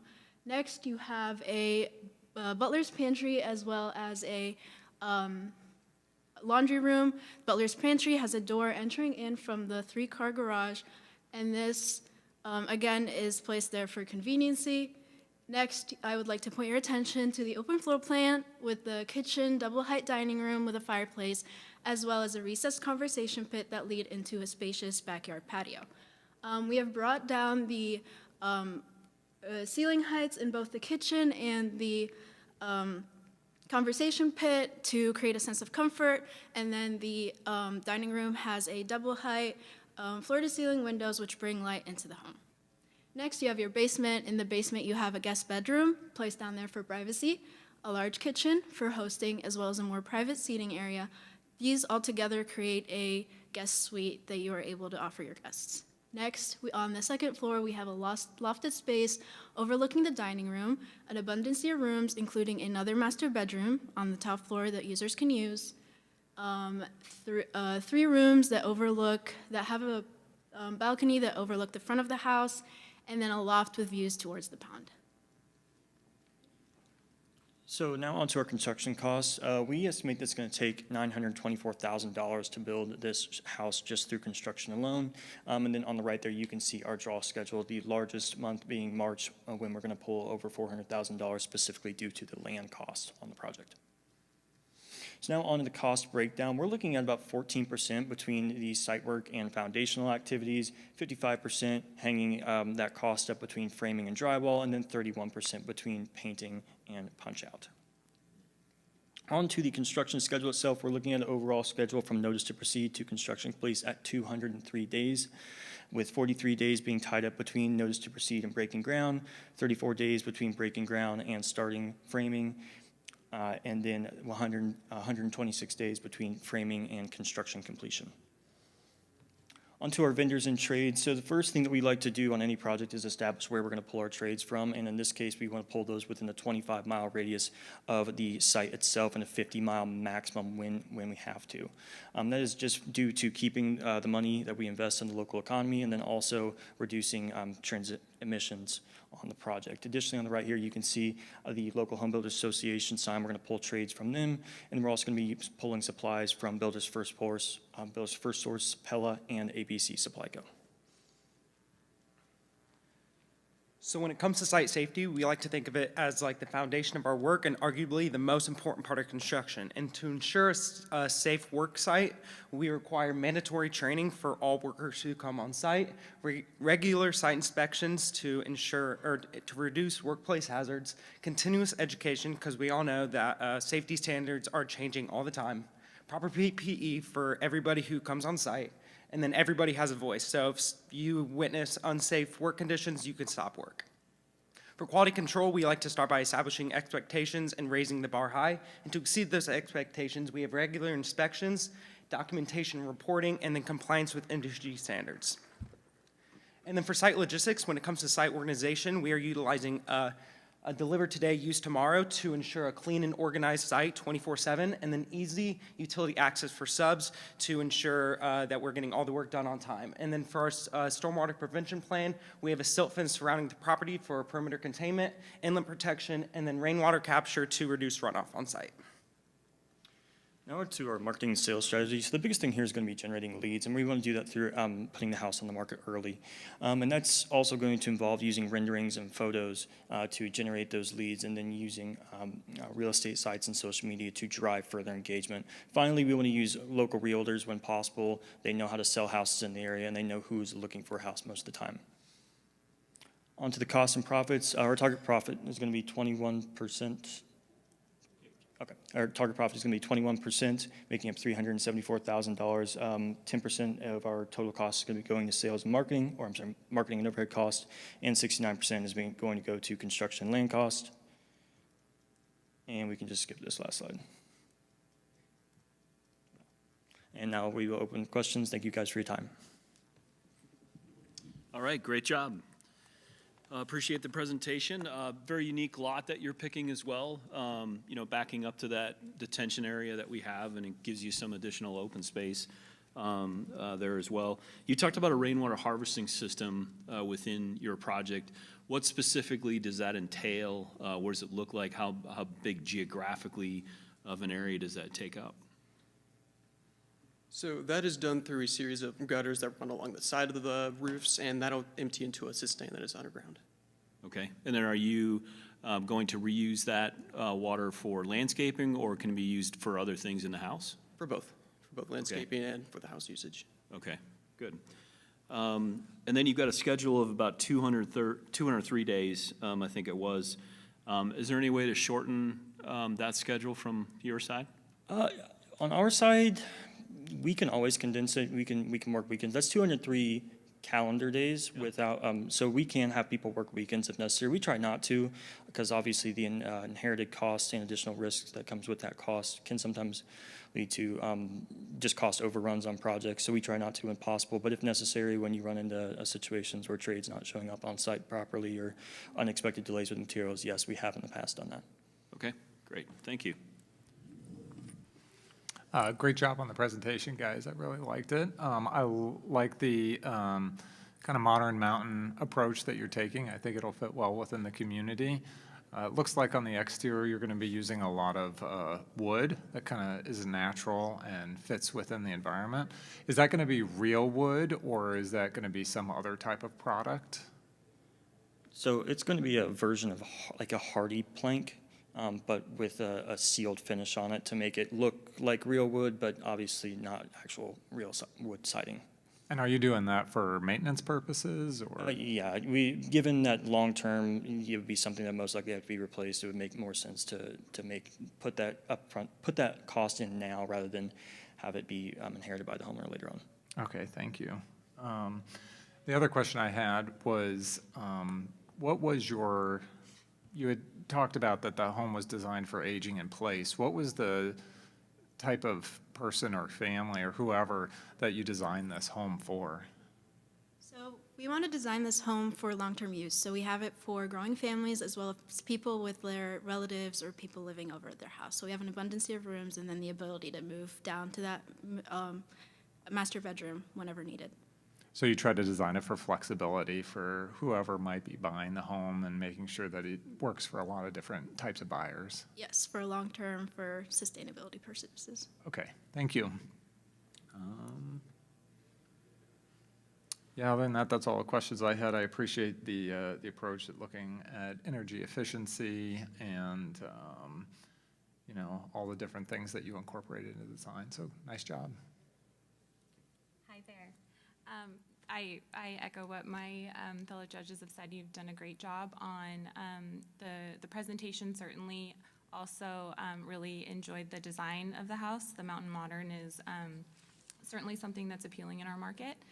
And I made a note of the use of windows. I think that was fantastic, especially in this master plan community. There's views that will definitely those windows will sell those views and vice versa. So great job on that.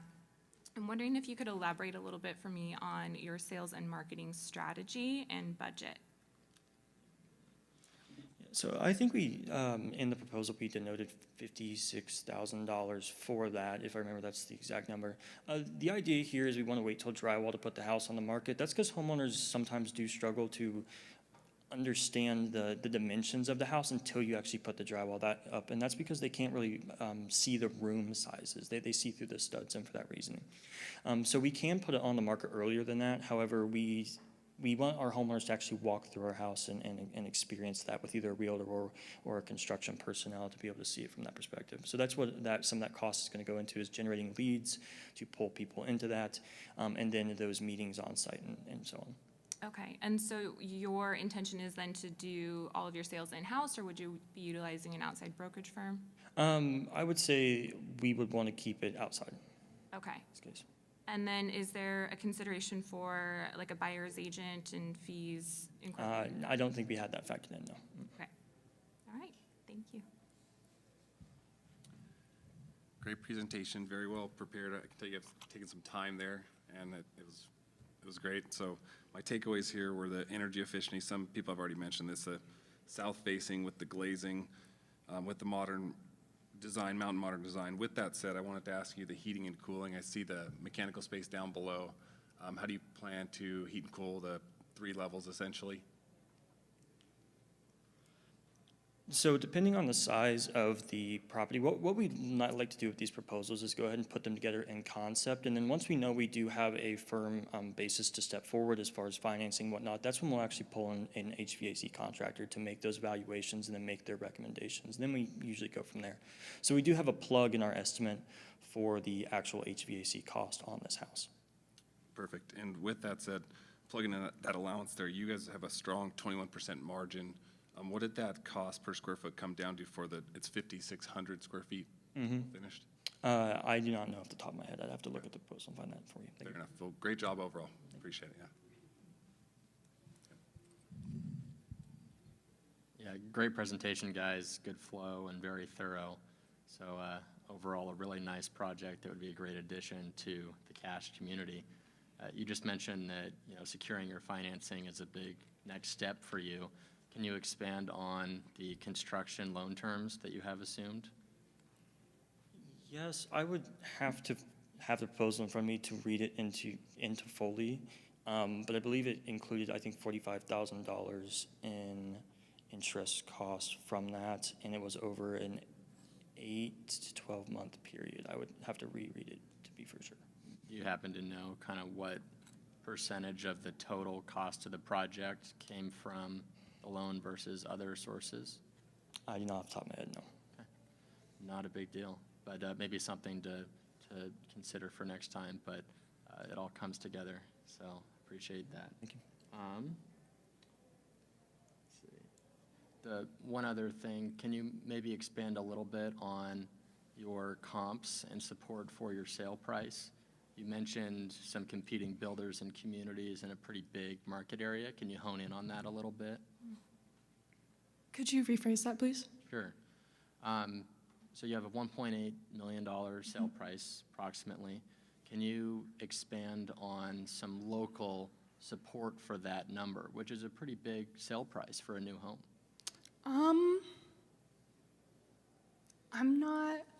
I might have Eli, actually.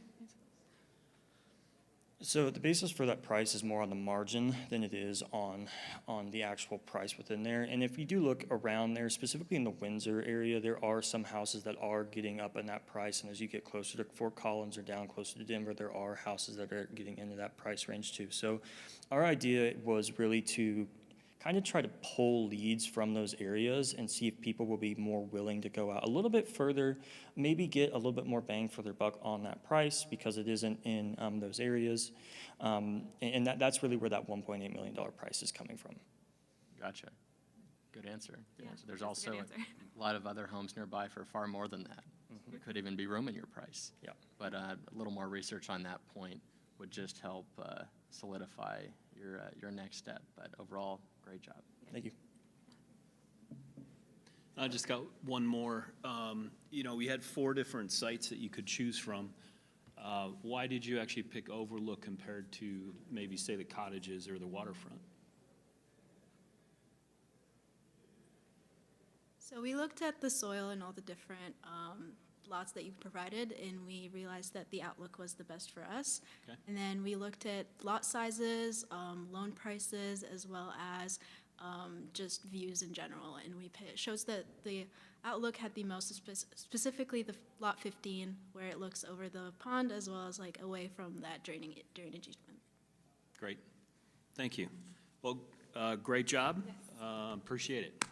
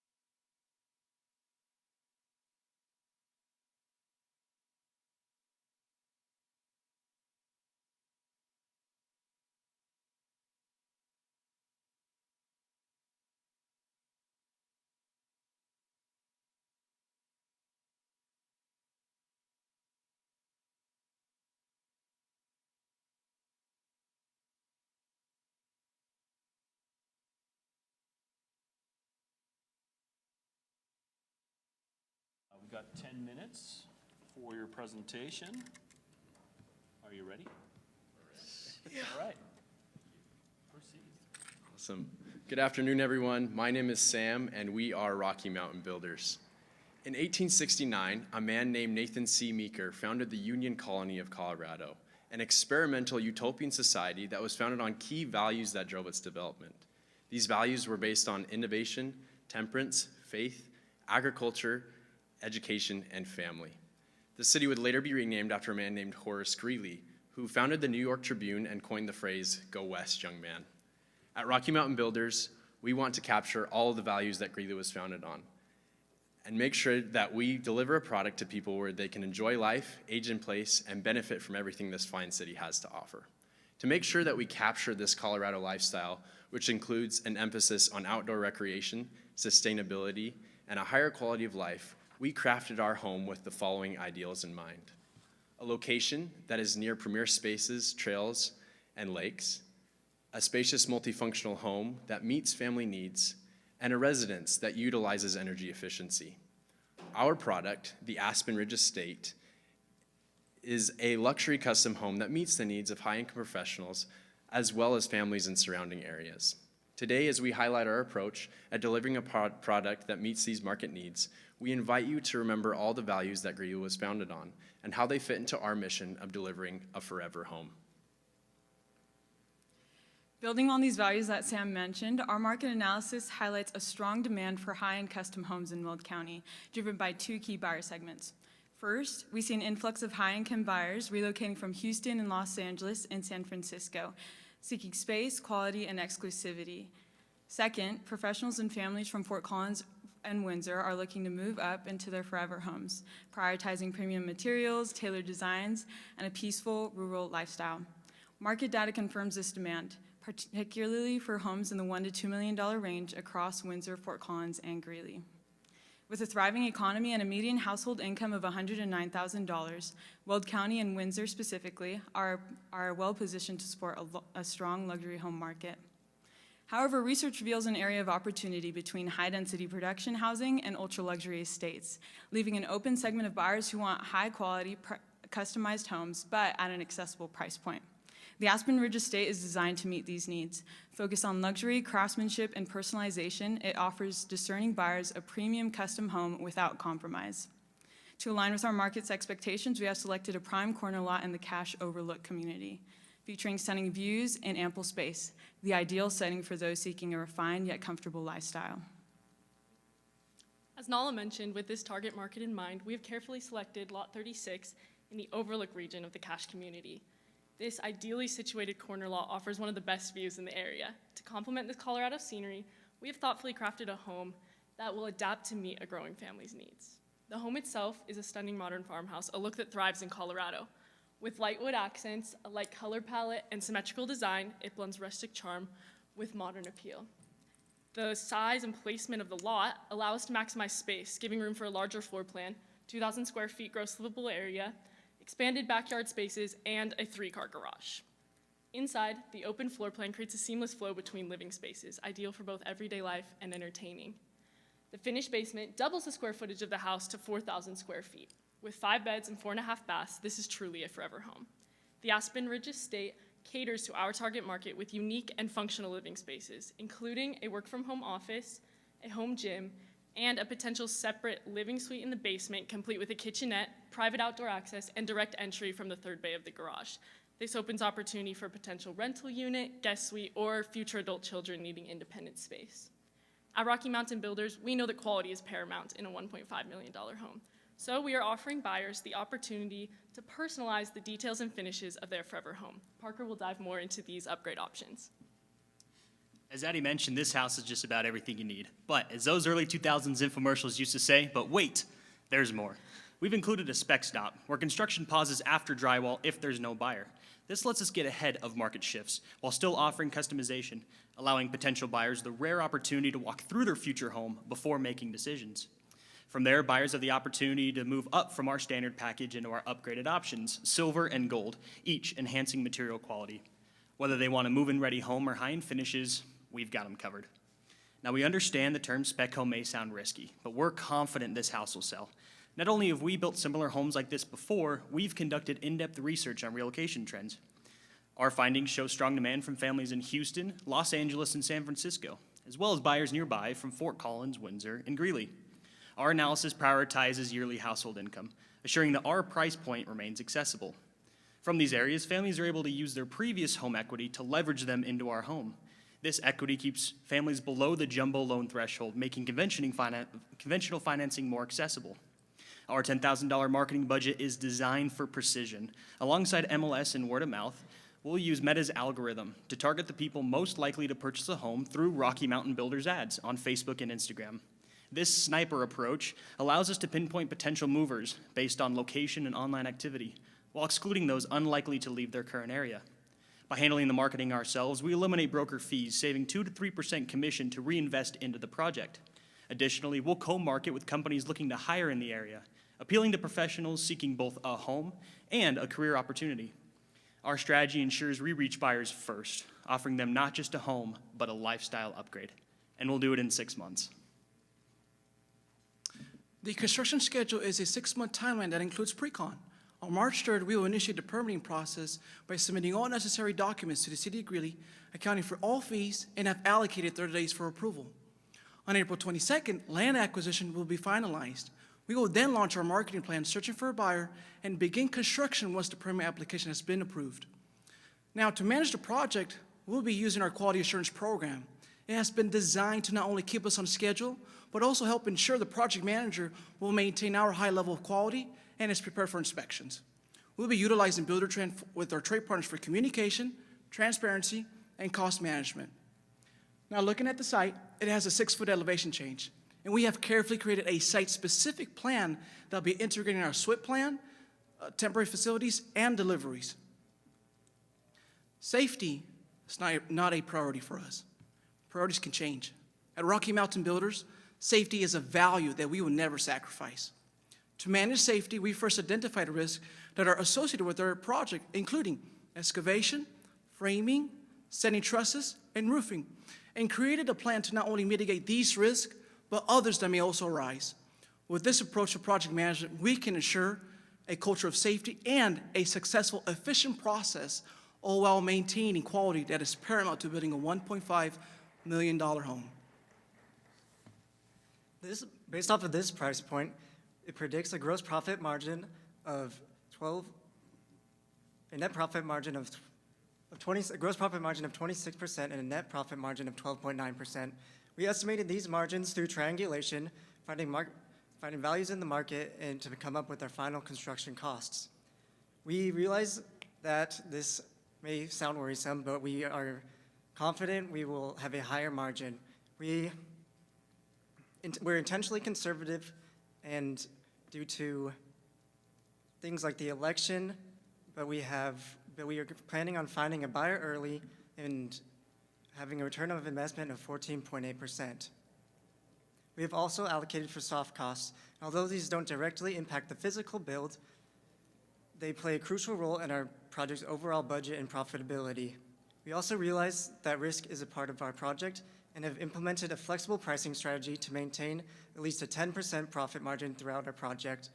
Here at Rocky Mountain Builders, we are determined to create a forever home, one that meets the needs of our clients and also has a strong market resilience. So as you can see, the Aspen Ridge Estate is more than just a luxury custom home. It's a place designed for families to grow, professionals to settle, and individuals to truly embrace the Colorado lifestyle. Through strategic planning, thoughtful design, and a commitment to quality, we've developed a product that meets modern needs while also keeping that timeless appeal. We understand that there are risks associated with this project, but because of our values, like our market data, project management, and our commitment to managing risk, and our commitment to excellence, we are confident that we'll be able to make a strong return to investors. Simply stated, this is not just a home to stay and live for a time. It's a home built on values, a forever home. Thank you so much for your time, and we look forward to your questions. Perfect timing. Wow.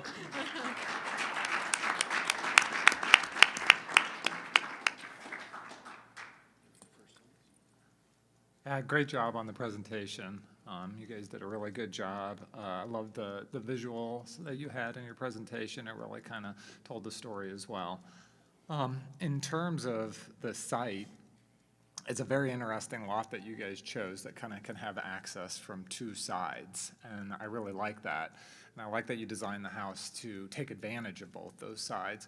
Can you explain why you put the garage on the side you did and the front door on the other versus possibly flipping it? Yes, absolutely. So we actually thought a lot about this, and you'll see in the proposal versus on our presentation actually a difference in the design. So our original placement of the home on the lot, if you can go to that slide that shows both of them. So our original placement puts the garage here on the bottom. So this is north, right? That takes advantage of the awesome views on this side of the lot, right from those front windows, the primary suite, all of that. And then this option that we've shown here, putting garage right, optimizes, it cuts the construction costs down by not having to deal with all that excavation. As Elmo mentioned, there is a 6-foot elevation change. So we estimated that those costs could be up to $30,000, again, for retaining wall excavation. And it comes down really as a developer, investor, and us as the builder, is that worth it to our potential buyer? Or would we rather keep views? There's still great views on this side, of course, but cut those construction costs. So that's a great question. Yeah, and I like the streetscape you're gonna have as you go around. That's gonna be the fronts of all the houses. As you come around, you're gonna see a lot of houses with garages. Yours is not gonna have a garage. It's gonna look like a much wider house, and then the access is gonna be on the side. So I think that was a great choice to flip it. So I appreciate that. One thing that you did that I thought was very interesting and very useful is that you guys have a stair that comes from the garage that goes down into the basement, giving you easy access down there from things. I could think of a number of reasons why you'd want to have that. Why did you put that on the outside of the garage versus maybe pulling it to the inside? If it rains or snows, you're going to have a lot of snow or rain collecting in there. Do you have a way of getting that water out? Yeah, I can take that on. So we can put a drain at the bottom. Being from Utah, we're definitely very familiar with snow, different inclement weather. Don't. But yes, we have a drain at the bottom. We can also extend that roof on the back of the garage just a little bit just to cover that area. The reason we put it on the outside rather than inside is because of that potential ADU in the basement. This would offer private access. You could even potentially wall off that third garage for that renter, and you wouldn't want to have to deal with getting in there to the stairs. So we've chosen to put it on the outside. Yeah, great response. And then in terms of just the overall buyer type that you were designing for, can you kind of just touch on what you think the buyer type is? Yeah, thank you for that question. So we believe that the buyer type is one looking for a premium custom home, but someone that doesn't have all the money in the world to spend on everything that they want, specifically on exteriors, which is why we focused on the interior difference and customization packages. Awesome, thank you. Well, you did a good job. I think this house is beautifully designed. I love the elevation. I love the front porch. I love that you guys took advantage of the cold storage underneath the porch. I know you guys do that in Utah. That's a great use of space. More people should take advantage of doing that. So, nice job. Yes, I agree. It was a fantastic presentation. The time that you've put into it is evident in just the flow and your timing, and I just want you to know that that did not go unnoticed. You clearly put a lot of time and effort into that. So great job on the presentation itself. In terms of sales and marketing, you mentioned that you'll conduct sales in-house, correct? So you have an in-house sales team. Have you considered how you'll approach buyer's agents, or if you'll compensate them, and what does that look like? Yeah, thank you for the question. We plan to pay buyer's agent. We know that's an important thing, especially if they're gonna bring people to us. We wanna make sure that we compensate them accordingly, or they're gonna go somewhere else.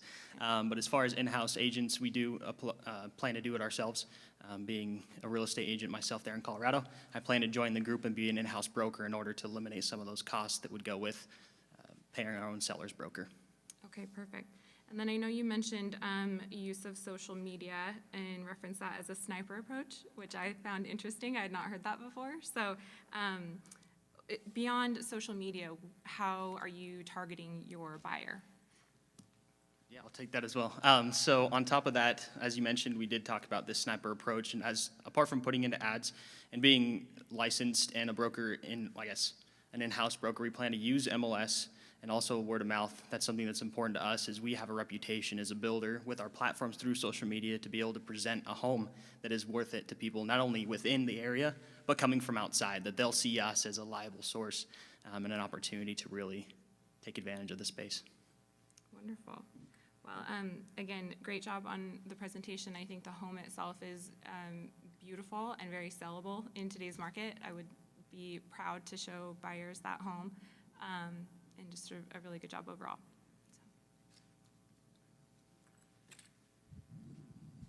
Very well done. I was revisiting your electronic submittal, and yeah, I graded very strongly here. I think you guys did well today. The square footage, the house, how it lives, the lot selection. I was interested in hearing about the spec stop and builder trend, the impacts it would have on maybe scheduling. Is that like a stopping point in the process at drywall? If so, how long is that, and is there any interest included in that? You know? So for the spec stop, we will be planning, I want to say about, at most, 2 weeks, I would say, for the spec stop.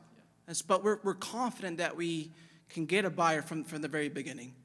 So it's just kind of an alternate plan in case there's not interest. You'd turn up some marketing at that point and try to get some people to walk through. Right, correct, right. Because it's much more easier for the buyer to visualize the space once we have the drywall, finished. At that point of construction. Right. Yeah, great. Sounds like a kind of innovative way to solve a problem there potentially. If someone could help me on the $76,000 of overhead and general expenses, just what's involved there? So some of the things that are included in there, since we are in-house, we saved a lot of money there for the plans, and we are going to use that overhead for the plans for the structural part of the plans, where we were able to do those designs in-house, and so we were able to save a lot of that money. And then just any things that come up, that we'll be able to cover that with that overhead. So when you kind of communicate about the leaner margin overall, is that included in there? Because those are saved expenses from the project total, right? Mm. So they're accounted for in the gross net profit of 12.9? Yes. Okay. Nothing really there for me. Schedule looks appropriate. Like I said, I have lots of good comments. Really splitting hairs, looking for things. I mean, great job. Yeah, great proposal, guys, and great job sharing your vision for the community and this particular lot. Did a great job illustrating what it's going to feel like to that buyer, which is going to support your price and your design and all those things. Great job with the catch on the design by the sounds of it, and for making that bold of a change. So sounds like that was the right move, if I hear correctly. Yeah, good job, being bold enough to do that type of thing. Did that have any impact on your cost that is different from the package we reviewed? Yeah, so like we stated earlier, if we flip to what was originally in our proposal, and that type of build, we anticipate it could be around $30,000, maybe a little bit more, depending on to add that retaining wall in our product in that floor plan. We want to make sure that we're obviously still building a quality build, and that's super paramount to us. But we have kind of allocated as well in our schedule to help with those costs and delays. So the estimate in your package, is that the current design or the prior design? Current design. Current, okay, got it. Thank you. Your estimate had something commented on $90 per square foot towards the basement. Can you help us understand exactly what that is, how that plays into your budget? Yeah, thank you. We're taking that 95% based off what it seems the average is to finish the basement. That's something that we've dealt with in the past. In order to finish, it's a cheaper build cost per square foot than it would be to build a second story above. And for that reason, we went below ground, which averages, as you probably see there on the proposal, down from our 240-ish down to our 168 in order to finish what we've proposed and what we suggest for the buyer. I see, okay. I saw your interest cost in the budget. Can you elaborate on what your construction loan assumptions are? Yes. The 4.5% that you see there, we understand can be confusing. It's not 4.5% interest. It's actually a 9% interest, and accumulated over the project total cost, once our draws have been taken, it adds up to about a 4.5% of our total build cost. So it's not that we're taking a 4.5% interest rate, it's actually more of a 9% interest rate, and then accumulated over the cost of the project, we're allocating 4.5% in financing costs. Understood. What kind of leverage threshold, what other assumptions have you made there? Yeah, if absolutely necessary, we're willing to put in up to 20% down payment towards the loan, construction loan.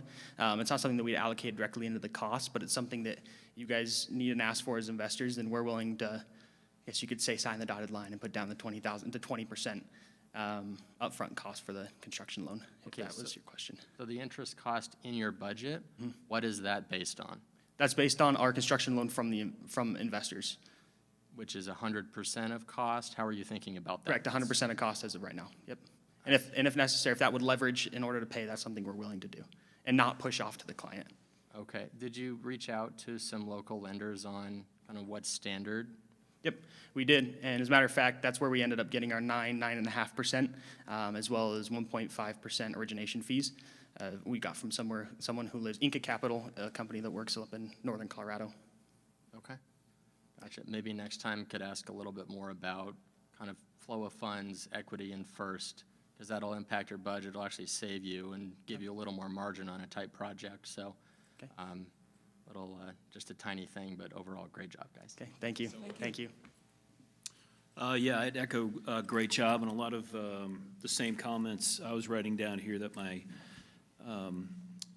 peers had here as well. I think the site plan was one of the questions I had because of that topography and how you were going to actually tuck that garage in around that corner or the part of the house. I think that's I think it's a great way to take a look at it from that side. I also like the spec stop, right? And you're hoping you never even get to the spec stop stage. You hope that somebody's going to sign it up a lot quicker than that. You have a basement identified in this plan. Could you tell me a little bit about the soils and what you think you need to do to prepare the foundation, prepare the soils below it with that, and what do you think the costs associated with that are?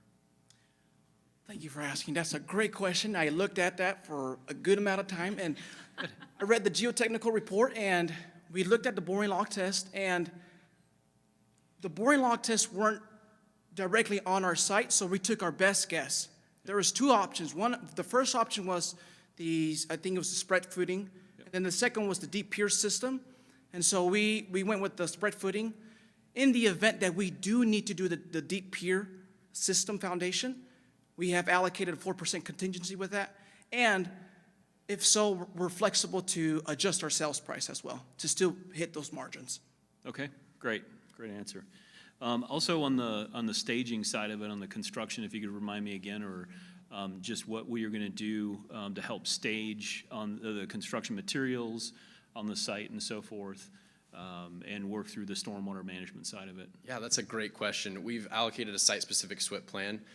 We do know that there are a couple potential locations, according to the information that the cache has provided, where those stormwater hookups could be, so we'll definitely adjust as necessary. When it comes to the materials, though, if we're not allowed to use that lot right next to us for our material laydown, we're planning on having on-time delivery as well as ordering some of those earlier lead time items so we can get them on our site and immediately into our project as soon as possible.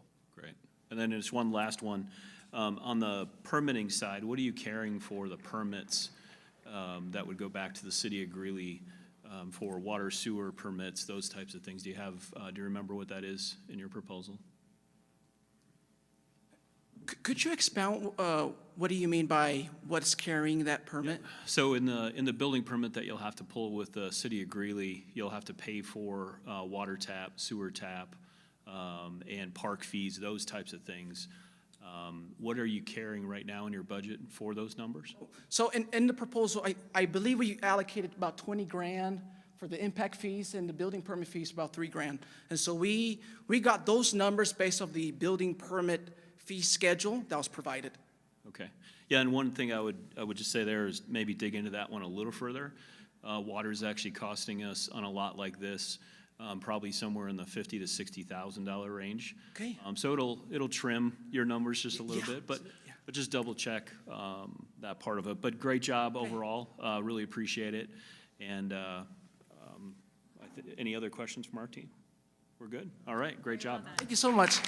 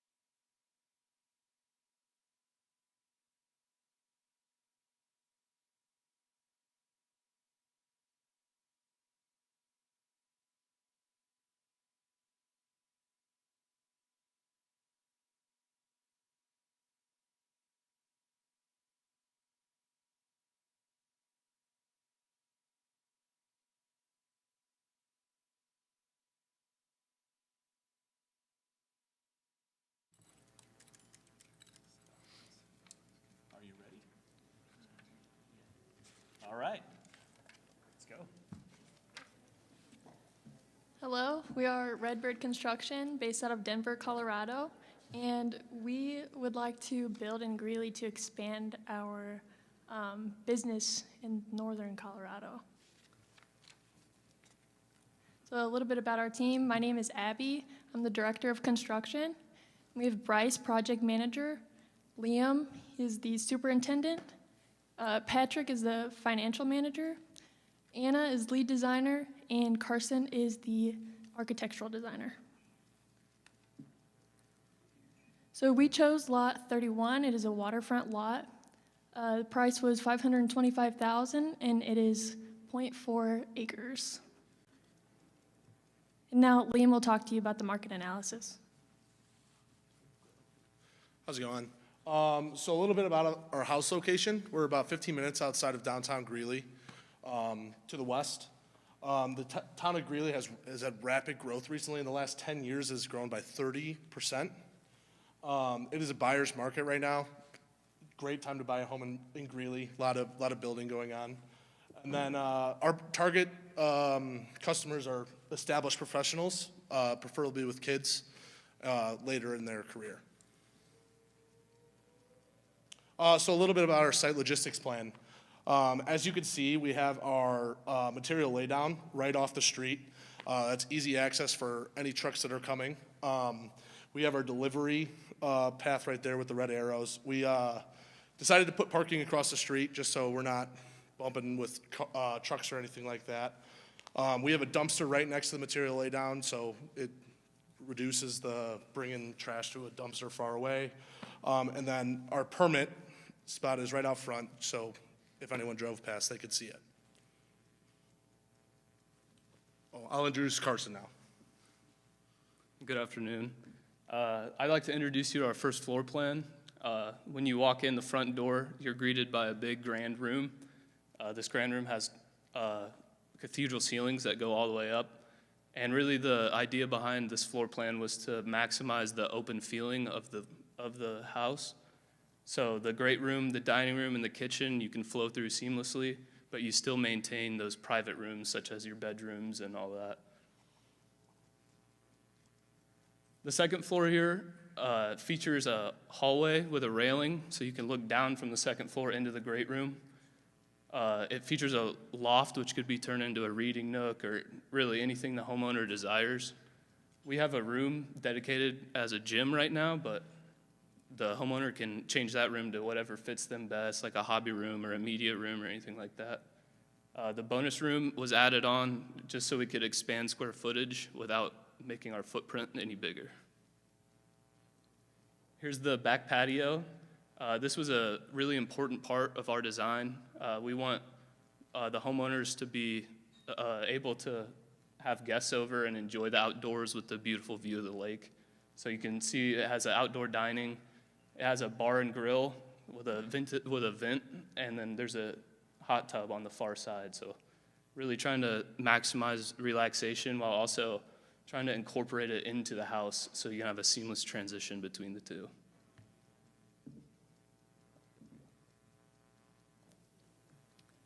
On our exterior, we will be using hardy board siding with accents of limestone to contrast, and we will have welcoming double doors, and then Trex decking and windows will encase the residence.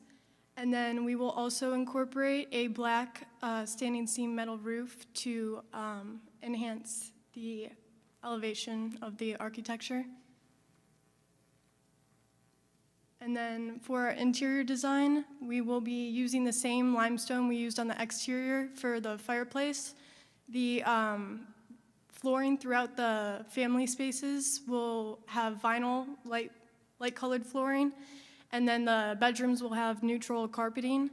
And then we are continuing the beiges and white color scheme on the inside, and throughout the kitchen we're using white quartz countertops and a white shaker cabinets and a timber island with black matte hardware.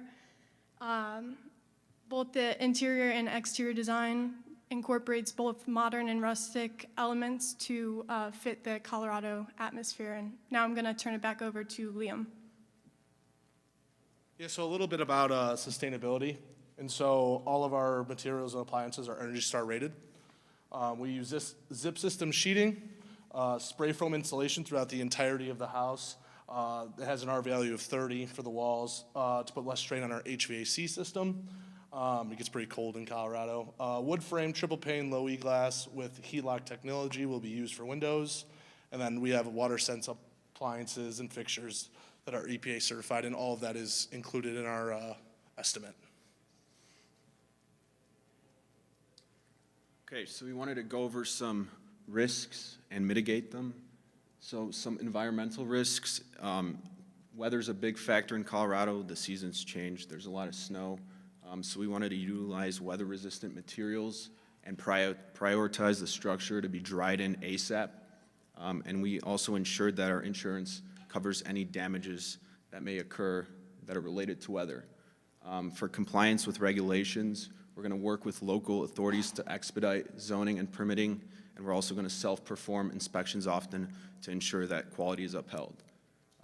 Labor risks. We thoroughly vetted our subcontractors to ensure that they are reliable and skilled, and we drafted performance clauses in our contracts in the event that the work they perform is subpar. We're also going to work with subcontractors to track and identify long lead items, and we're going to work with the architect to maybe identify some alternatives in case some of the materials have long lead times.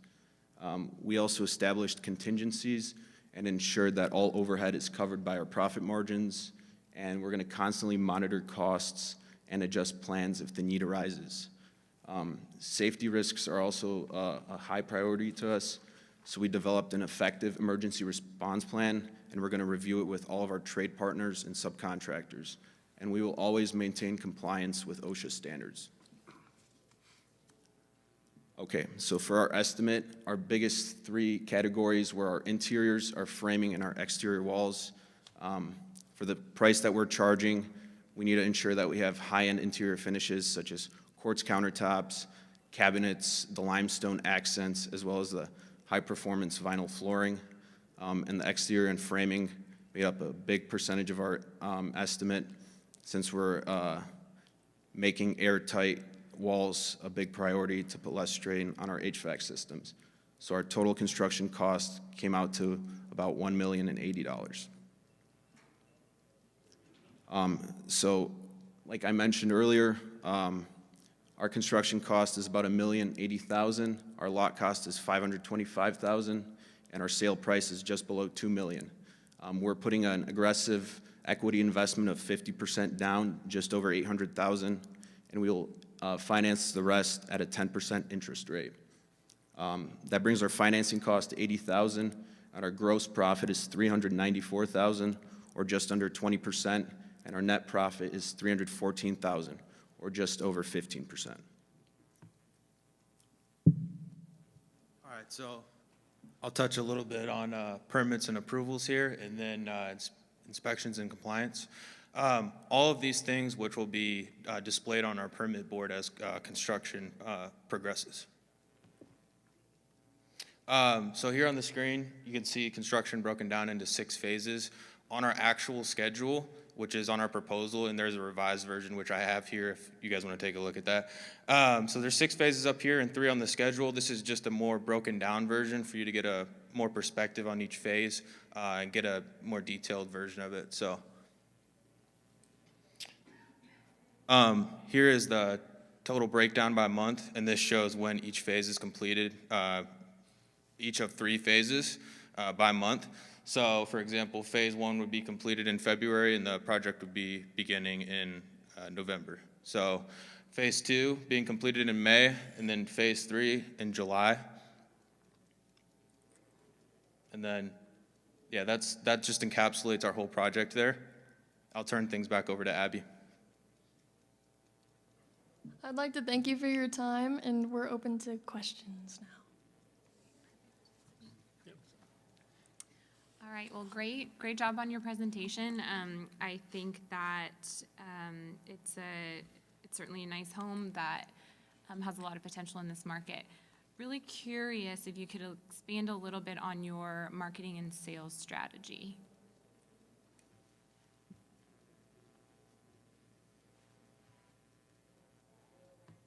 Yeah, so we are really looking for to sell to a family that is like looking for the home that they're going to live in for the rest of their life. They've overgrown their home, or they can afford something a little nicer, and so they're looking to move to the Greeley area and settle down a little bit. And so what we really plan to do is we'd like the family to have kids, ideally with how many bedrooms there are and how many extra rooms, and then the kids can also enjoy the waterfront activities. And how are you planning to target that buyer? You want to take it? So, like I mentioned, we're a Denver-based company, and we're looking to expand into Greeley. We have an established agent that we work with out of Denver, and we'll be utilizing them for their services and their marketing team. Okay, perfect. So using an outside agent, correct? Am I understanding that correctly? And then would you be offering co-ops to like buyer's agents? Is that something that you've considered?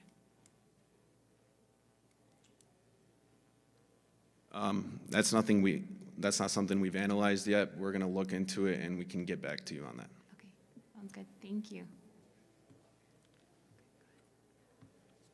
Thanks for the presentation. Couple clarifying questions, just I'm trying to get caught up, so sorry. We have about 2,300 on the main level finished. What is our second story square footage? Looks like we're balancing up to 46, 33-ish, is what I'm gathering off the, okay, 1367. Okay. And we have about 1.1 million in our construction cost. Is that including paying all of yourselves in that?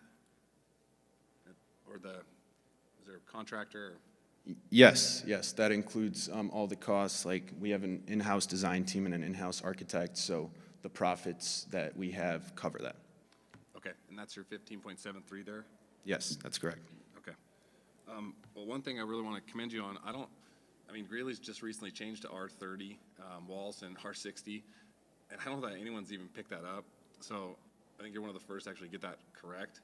You know, that R value, that you'll have to have that for permitting. So I think there's some substantial costs missing in almost all the other presentations that we have seen and will see. So good on you, whether you've found that out because you're savants or got lucky. Either way, great job.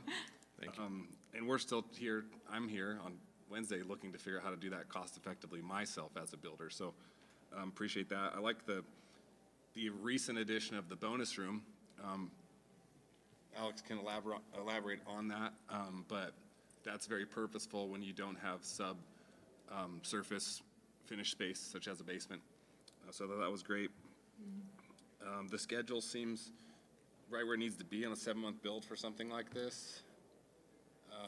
The only thing I saw based on just construction practices in your estimate, which may drive up a cost on sheathing, was we always want to have a 3/4 inch substrate, but that's pretty minimal. I mean, we're nothing critical.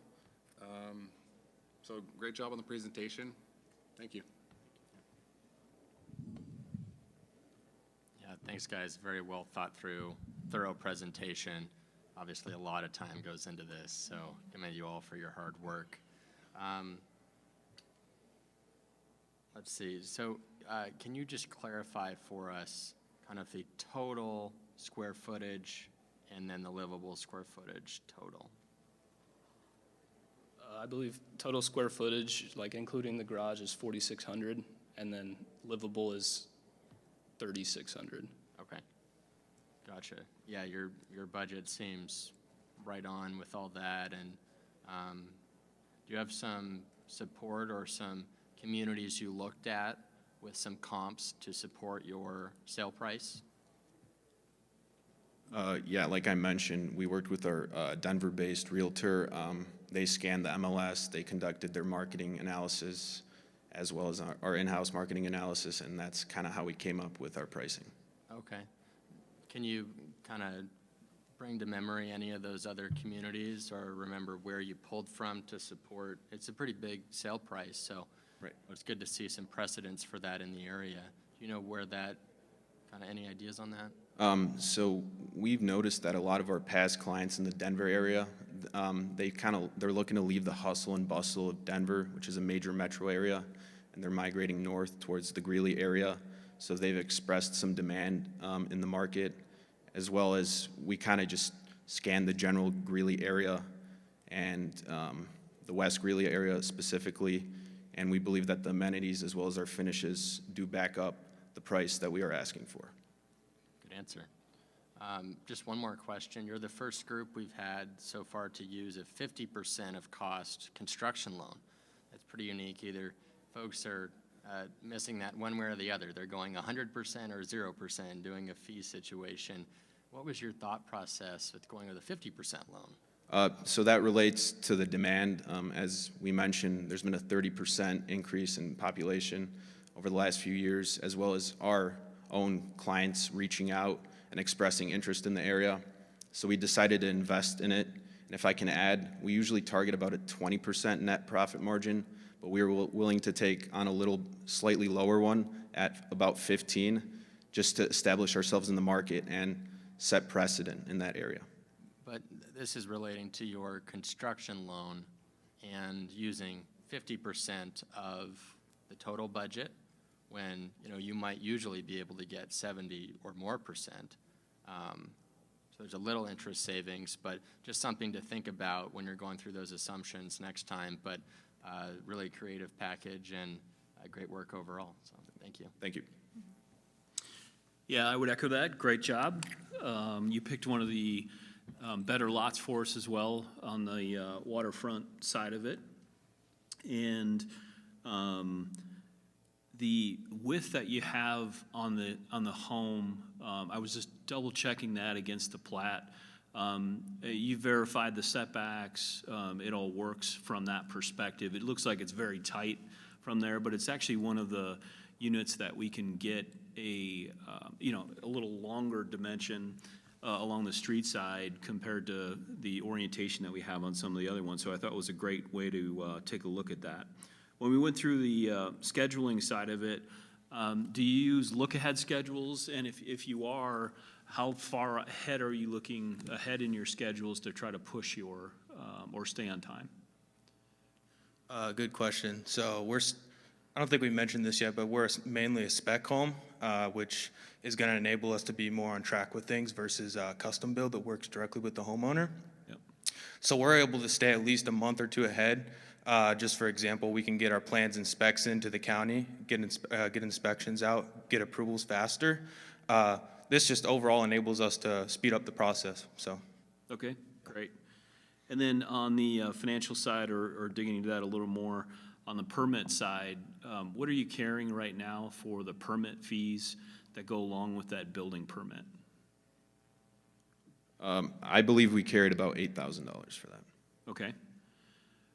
Yeah, they're probably a little more than that from the perspective. There could have been certain fees from a use tax side of it that we have to carry. And then our bigger thing that we have to take into consideration again is the water. I'd just probably double check those when you go back through it and just take a look at it. But overall sense, it's really a great job on your presentation here and very interesting house that you've come up with for us. So thank you. Yeah, I just want to echo what everybody else said here. You did a great job. I really appreciate it. I like the design of the house. Could you go back to the exterior rendering of it? I was curious, it looks like you have some more imagery of the house here than you did in your original proposal. Did you continue working on it and continue designing some of the stuff afterwards? Yeah, we continued the rendering just to make it look better. There's a lot of landscaping aspects we added. Sure. Well, I love the house. I think it would fit great within the community. Like Ryan said, I really like the bonus room above the garage, not having a basement. This gives you extra storage space up there, or somebody could utilize it as a rec room. It's a very versatile space that doesn't cost a whole lot to add into the house, so I really do like that you added that in there. In terms of the layout of the floor plan, did you guys consider cabinet layouts and furniture layouts to understand how the circulation through the house is going to work and everything?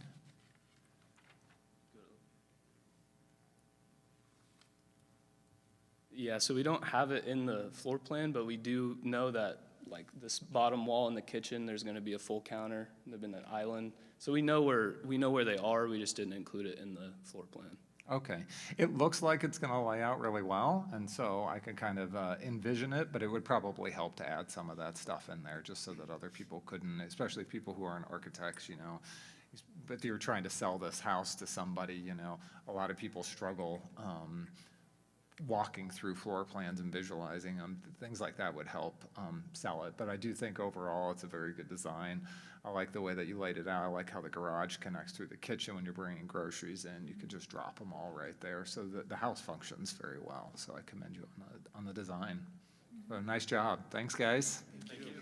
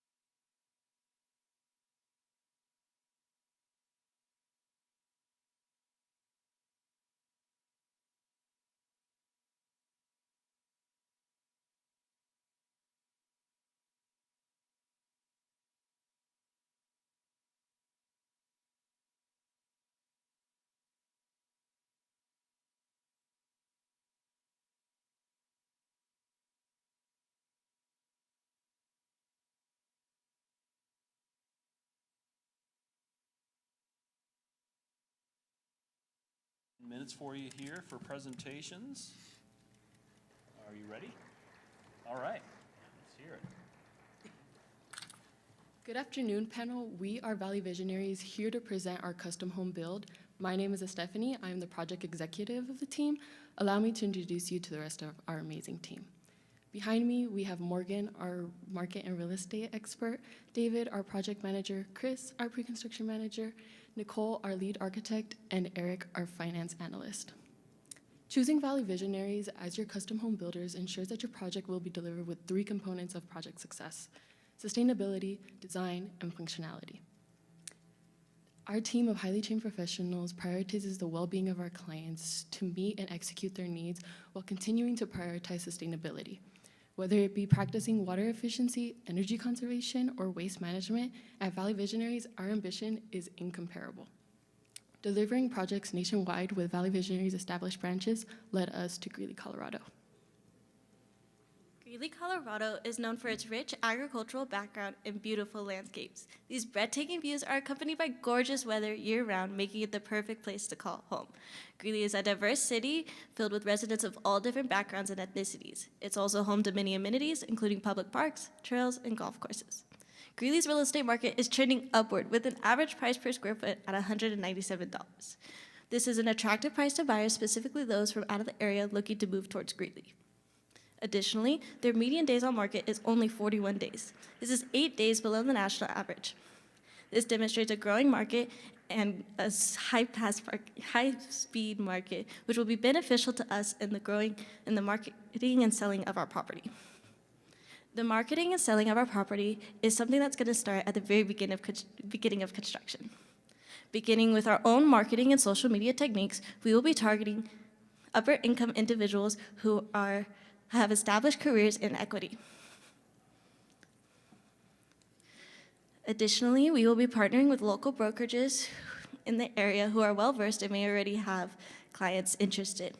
We will also be partnering with Zillow and Realtor.com to market to potential buyers who may not have an agent at the moment. I myself am a Zillow Premier agent, allowing me to receive phone calls directly from potential buyers who may not have an agent at the moment. Additionally, we will utilize more traditional ways of marketing, including the multiple listing services for the area, allowing licensed brokers and agents to tour and schedule appointments with their clients. Finally, once construction is complete, we will have professionally done staged photos of our property so potential buyers can truly understand what a Valley Visionary home is like to live in. Thank you. Establishing partnerships is an important role for us here at Valley Visionaries.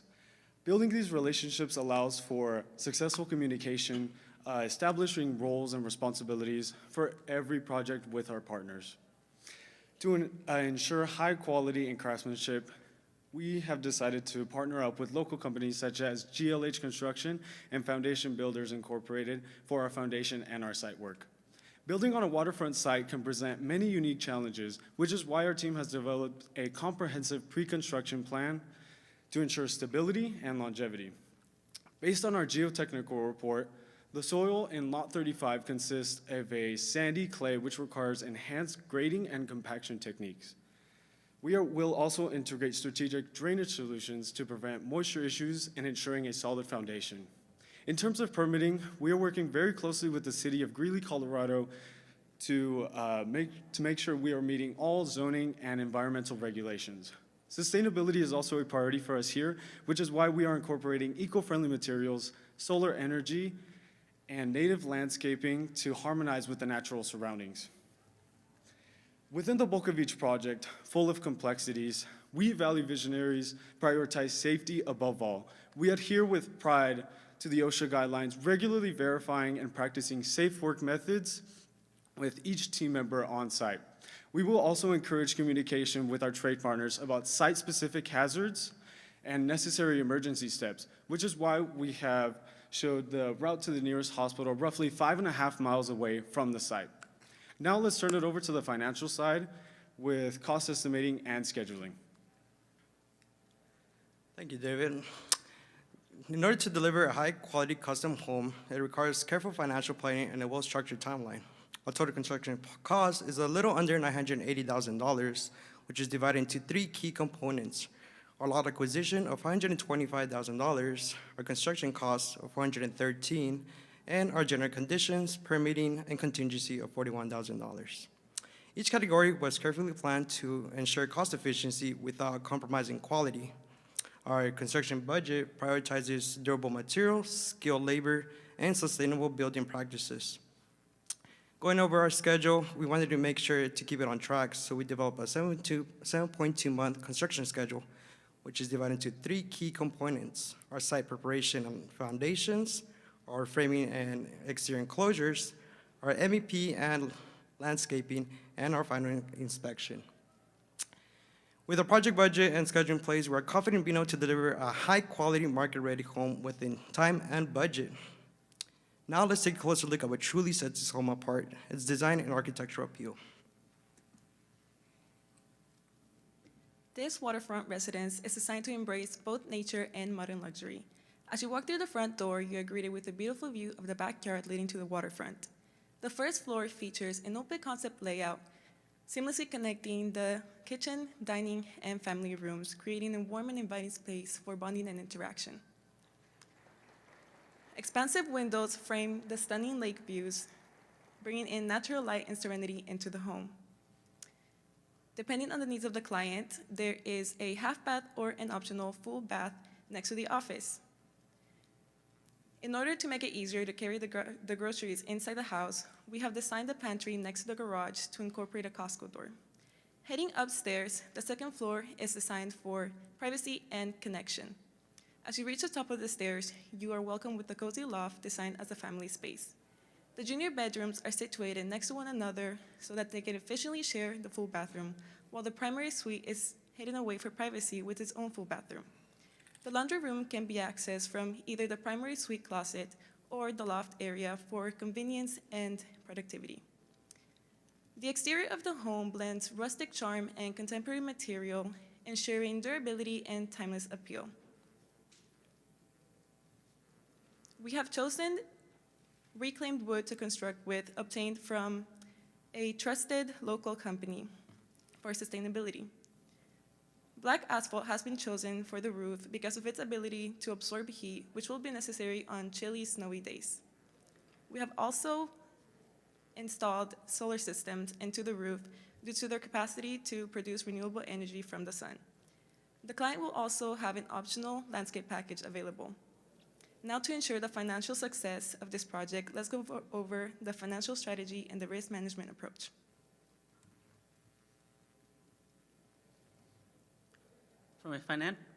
From a financial perspective, we project a sales price of approximately $1.37 million, with total direct and indirect costs estimated at $1.2 million. This projects us with a profit of 12.5%, equating to an anticipated profit of approximately $172,000.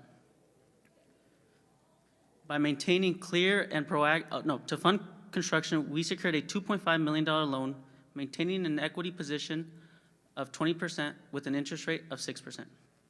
By maintaining clear and proactive communication with our lender, we will implement a structured draw schedule tied to construction milestones. This disciplined approach will help us manage cash flow effectively, control spending, and minimize the risk of cost overruns. As experienced builders, we recognize the inherent challenges associated with constructing and selling a custom-built home. The key risks we have identified include market timing, demand, construction delays, material shortages, financial uncertainties, as well as cost increases. The time it takes to sell a home can also impact its profitability, so we'll begin vetting potential buyers before construction is completed to ensure a seamless transition from build to sale.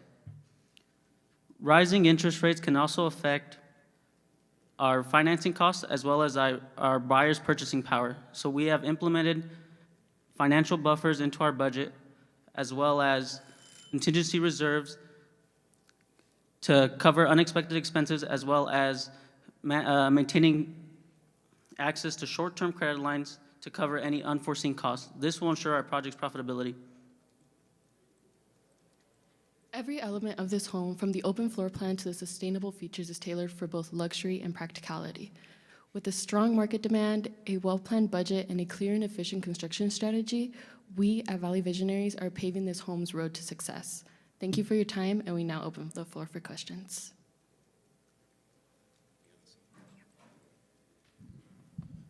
Very nice presentation from the construction standpoint.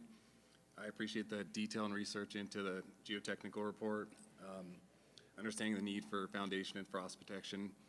I assume you don't have to deal with that in Fresno, so we appreciate that research. The trades as well, you had some really high-quality local trades referenced there.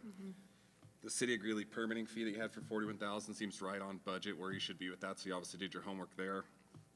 The 7-month build schedule also seems appropriate. I really think the architecture and curb appeal, that front elevation is really attractive. I think there's a lot of positive things to what you guys selected and presented here. And you also did your homework in the presentation, so look sharp, way to go there. I don't know what the total square footage of finished space is. Does anybody know what that is? Yeah, I believe it was like 27,040 square feet. 2740? 2740. Just trying to do the math on getting to the ROI. And you have a strong contingency, that's great. For $413,000 of construction, $35,000 is a generous contingency to deal with unforeseens. Is that, is the contingency included in the construction budget, or is it separate?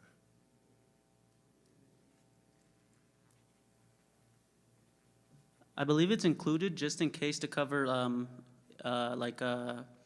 escrow or any unforeseen costs like supplies, material shortages, as well as like if our interest rates go up, just to maybe account for that increase in closing costs as well. I think that's really smart, and that's definitely good, and it's important to include, so thank you, yeah, great job. Yeah, great job, guys, and I love the marketing. That's a great logo you put together. You know, you could definitely go sell some homes with that. So great job on the overall package, both presentation and the package. So job well done. A lot of hard work goes into that. With your costs, I noticed a pretty big chunk of interest cost. Can you expand a little bit on those terms of your construction loan?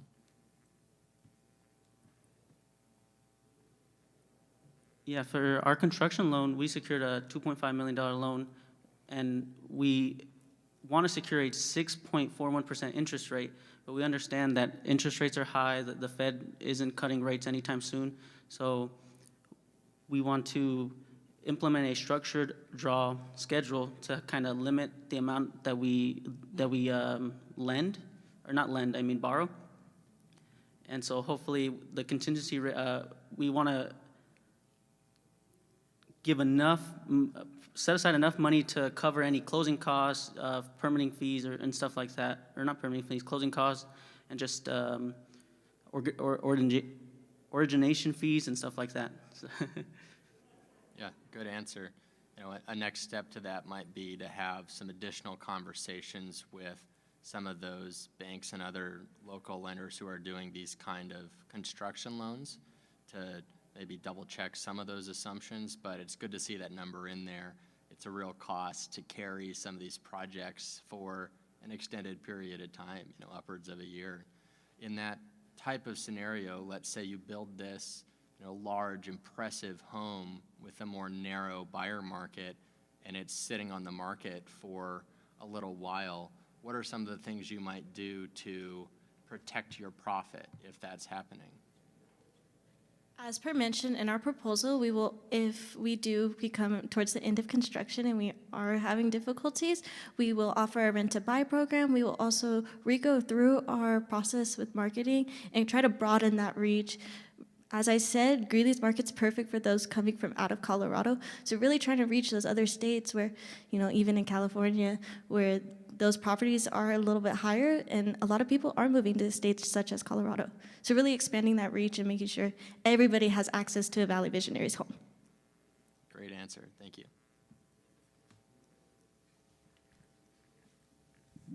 Great job. Really like the layout as well and the overall concept, especially being on the water here from that side. Just a couple on the construction side that I noticed. You mentioned a contractor early on that you're teaming up with the horizontal side. Was that right, or did I mistake that part of it from the site work? Or just a general contractor? Yes, we do plan on meeting up with, partnering up with our contractors and subcontractors as well, so we can minimize any issues in the long run. Okay. And then from a scheduling standpoint, do you, how often do you forward look, and how often are you going to be meeting with your contractors and subs? We will be meeting roughly every week or so, depending on if there are any issues or unforeseen circumstances.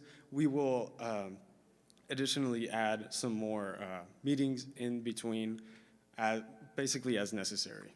Okay, great.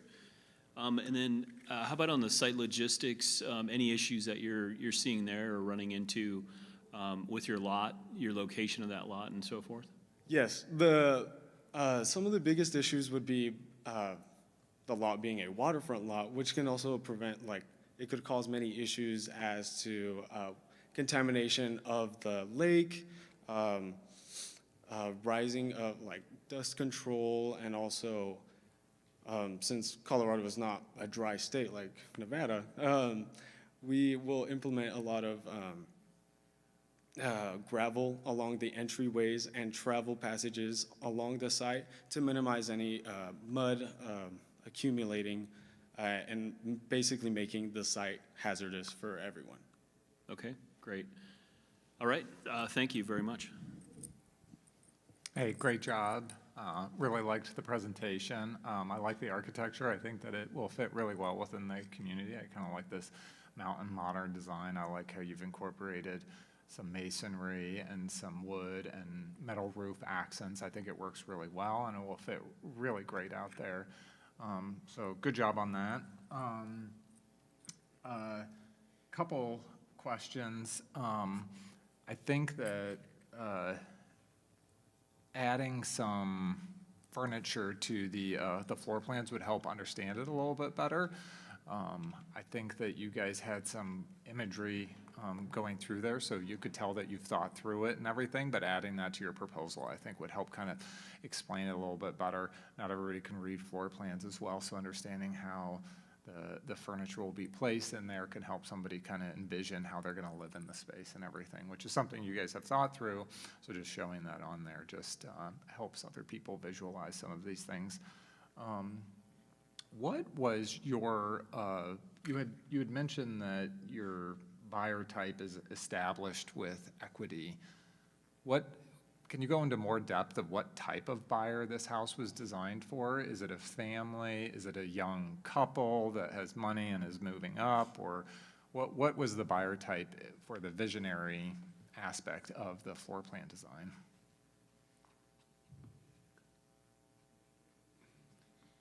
What we were marking towards were those upper income individuals, as mentioned. Personally, I was looking at, or as our team, we were looking at this as like a second step home, really moving up and starting that family with those junior bedrooms as well, and being able to raise and grow your family in these homes. So using the equity from your first home to purchase ours.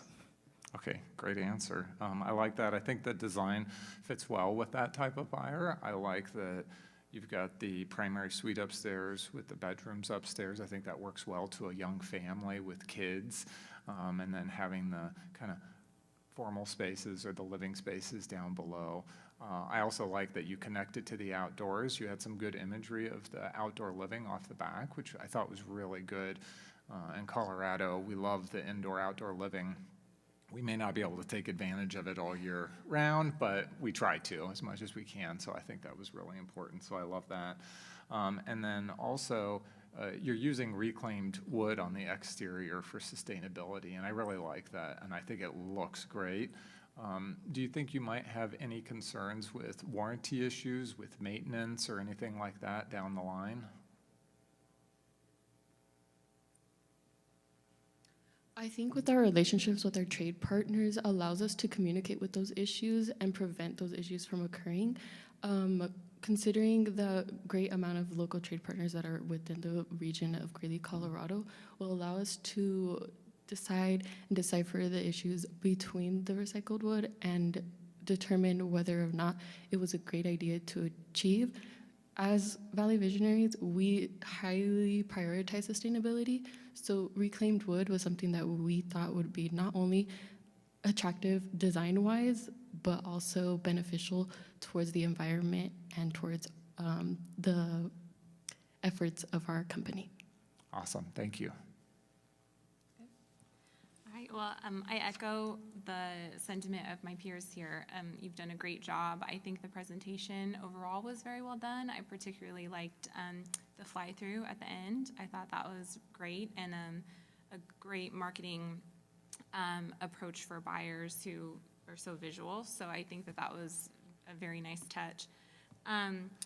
In terms of your marketing and sales strategy, I know you'll begin marketing at the beginning of construction. Am I assuming correctly that your sales team is in-house? Is that correct?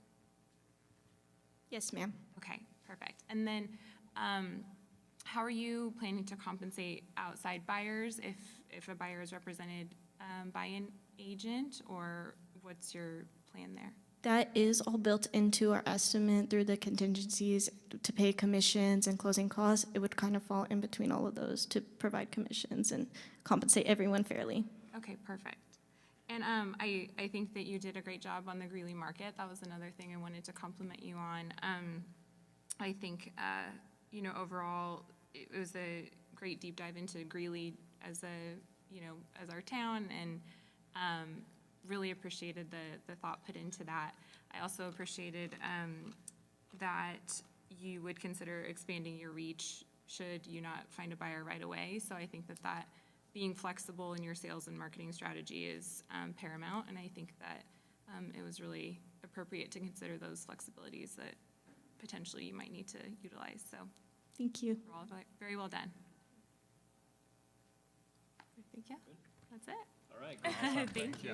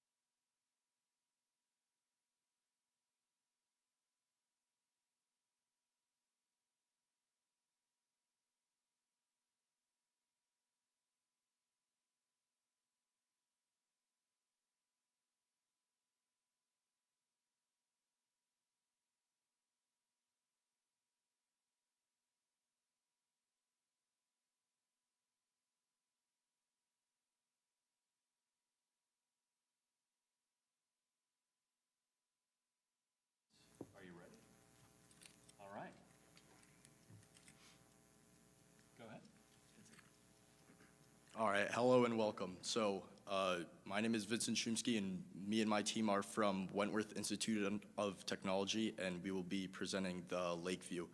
Here are my team and my colleagues. My name is Kelsey Maslow. I'm the interior designer on this project. My name is Martin McCoy. I'm the senior designer of this project. My name is Luke Etheridge. I am the project manager of this project. My name is Christopher Perry. I'm the president. I'm Tyler Fong, and I'm the operations manager. So, Legend Home Builders is a premier housing development company based out of Greeley, Colorado, driven by innovation and sustainability. We pledge to bring superior craftsmanship backed by modern building techniques as well as eco-conscientious practices.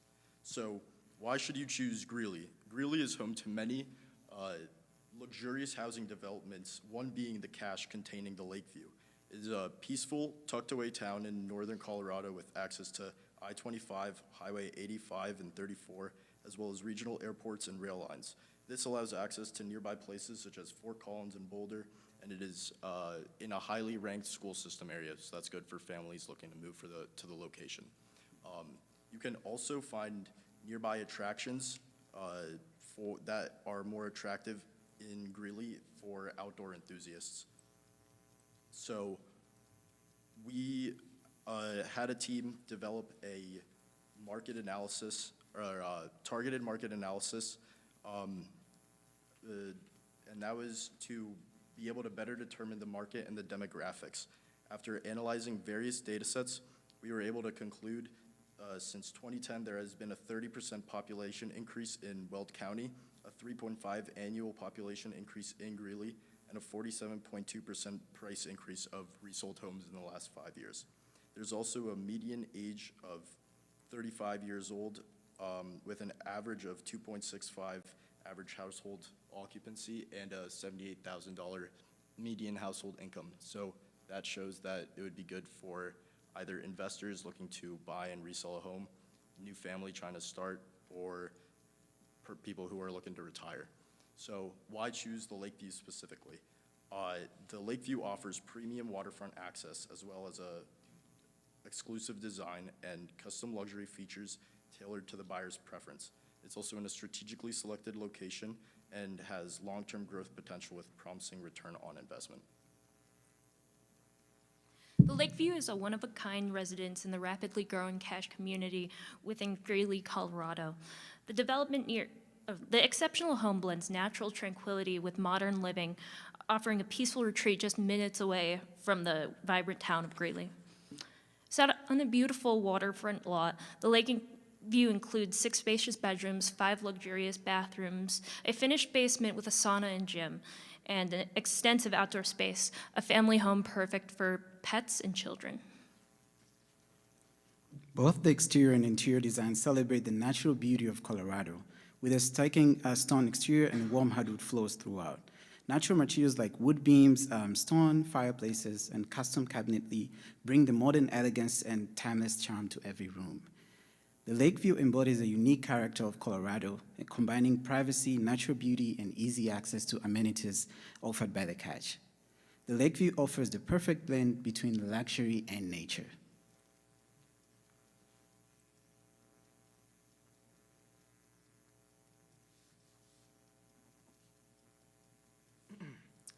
This project will have a dedicated project manager to guide and track progress as well as ensure safety.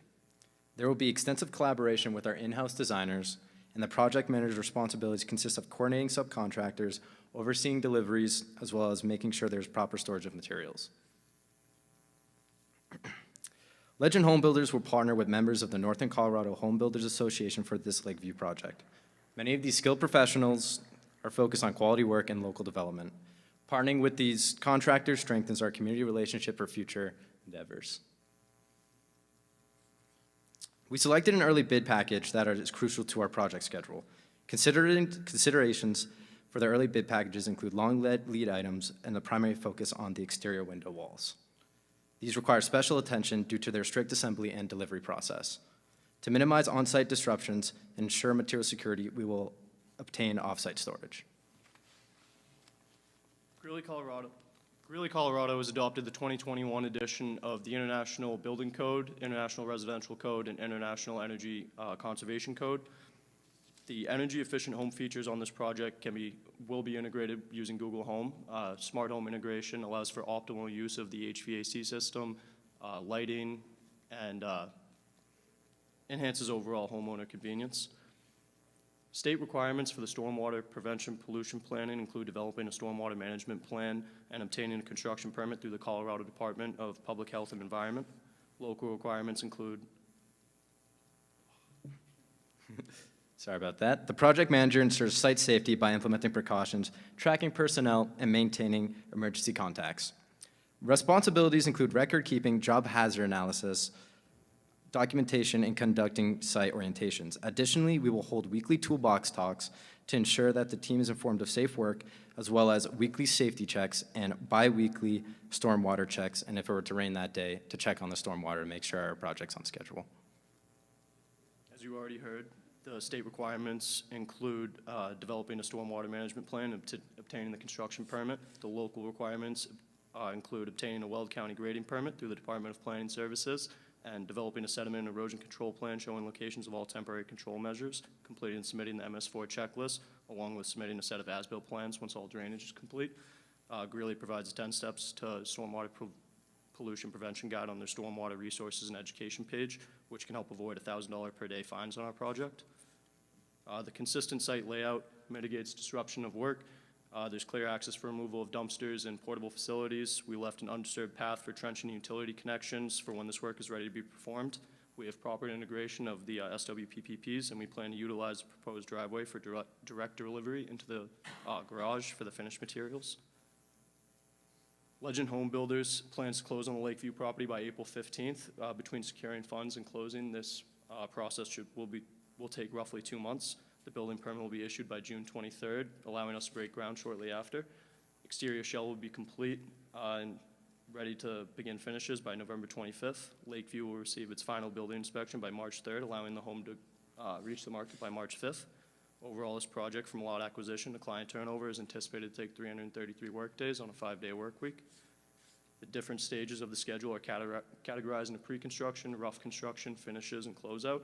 By lining up trades that will not interfere with one another, the workflow will be steady and productive.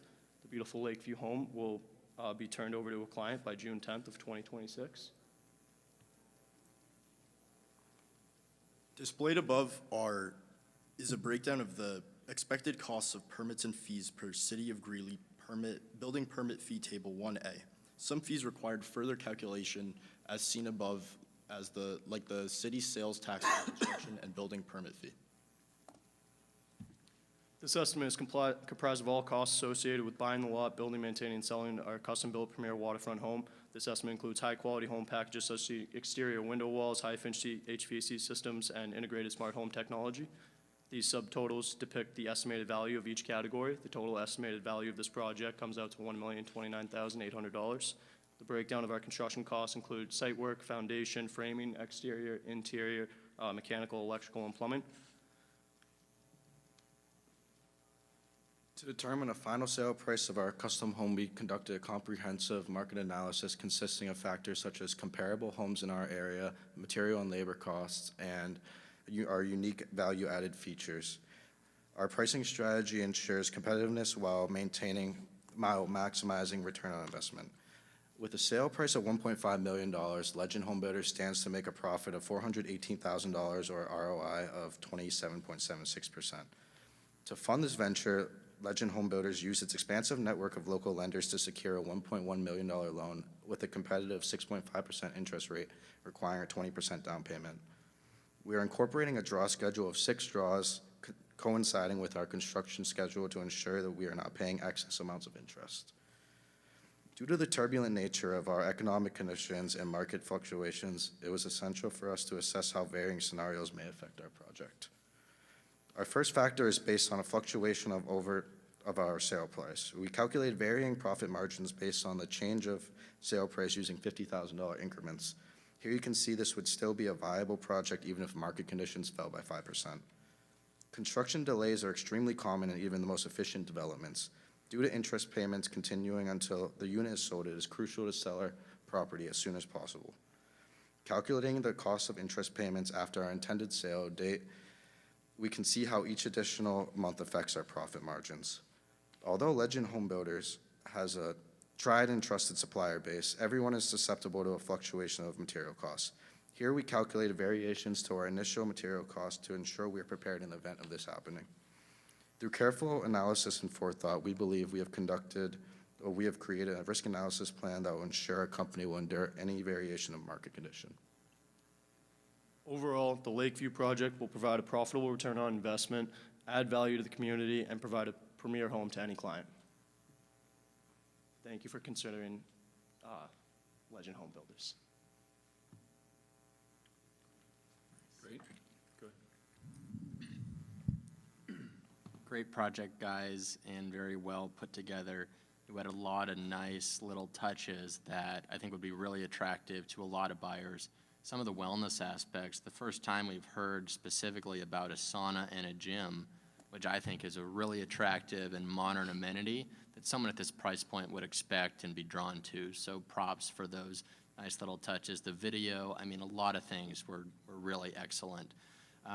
Jumping into kind of the numbers side of it, can you tell us how you came to your construction costs and then maybe some market support, some sale comps for your sales price?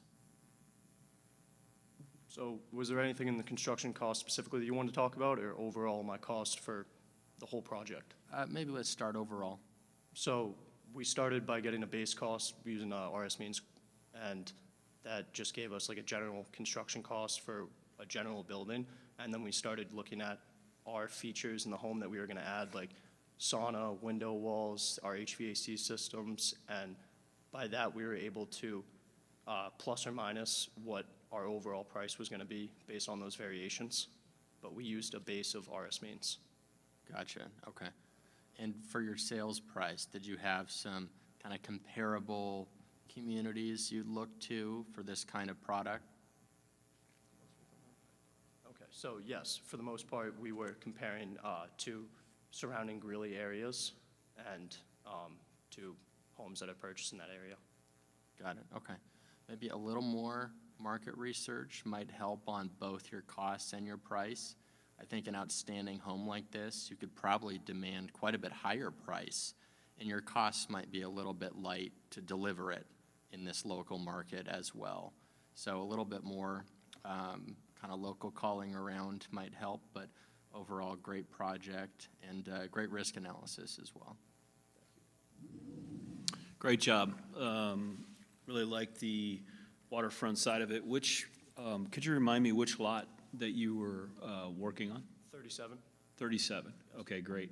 And as Owen was mentioning there, I think the one thing that we feel from a marketing side, we might be able to push that price point a little higher. So if that was a requirement of yours to have a minimum threshold, do you think you can, what would that mean to you? Would that mean adding more features to the house?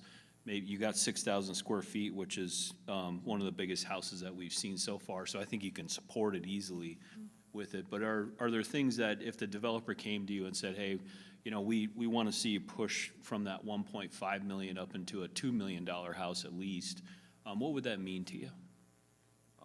That would include things like more energy efficiency, like solar panels potentially, or then also it would go towards custom features like kitchen cabinets or certain counters, going for higher end quality in that in those areas. Yeah. So that's what we would probably go for if we were looking at a $2 million home, or Okay. if we were trying to sell a $2 million home. Yeah, great response. That's what we would think as well from that perspective. You mentioned 333 working days, which, you know, pushes out, it feels like it's a year and a half, right? What ways do you have maybe to help cut that time frame down to deliver this home quicker? So we could have some trades kind of working on top of each other, like the MEPs. We could have them sort of working on top of each other and working together in that sense, and we could be managing their progress and helping them work faster while being on top of each other. Another thing that I want to notice or mention is that our schedule was kind of like worst case scenario. So for closing on the lot, we did the maximum amount of days. For putting the house on the market, we did 2 months, I believe, up until we turn over to client, just to kind of, to cushion ourselves in a way, so that if we don't sell our home on the first day possible, we didn't screw ourselves with the return on investment. Yeah, and you could maybe even get it sold a lot quicker too if you were able to, especially a custom home, where you might get into a situation where you can line up a buyer before you even finish, right? That's what we were hoping for, if we could secure a client while we were still in the construction phases or towards the end. Yeah, we would hope for that as well for you, so. Thank you. Thank you. Just to add on the architecture and drawing standpoint, we could also use advanced technology like BIM softwares to speed up the CD process and get the documents ready in time to cut down the amount of time for construction. Great. I love the design. I think it's a really attractive home. I think it'll fit really well in the community, and it does support kind of the price that you guys are going after. It looks like a very nice custom home. I like a lot of the glass in the back and looking out and taking advantage of the views, so nice work on that. Curious, you guys are doing a basement there, and there's kind of a high water table. How are you supporting the construction of that basement with the high water table, or what are you doing to mitigate that issue? So we plan to, when we dig down, if we come across any immediate water, pump it out. Then we're going to weatherproof with a membrane for the concrete, make sure that nothing comes up into the basement, and then we're going to use perimeter drains and just like push the drainage off towards other parts of the lot away from the home. Okay, great, thanks. And then when designing the house, a 6-bedroom house is a lot of bedrooms, and I guess for that price point, maybe that's what you're trying to go for. But what was your reasoning behind having so many bedrooms? Is it the buyer type that you were going after, or comps that you were looking at? We were primarily trying to build a family home, but also we recognize that a lot of people want additional bedrooms to use in different ways, such as offices. And while we do include an office in this project, there can be more than one person that wants that. So just extra space in order to support those endeavors. So it sounds like you were trying to design the house for flexibility so that you could then, capture a lot of different buyer types who might use the house in different ways, whether it be a bigger family or 2 people who work from home and need like dual offices in there or something. Is that right? Yes. Yeah. Okay, great. Thank you. Well, fantastic job overall. I noted some design features that I really loved, which would include like the shed roof, the windows, to Alex's point, on that back facade are gorgeous. And I think an incredible use of the views there, and I want to build it. It's stunning. And kind of that mid-century modern influence, along with a certain amount of, the rustic tones, things like that. I think it's a very saleable product in our market. I would love to show it. I'd love to do an open house there. It's a beautiful, beautiful home. So overall, just a great product. Curious if you could expand a little bit more on your sales and marketing budget. I perhaps just missed the budget, and then what those funds would be utilized for, whether it be targeted marketing, brokerage fees, things like that. So we do have money set aside for our interest rate and for broker fees. Okay. And that's kind of as far as we had planned for. Okay. And are you planning to do, and I apologize again if I had just missed this, are you planning to have an in-house sales team or utilizing outside firms? Outside firms. Okay. All right, perfect. And I know you touched on the flexibility of the home itself and how that would potentially target different buyers. Is there a certain buyer that you had in mind, or are you just kind of are really focusing on that flexibility to reach the most amount of buyers possible? We really focused a lot on the flexibility, but at its core, we were really thinking about a large family that has that room to grow into the project. Perfect. And I apologize, you had mentioned that, but just wanted to kind of clarify a little bit. So overall, great job, and would love to see this home built on the project. It would be a great fit. So. Awesome job on the presentation.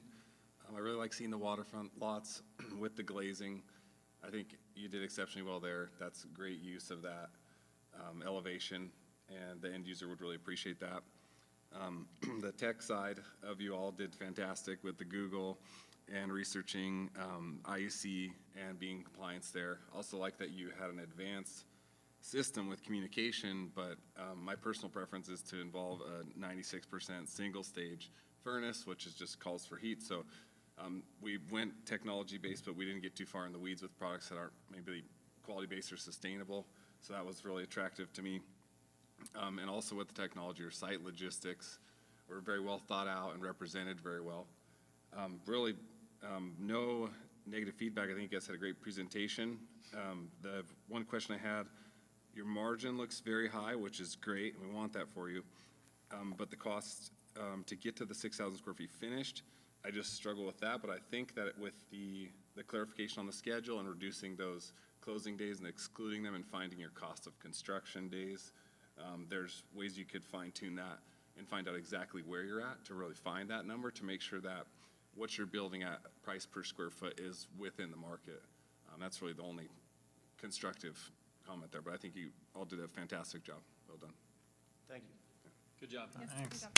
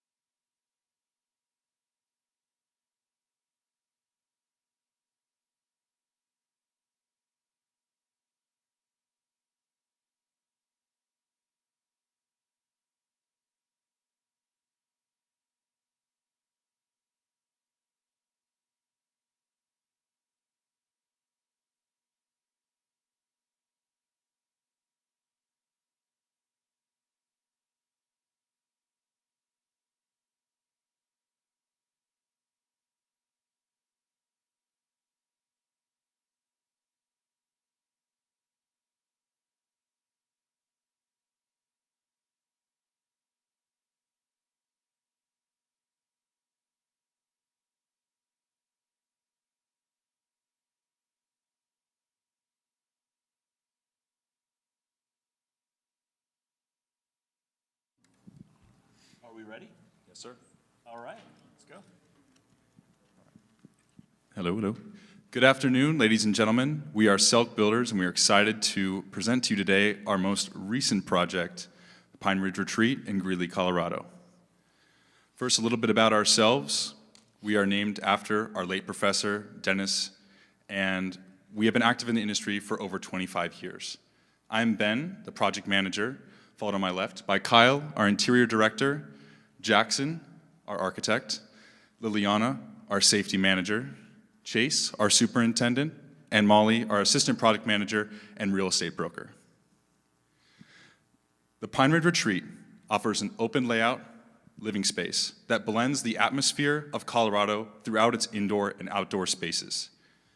We chose this lot, Lot 54, for its scenic views, relative privacy in the neighborhood, and because it's a corner lot, we are looking to sell this luxurious 7,636 square foot property for a sale price of $2.5 million at 7% APR. We are looking for a loan of $2 million, and our land costs are $415,000. Our build costs per square foot are just over $200, leading us to a build budget of just over $1.5 million. Now I'd like to hand it off to Kyle to review our market research and material board. Home of the University of Northern Colorado. I'm so sorry. Home of the University of Northern Colorado, Greeley is a up-and-coming city. With its diverse industry, it supplies to neighboring states such as Nebraska and Wyoming, which leads to it being both the 8th fastest growing city in the United States, while also being one of the leading cities for economic growth. And this makes it a new big city almost.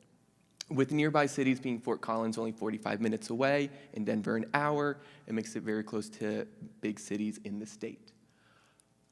For the Pine Ridge Retreat, we are nicknaming it the Hallmark Home.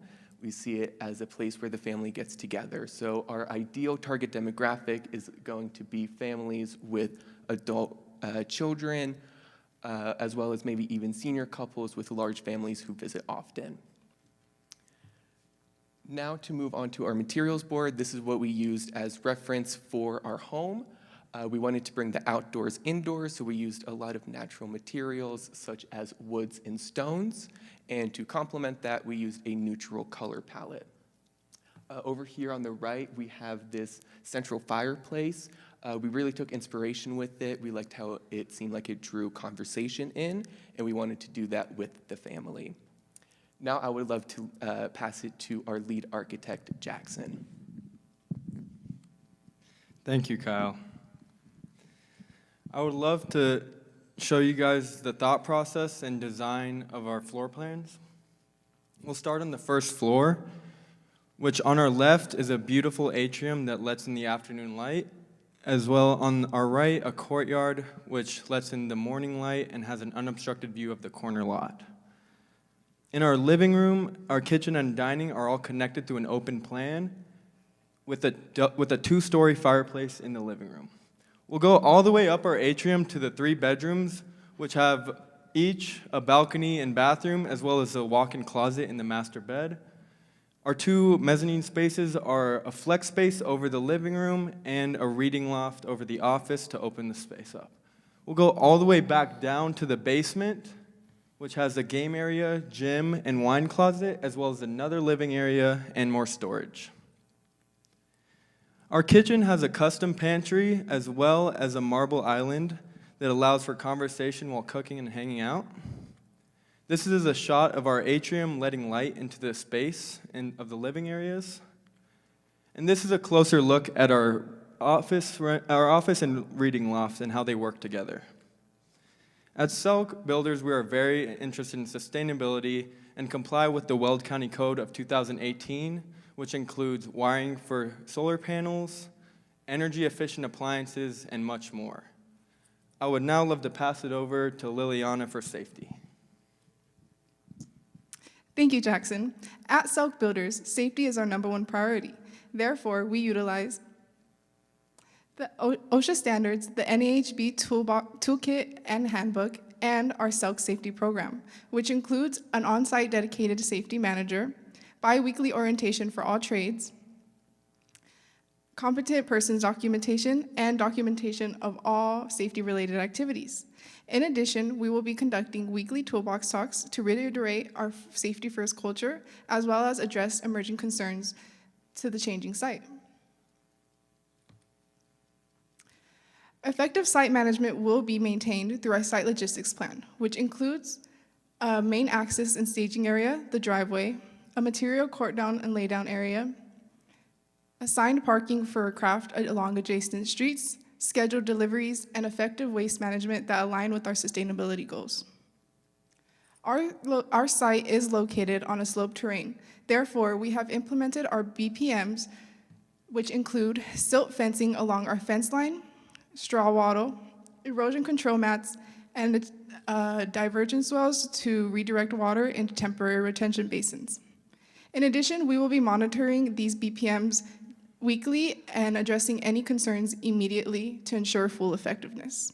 I would now like to pass it on to Chase with our risk management and project timeline.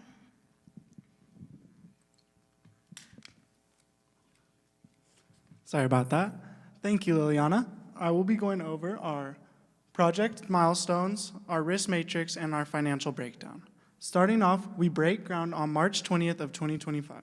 We are dried in and ready for winter by November 24th of 2025, leading to a project completion punch list and closeout in April 7th of 2026. Next, we will go over our risk mitigation and matrix. Two major risks are subcontractor reliability and safety concerns. To mitigate these risks, we will be working exclusively with NAHB affiliated subcontractors to ensure that we are getting industry quality standard work. Additionally, we will be implementing Liliana's safety plan to make sure that we have a safe project site. Furthermore, combining both of these strategies, we will be able to have a safe project that is reliable and easy to build. Moving on to our financial report, we see a sale price of $2.5 million. We have a budget of $2 million, which leads to a net profit margin of 17%, yielding a net profit of $355,000. Taking a look at our budget breakdown, we see 30% going to construction materials, 3% to our contingency fund, and 7% to sales and marketing, which Molly can tell you more about. Thank you so much, Chase. As we said before, our sale price is $2.5 million, and we will be marketing to that upper middle class family. We will be using innovative tools such as 3D tours, high definition photography, and other online campaigns to reach our potential buyers. We will also have a few buyer options, including a staging package, which will allow buyers to purchase the furniture for a more turnkey home, as well as a solar package. Solar is not included in the base price. However, we have wiring for it, and if they would like to purchase solar panels on their own, we'll be willing to work with them for installation. Investors, experience unparalleled luxury in Greeley's up-and-coming home, perfectly situated between the excitement of Greeley's ambitious growth and the peace and quiet of nature. This home offers proximity to future retail hubs, vibrant activities, and cultural attractions. Be the first to indulge in the sophistication and opportunity this home has to offer. Thank you so much. We are Selk Builders, and we are open for questions. Great timing. Get better than that, right? Great presentation. Really appreciate you spending the time on this and working through a great option, we think, from this perspective, too. And I just wanted to clarify, the lot that you have is in the overlook area, is that correct? Okay, great. And you have a $2.5 million asking price on it. Are you concerned about any of the support in the marketplace for a $2.5 million home there, or do you think that the house that you're building actually will support that price point? Yes, we actually do believe that this is a good price for this area, as it is a growing city, and this, as it is a new retail hub, we expect executives to be moving in soon. And we also see that there are other competitors that are able to produce at this price point, as well as some that are going to be in this neighborhood. And we believe that this is good. If you get into a situation where the market wouldn't support that, do you have flexibility within the house design that you have, or when you don't get to a certain point where it's too late, you can't look back at that point, but you have certain stages where you could actually cut back a little bit if the market wasn't there to help support that 2.5? Right. Well, we have a few options if we are not able to sell at 2.5 within 90 days. At first, we will drop the price to 2.4, and if that doesn't work, then we will include some of those buyer options, which is, in part of our contingency. And if all else fails, we will give it over to our home division, which they will be able to rent it out if they would to make profit. Okay, great. And then schedule, I think you have a conservative schedule there as well, and you have a lot of buffer built into it probably for that protection. Is there any flexibility, though, that if we had a buyer that came along and said, hey, I'd love to have it by a certain time frame, maybe 2 months ahead of, how much flexibility do you have, or how much schedule could you maybe compress to deliver a home quicker? There is some flexibility. We could always expedite the schedule by increasing work for laborers and just working on weekends as well. But again, if the owner really wanted to do that, it would probably run a premium price. Okay, great. Thank you. Yeah. I just want to commend you. This is a great proposal. You did a great presentation, too. I love the architecture. I like the simplicity of your design. It has some rustic characteristics to it, but it's done in a very modern way, so it's very elegant in what you did. So I appreciate that. Can you talk to me a little bit about the exterior and what the thought was behind the design of the exterior? So we focused on material of the mountain modern type, and our exterior was formed by the interior. We really wanted to focus on the inside of the house due to the climate and other Colorado factors. But we stuck with very simple. We wanted wood and muted materials and colors. And we wanted them to have enough space, all around. Great, thank you. So it was kind of a form follows function, making sure that the home functions well. Yeah, the interior spaces and feng shui was considered, and then we focused on the exterior. Awesome, great. I love the kind of outdoor spaces. You kind of have a lot of outdoor spaces, balconies for each room. It feels very custom and nice. You have a courtyard to one side, and I think that utilizes the corner lot, which you took advantage of, and then you've got one kind of off the back. Can you speak to why you created two different spaces versus just maybe having one big space? I believe the main goal for that was the views. We do have the main courtyard facing the corner lot, which is our overall view, but the back this is actually the very top of the overlot. We're on the very corner of 54, so that also will be looking out into Colorado. So I think it was just to open up the idea of having multiple spaces outdoors. Great, I love it. Yeah, Colorado loves their outdoor living, indoor-outdoor living, and taking advantage of those views and having different spaces that utilize in different ways. It looks like the one off the back is more kind of the living room, where the one off to the side is kind of the dining room and connects with the kitchen and everything. So I like that design. So good job. Yeah, yes, the kitchen, living, and dining, as well as that back flex space, are all kind of interconnected. Opened up. Yeah, awesome. Thank you. Well, great job overall. I think your presentation was very well done. echo what Alex's comments are on just the overall design. I like the simplicity of it and the use of the indoor-outdoor space, very, very saleable in our market. It would be a dream to sell. There's obviously a lot of great, the features that would just, it would be a dream. So to the design extent, it's wonderful. Also appreciated that in your sales strategy, you referenced staging. That's not something that's been referenced much, but something that we really find to be beneficial. We sell a lot of homes with furniture in them because buyers can just visualize it, it makes sense. And that's not something that a lot of teams have touched on, if at all. So I really commend you on that because I think it's a way to stand out in the market. And so great job on that.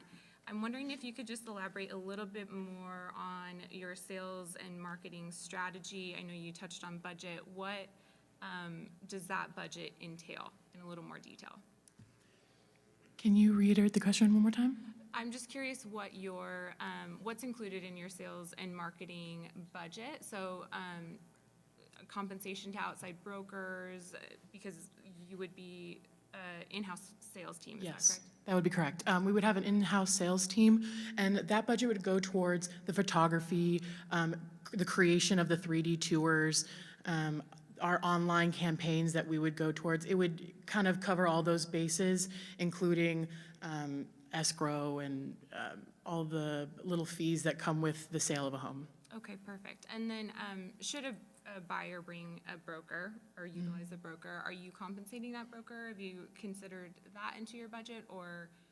Yes, I mean, standard in California, it was like 2.5. So I would kind of go for that 2.5 reimburse, compensation. And yeah, I think that covers that. We would reimburse them. Yes, no, it's a great, it's negotiable always. And Of course. I'm always curious to see kind of what the strategy is on that. So Yes. very well thought out. Good job. Thank you. I think this is the most square footage we've taken on, so way to go. Go big. It I is. like it. Yeah, and of course you have to do that awesome atrium and the fireplace, so those are great features. I liked everything about the house there. I made some comments on my green about the estimated, but I think you clarified a lot of those here. I really think the exterior cladding is warming and great for that overlook lot. I really like adding that in there. If we can go back to the site plans, I just didn't see, I probably missed it, where the mechanical room is or where you plan to house the, heating and cooling items. I might have missed it. You have plenty of room to find a place if you don't have it. Yeah, I think our plan initially was to use some of the laundry room space for the water heater and then have the washer and dryer in there as well. And if that was not usable, then there's obviously the closet, the gym. There's plenty of space that it could be, applied depending on where the owner would like to see it. Right. I'm just always interested. There's creative solutions for multi-story homes like this, how to properly heat and cool. And our sun is strong in Colorado, so managing that, I just like exploring that. The other thing was on the permitting. Which entity are you guys working with, and what did those fees look like as far as that goes? We didn't have a specific entity that we in mind, but I think our permitting fees were about 8%. I want to say 8%. We could go if we go back to the slide, but we had about 8% of our $2 million budget was going to be allocated to permitting and permit fees. Building permit of 1.5 thousand. It's our build budget for the total construction process. Right. It's getting late in the day. 8% on 1.5 million. It's gonna be okay. So you're there. Maybe it's a skosh low, but you have something considered there. So a lot have not. So very good. Nothing really else there I think you guys did fantastic. I appreciate the energy and the pride in the project. I can tell you put work in, and you're excited to share it. You know, a lot of people have been nervous, I'm sure you are too, but we can tell that you've put in effort and appreciate that. Nice job. Thank you. I just echo those comments. The project really had a lot of life brought to it in the presentation, so hats off to that. That's a lot of coordination, and it doesn't just happen. So obviously a lot of practice and a lot of thought. Can you expand a little bit on the thought process to go spec on this big of a home? Can you rephrase that? Sorry. Yeah.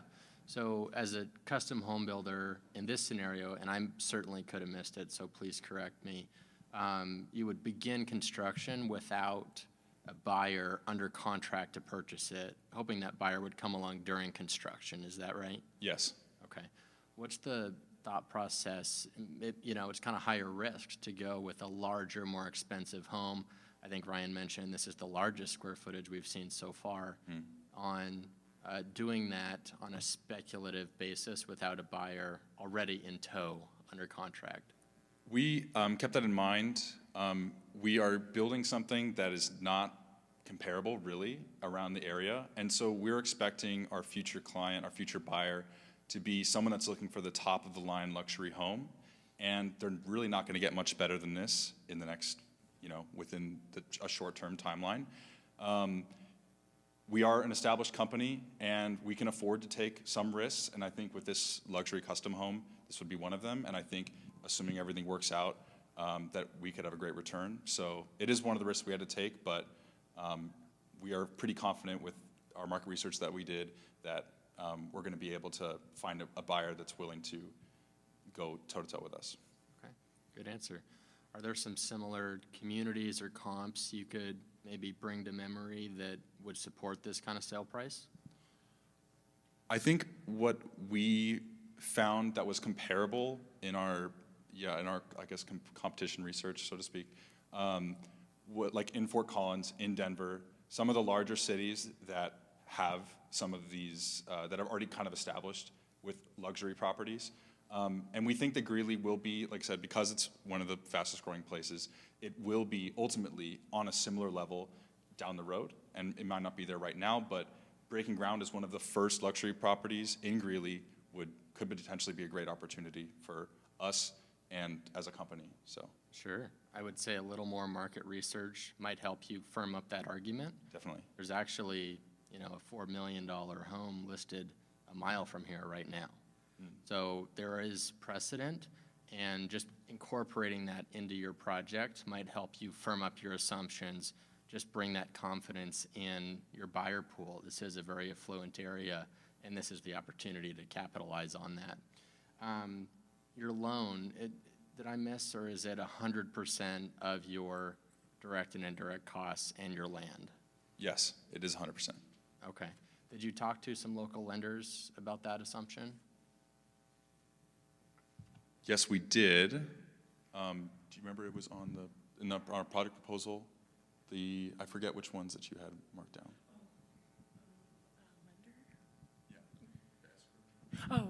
We were, yes, I'm so sorry. We were planning on working with First Bank and Bank of America as they are a national company, and we will be able to work with any buyer across America with that, being able to access anywhere, wherever they may be. Okay. I'm so sorry, did that answer your question? Yeah, well, maybe for next time you might have some more discussions with lenders.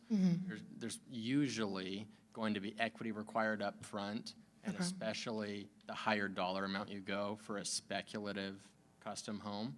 So that might just help tune your assumptions a little bit. It's also going to save on your interest cost. You've got, I believe, a year's worth of interest cost on the full amount, and breaking that out with your draws will actually save you money and deliver more cushion in your margin, which is something to consider, but overall, great job. Thank you so much. Great job. Thank you.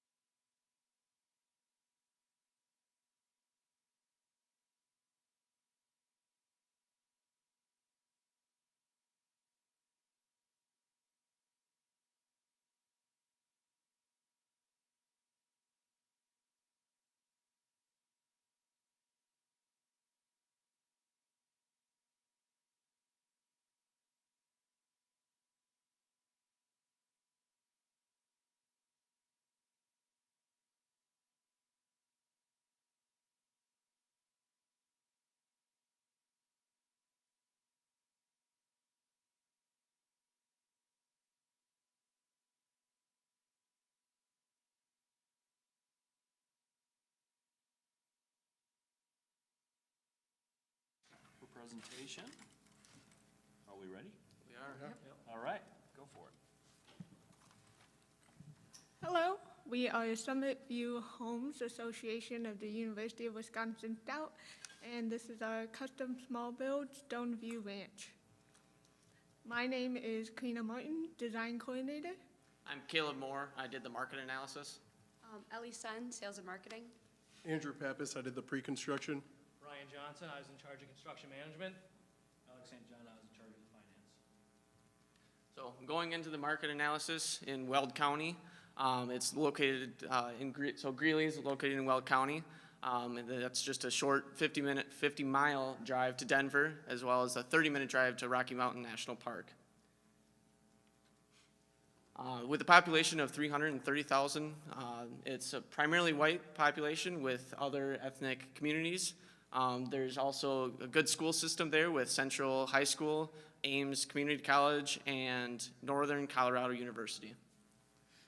Some attractions. So in the winter, they got skating and skiing. In the summer, you got fishing, biking, and hiking. And then for festivals, there's Friday Fest and a blues jam. So we understand that we aren't the only company that would be in the area, so we've found some competition. So we just, on a high level, we've got NatureCraft, Shadow Creek, and Barton Generation Homes. So the median income in this area is about $90,000. We understand for a $1.6 million home, that's not as feasible. So we're gonna be targeting $450,000 and up. And then on the right side of the screen, we found homes in the surrounding communities that are similarly priced to ours. Next, we'll be handing it off to Ellie Sen with product design. So looking more at our specific product, Stoneview Ranch, it is 4,152 square feet, 2-bedroom, 2-bathroom. Here are the elevations.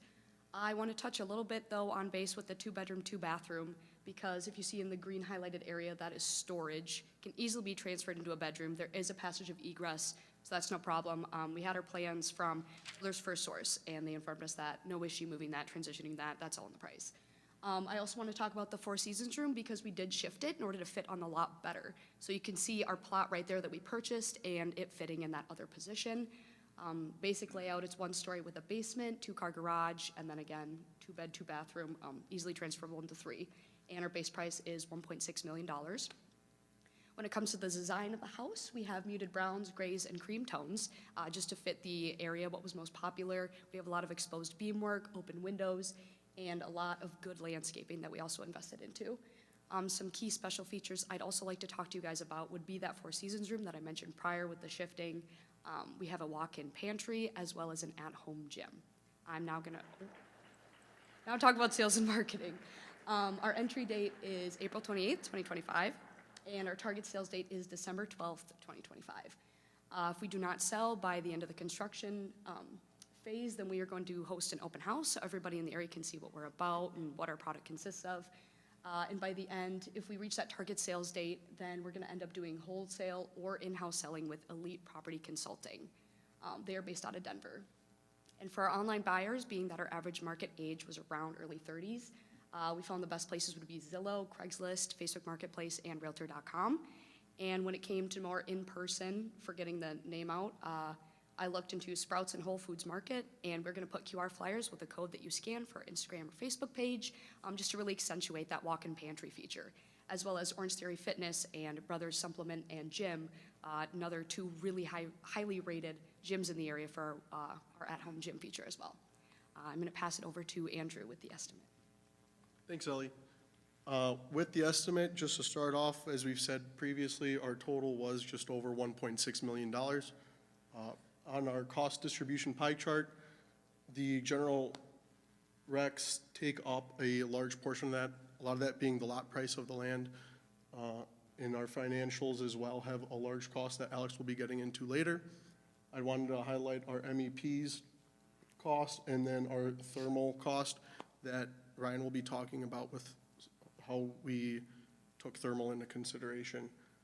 Our cost to build was about 81% of our total cost, and our profits were just about 19%. Moving on towards the schedule, we had a 8-month roughly schedule, 160 working days with our project startup starting in May, site work continuing for 2 months. As we move on, when we hit our MEPs, we created a multiple day lag so that no trades overlapped in the same areas. And as we continued, we reached our punch list and closeout with a turnover date of December 12th in mind again. I'll now be passing it off to Ryan Johnson. Thanks, Andrew. Our project managers here at Summit View Homes are of some of the best in the area. These PMs will be required to do daily site visits for a handful of reasons. The first being to ensure quality and efficiency of the build. Secondly, to continue to build lifelong relationships with our subcontractors, being there as well in case they need to answer any questions to avoid rework. And then lastly, building again strong bonds and relations with our material suppliers such as Foxworth Lumber and Sunrise Lumber. Moving on, site logistics is also another key aspect for having our PMs on site every day. Our site is just under 1/3 of an acre, so it is a little bit congested, with a big focus point being on our laydown area. So being sure that that is clear for material deliveries coming in daily to have that a smooth operation. Additionally, being there to catch any SWIP regulations that could be mitigated. So we do have 325 feet of silt fence, so being sure that's all intact, being sure our biologs are intact as well and in good working condition, all to prevent runoff into the Cache Laputa River. On to sustainability, this home features rock wool insulation and dual paned glass windows. This is all to maximize thermal efficiency. And then also it features a electric car charger, since that does seem to be the new wave of the generation.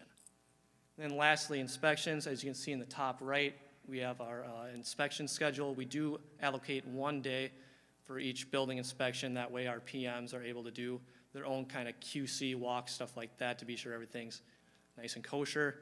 And then as well, during these inspections, the Greeley building inspector will be present, our PM, as well as a trade professional of the respected trade. That way, if there are any questions, it is responded then by the trade professional, because they are who knows best. Pass it off to Alex with financial risk. Thank you, sir. Stoneview Homes has a strong financial portfolio. If you look at the top there, our initial loan amount is $1.2 million with an assumed interest rate at 12%. The reason why that's so high is because we have a minimum initial cost, as well as we have limited experience as a company. When you look below that, you'll see we have a sales price of just over $1.6 million. We have a total construction cost right around $1.1 million, and our total indirect cost is around $200,000. What goes into that total indirect cost is our office overhead, our interest expense, our insurance costs, and our construction bond cost. You look here, you'll see our net profit margin is sitting right around 19%. Our gross profit margin is sitting around 31%. When we look in our proposal, what we did is we took a deep dive and looked at potential risks and how that would affect our net profit margin between fluctuation and changes in material cost, construction cost, interest changes before the interest rate was locked in. If that were to change, how that would affect net profit margin. Another thing we looked at is how sales date and sales price, how that would affect our net profit margin. Another thing I want to talk about that is in our proposal is our draw schedule. We have a total of 4 draws from our loan, and what that does is it saved us over 1% in our net profit margin.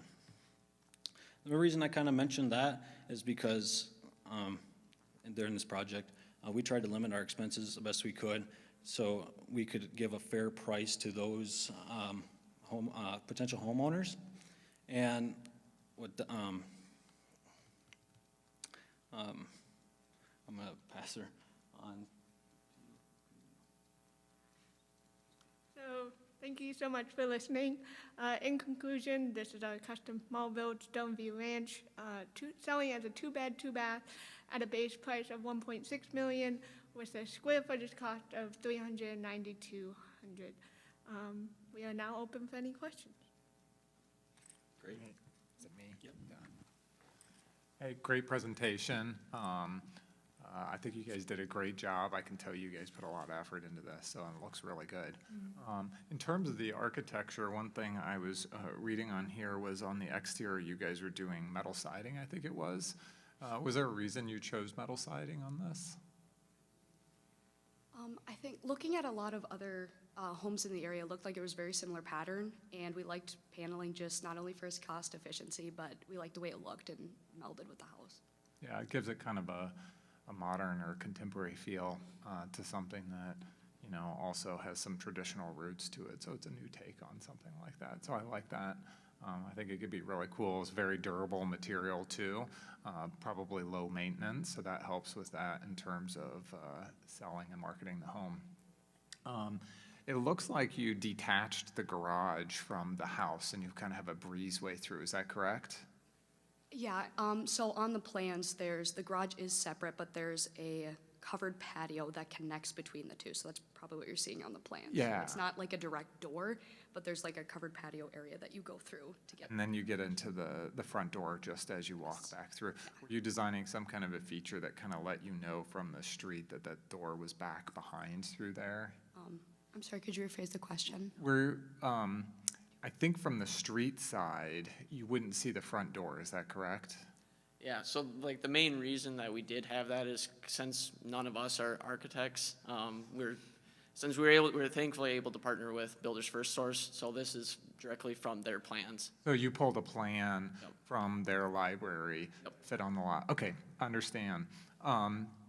In terms of your buyer type that you're going after, why did you choose just to go with a 2-bedroom standard? I know you said you could convert to a 3-bedroom, but in terms of the price point that you guys are going after, do you think a 2-bedroom is sufficient for the buyer type that you're going after? Yeah, so the main reason, when we had it as the 2-bed, 2-bath, we were looking at the plans, and that was written out, and we finalized those plans, and then we were working our prices, sent in our proposal. I just don't want any confusion between you guys either, so we're keeping it 2-bedroom, 2-bathroom. It's a 3-bedroom, 2-bathroom due to like switching up the storage room, and again, perfectly fine, and we have the path of egress, so.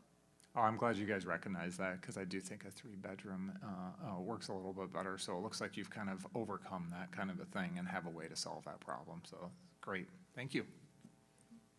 All right, I think overall a very good presentation, very well thought out, and can appreciate the time and effort that you've put into it. It's certainly noticeable, so great job. I really like, from a sales perspective, the ranch style. I think it's very sellable in our market.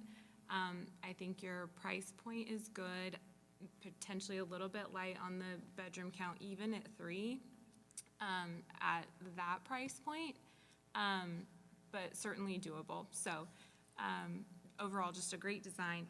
Curious if you could clarify for me, I noted that your target sales date is 12/12. Are you, and forgive me if I've just missed this, at what point in the process are you initiating your sales strategies?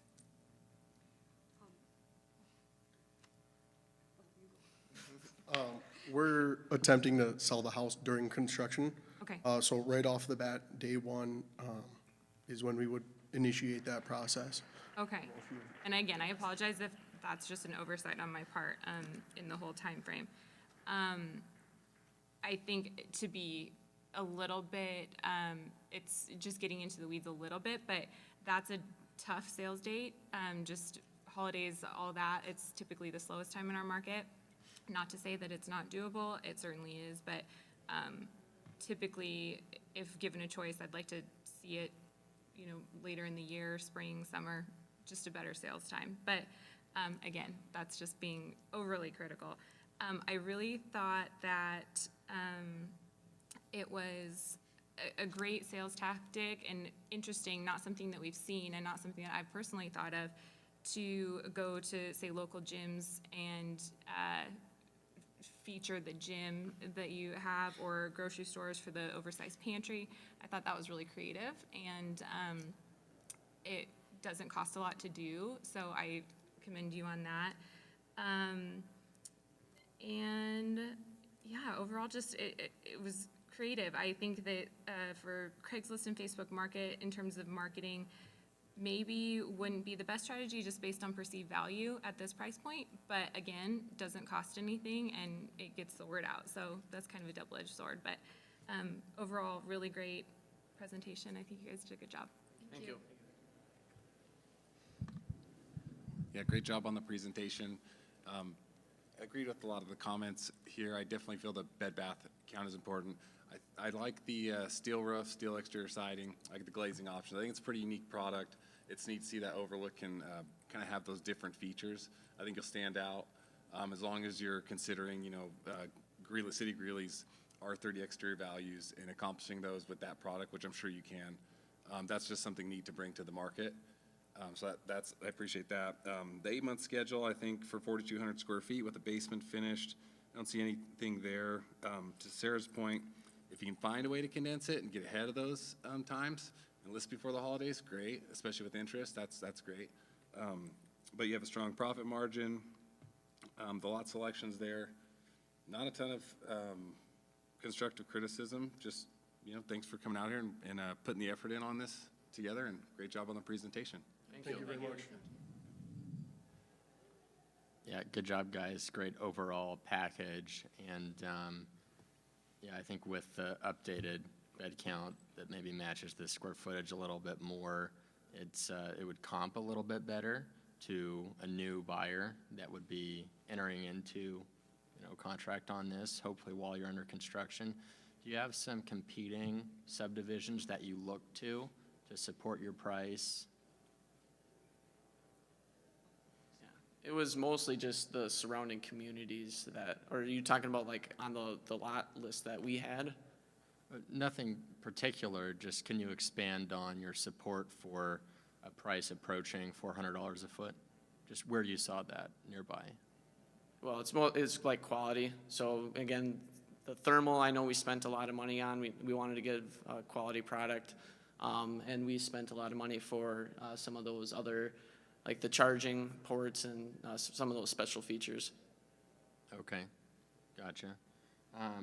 In your presentation, you spent some time on your loan and that it was maybe minimizing the number of draws and that was saving you on interest costs. Can you just kind of revisit that topic? And Yes, that's what I meant by using that draw schedule. We are saving on that interest expense by not pulling out that full loan amount at the beginning of the project.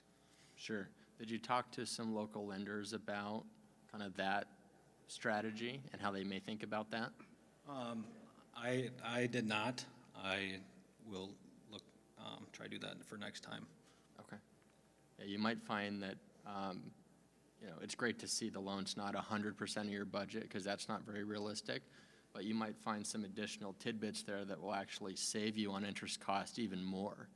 Like all that equity actually has to go in up front, and then your loan average balance throughout the duration of your project is really more well-maintained, and that'll preserve your margin even better. Let's see. Other than that, your costs and your overall numbers are very reasonable and well-supported, and yeah, great project. Thank you very much. Yeah, I echo that. Great job. I don't have many questions left because these guys ask them all, right? From that point, I think I'd highlight a couple things that I thought you did really well. You figured out the lot fit, right? Like, oh, you know, this is our house, but it's not going to fit on the lot that we picked from that perspective. So you're thinking outside the box from that perspective. I agree with the timing of the sale, but that's frankly when you're getting through construction too. I think if you had somebody on the hook though, as you guys mentioned, if you have a home buyer, then I'm fine, right? I'm okay moving in right before Christmas. I'm okay with that side of it. But if you were out there still trying to find somebody, it would be tough time from that perspective, and then you would have to obviously carry this thing a little longer. I'd echo what Sarah said on the marketing end too. We haven't seen that yet. When you're thinking about that higher price point that you have, and you're actually out there at the grocery stores and the fitness places that are on that higher end as well. So you made a really good connection there, I thought, from that perspective. And I thought the schedule was good because you're overlapping there. You're trying to be as efficient as you can from that perspective. I don't know exactly, and maybe I missed it in here too, just exactly which lot this is. This is lot 53, Outlook. Outlook. Yeah, exactly, which has a little topography on it. And again, sorry if I missed that. Yeah, sorry if I missed that in going through this. It has a little topography in the overall makeup of it. And any concerns that you have with the geotechnical side of things or the earthwork that may need to be done for that foundation? No concerns really. We do have a walkout basement that uses the transition, and our earthwork was all estimated to be fully digging the foundation 8 foot tall. Okay. So we did look at that too. So when we were looking at our house, given that the plans aren't ours, we understood that there was a pretty big elevation change. So when we were looking for lots, that's also what we were trying to pay attention to. So we did have a higher excavation cost because we knew we were going to need to be bringing in quite a bit to do the site work. Yep. If you had a chance to do it over again, and I understand that you don't have an architect, and that's actually fine from that perspective. Would you maybe dove a little deeper into other floor plans or other ideas on the site? Or I think you still did a good job of really fitting this, product to the site plan. But any other thoughts on that one? So they were able to provide us with 10 different floor plans. Okay. And so this was the one that we thought was going to be able to fit the best and fit the look out in Colorado. So yeah. Great. So you went through that and you vetted those options, which is good to hear from that perspective as well. And I like the Four Seasons room that you had on there as well. That's definitely something that feels like it's growing, and especially at this price point when you can live in and outside of your house. So great job again, and appreciate it. So thank you. Thank you very much.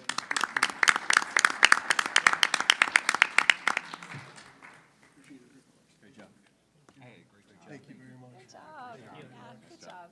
Great job. Good job. Great job. Great job. Very good idea. Yeah. Good job.